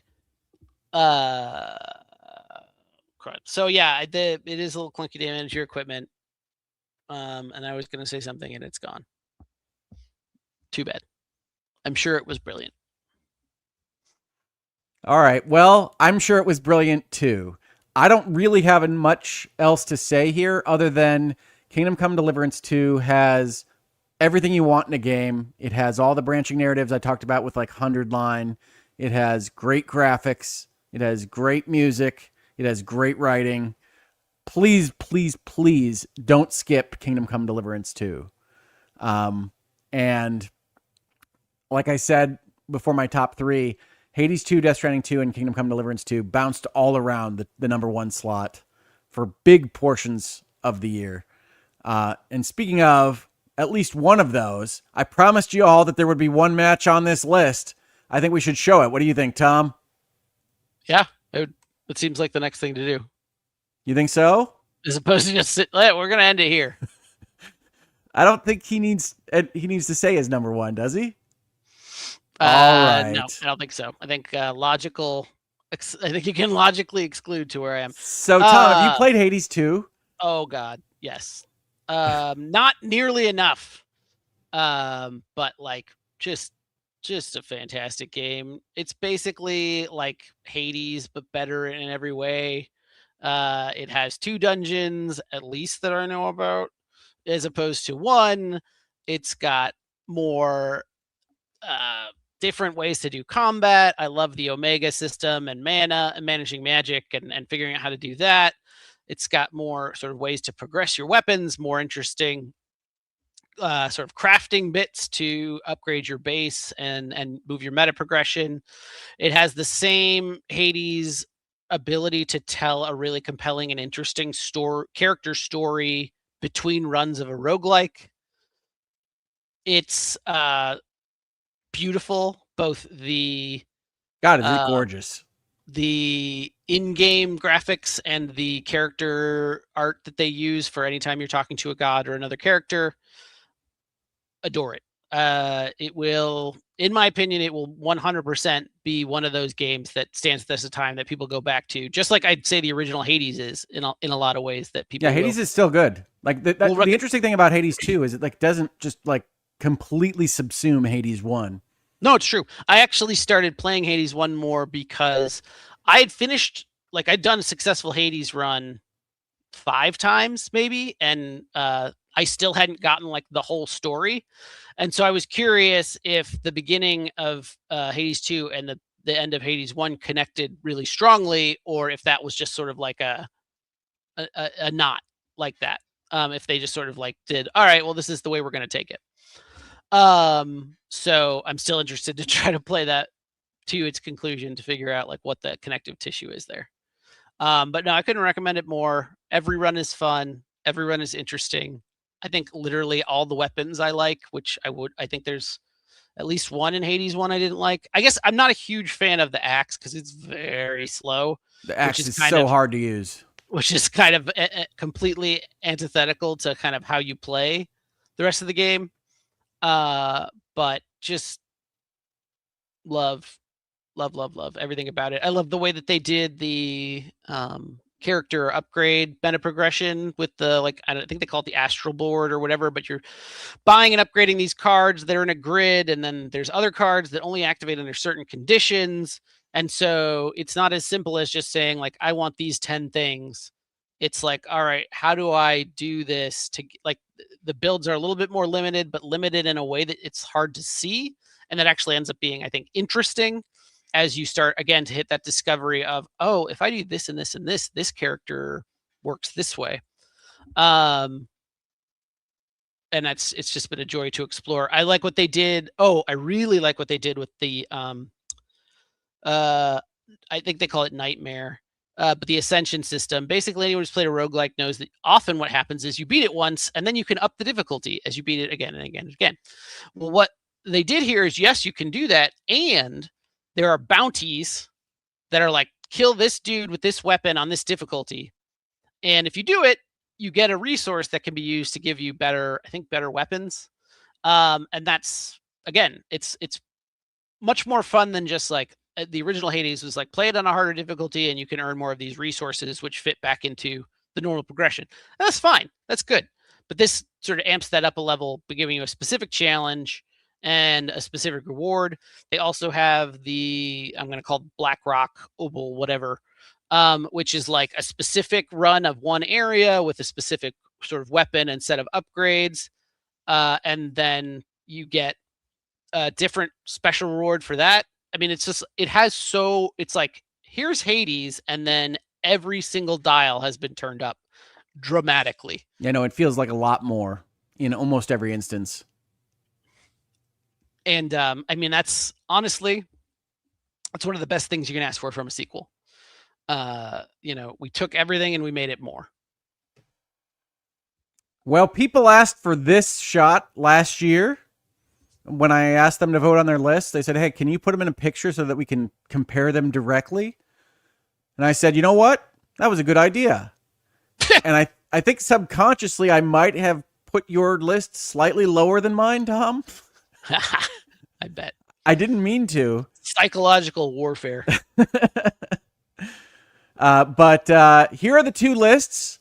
The poll is available in the chat right now, live viewers of this wonderful stream. You can see my top game was KCD2. You can see Tom's top game was Hades 2. Hades 2 appears on my list. That is the only match in both lists. Hades 2 appears in both of our top three. So if you had Hades 2 as the game that we matched and both at the top of our lists, you won, I don't know, kudos, Invisibucks, for your insight into the Hoeg brothers. But those are how we see 2025.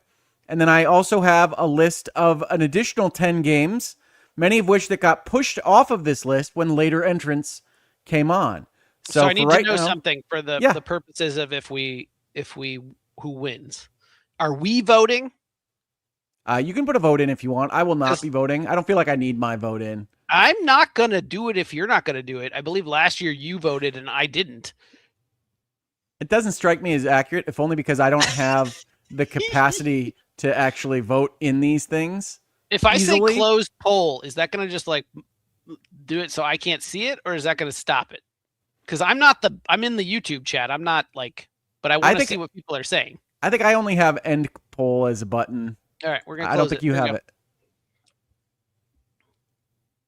So, all right. So these are the two lists. This has been a fun conversation with you, Tom. I feel very good about my list. I feel very good about trying out the games I didn't recognize on your list. So I think people can't really go wrong with these 19 games. If you get any of these, you can get some cheaper on the right side of the board than the left side, I admit. I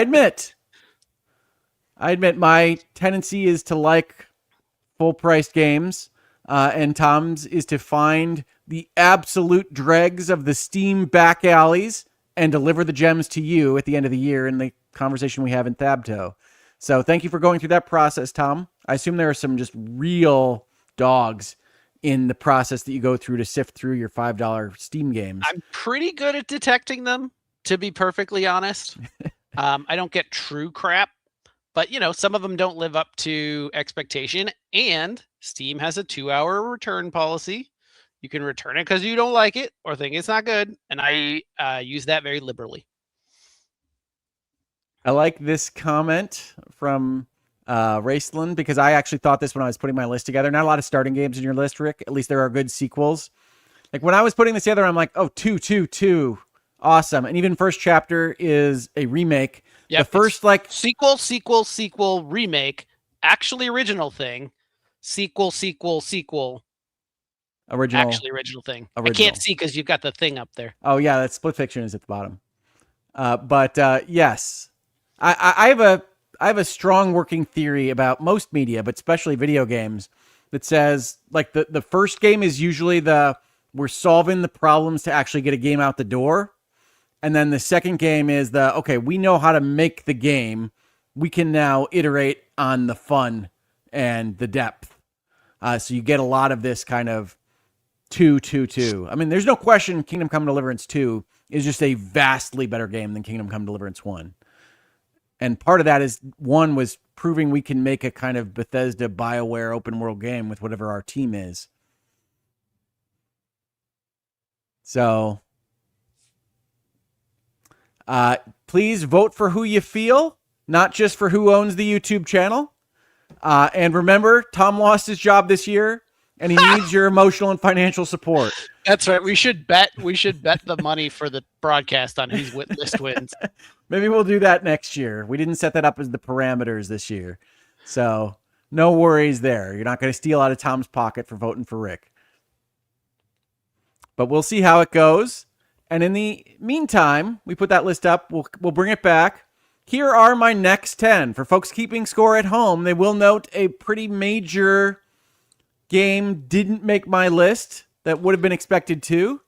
And folks are going to pillory me in some corner of the internet for that. I know that. It's one of the reasons I put it after the full list. But my next 10, this is not ordered, but were 10 games I think are pretty much worthy of the top 10 list in any other year. The Outer Worlds 2, I absolutely adored. I think it's one of the best kind of first-person CRPG games that I've played in a long time. Avowed is not as good as Outer Worlds 2, but it's still pretty good. So that's on this list. Ghost of Yote we talked about. Donkey Kong Bonanza deserves its shout-out.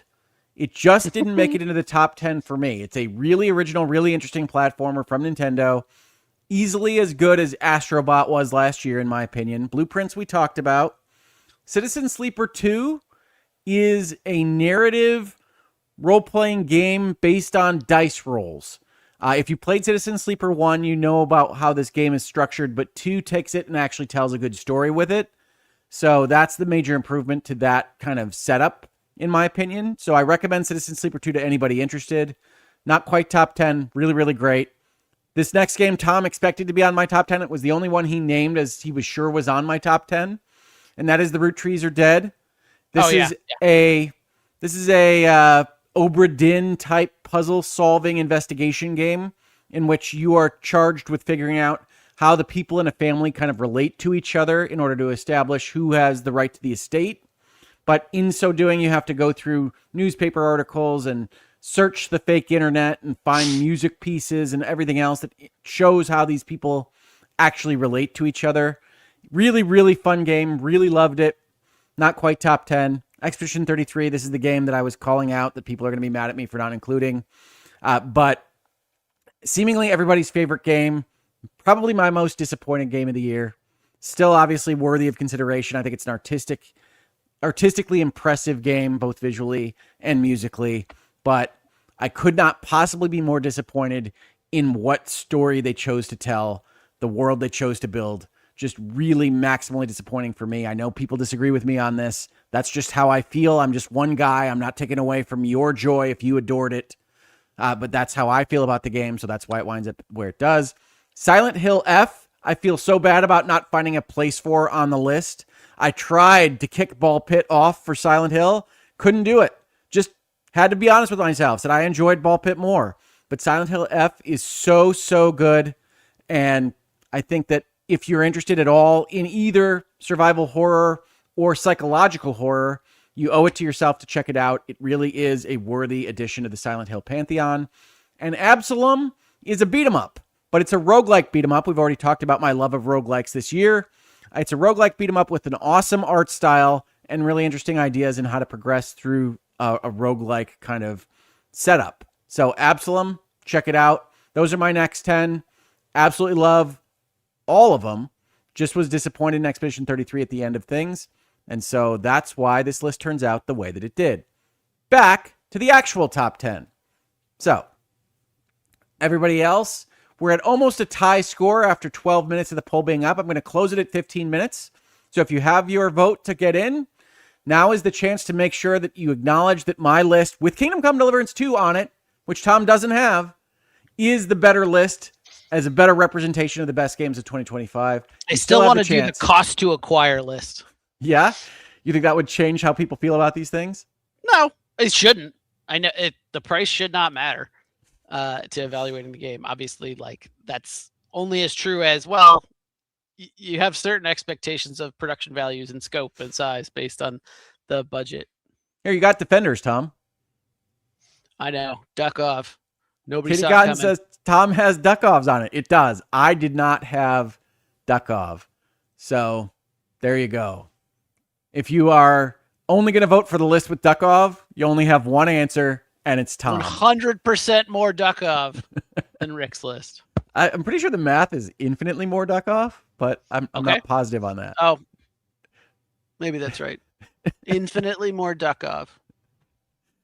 So, on the other hand, you do have people who have the right side of history on their side. You have to have Kingdom Come Deliverance 2. You can't ignore a game like that. You just keep it off in honorable mention land. But somebody's going to come in and tell me that the same thing about Expedition 33. It's only a matter of time. Look, can you bring up that last one?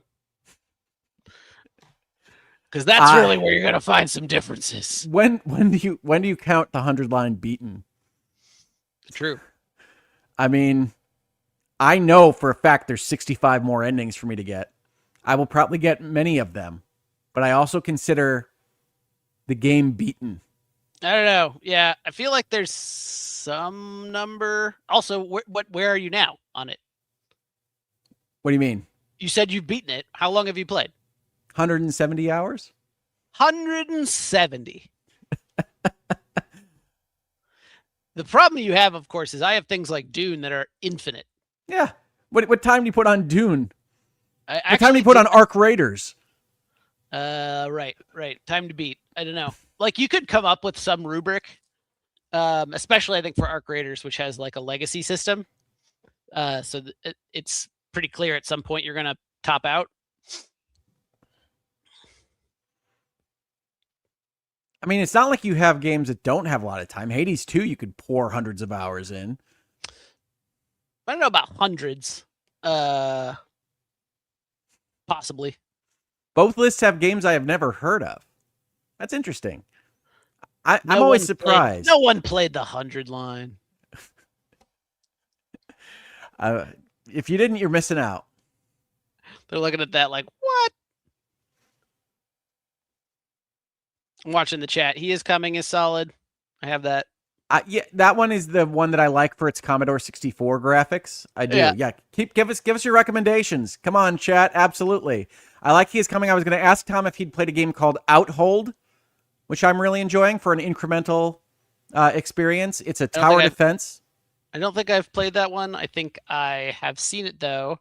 As far as tower defense goes, I recommend... Oh, crap. What was the name of it? Hold on. Hold, please. Ember Ward. All right, that's 15 minutes. Rick takes it. 56% to 44%. I can't argue with your thoughts, people. I am right. I know it. You know it. What did you say it was? Outhold. Hold. But I also respect that my brother put up a good fight and got 44% of the votes. I think he put a good list together. It just doesn't have Kingdom Come Deliverance on it.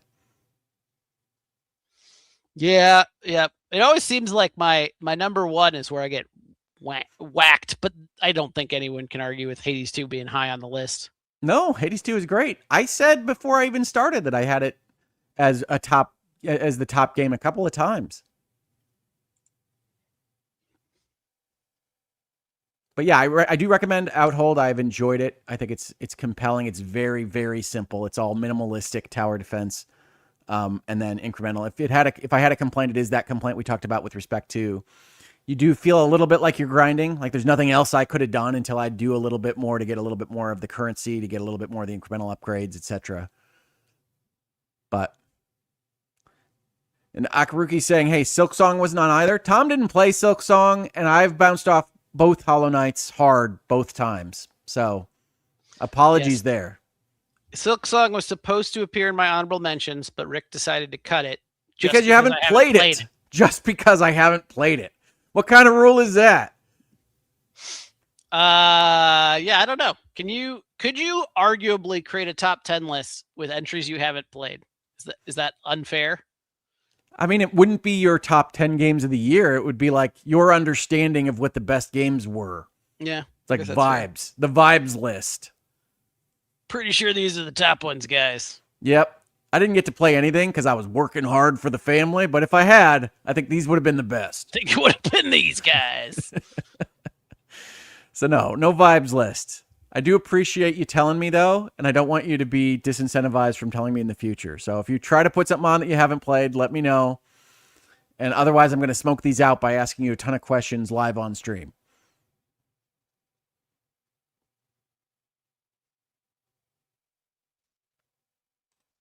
Vibes on Monster Hunter Wilds. I liked it for a little bit.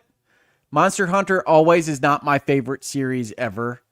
Tom, I know people had performance issues. That's what this comment calls out. I didn't on the PlayStation. What was your experience with Monster Hunter Wilds? I also had it on the PlayStation. I don't think the consoles had the performance issues. I have it on my wish list on Steam right now because it came out before I had the new graphics card. So I'm interested to try it. I have kind of a love-hate relationship with Monster Hunter, I think, in terms of like, I find its loop like crazy compelling, and then I don't. I don't play it co-op, and that's not like that's not like a principle as much as I just don't have other people playing it. And I think that from everything I can tell, that's where it really, really shines. But I think it's very good. I'm not sure that I like it more than Rise. Yeah, I really like Rise too. So that's a good discussion point. But definitely very strong. If you're into Monster Hunter, I would recommend it, especially if you have a couple friends that also want to do it. For the record, Outhold is less than $5, Tom. I know.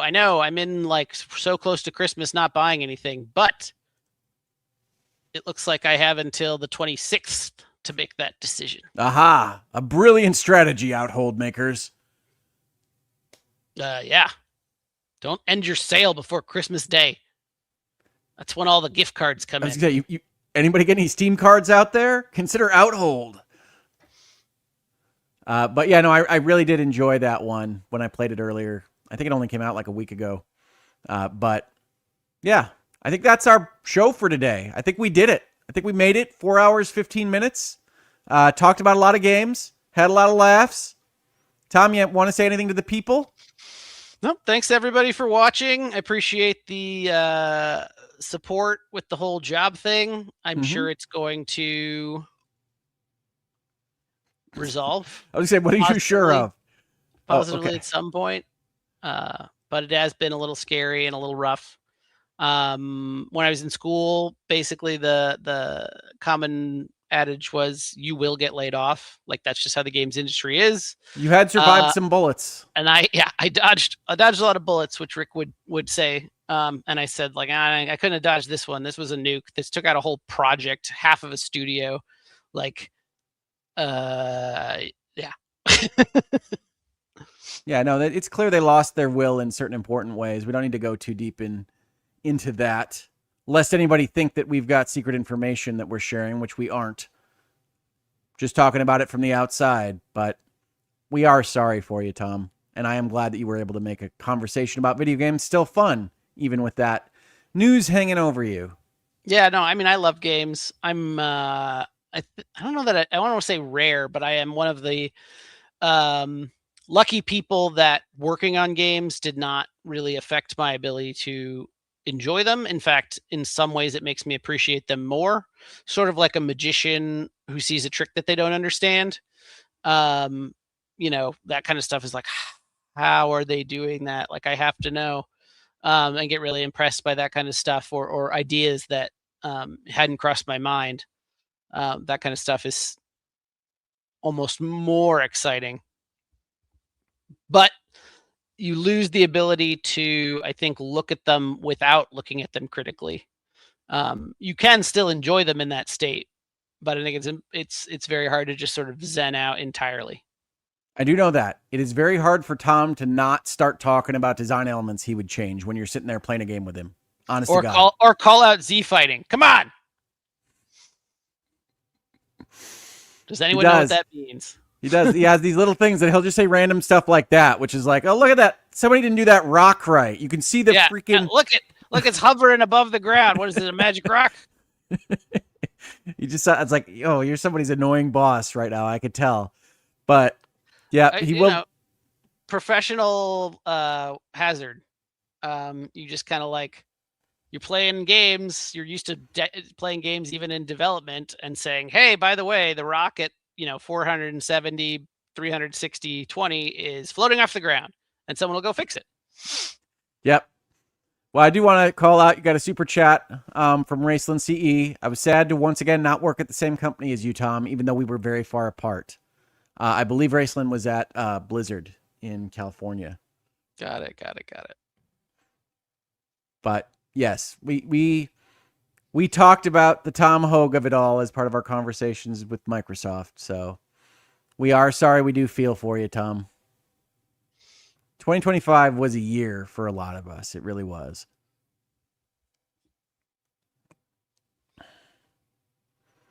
I think that's it, though. Now, I do want to say we brought on the stream with a Hangouts and Headlines tag, which obviously this isn't. I'm going to exit us with a Lawyers and Dragons tag just to make it all work in my own head.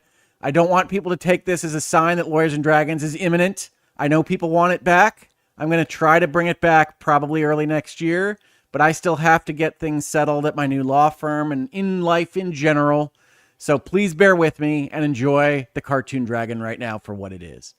Thank you for being here with us. Thank you for the awesome support in Super Chat. Thank you for the emotional support for my brother and just for being here all year on this channel. Thank you, everybody. We'll catch you on the next THABTO, which is almost certainly next December. But if we want to do one new one before then, let us know in the comments, and we'll see if we can convince my brother to do one. Yeah.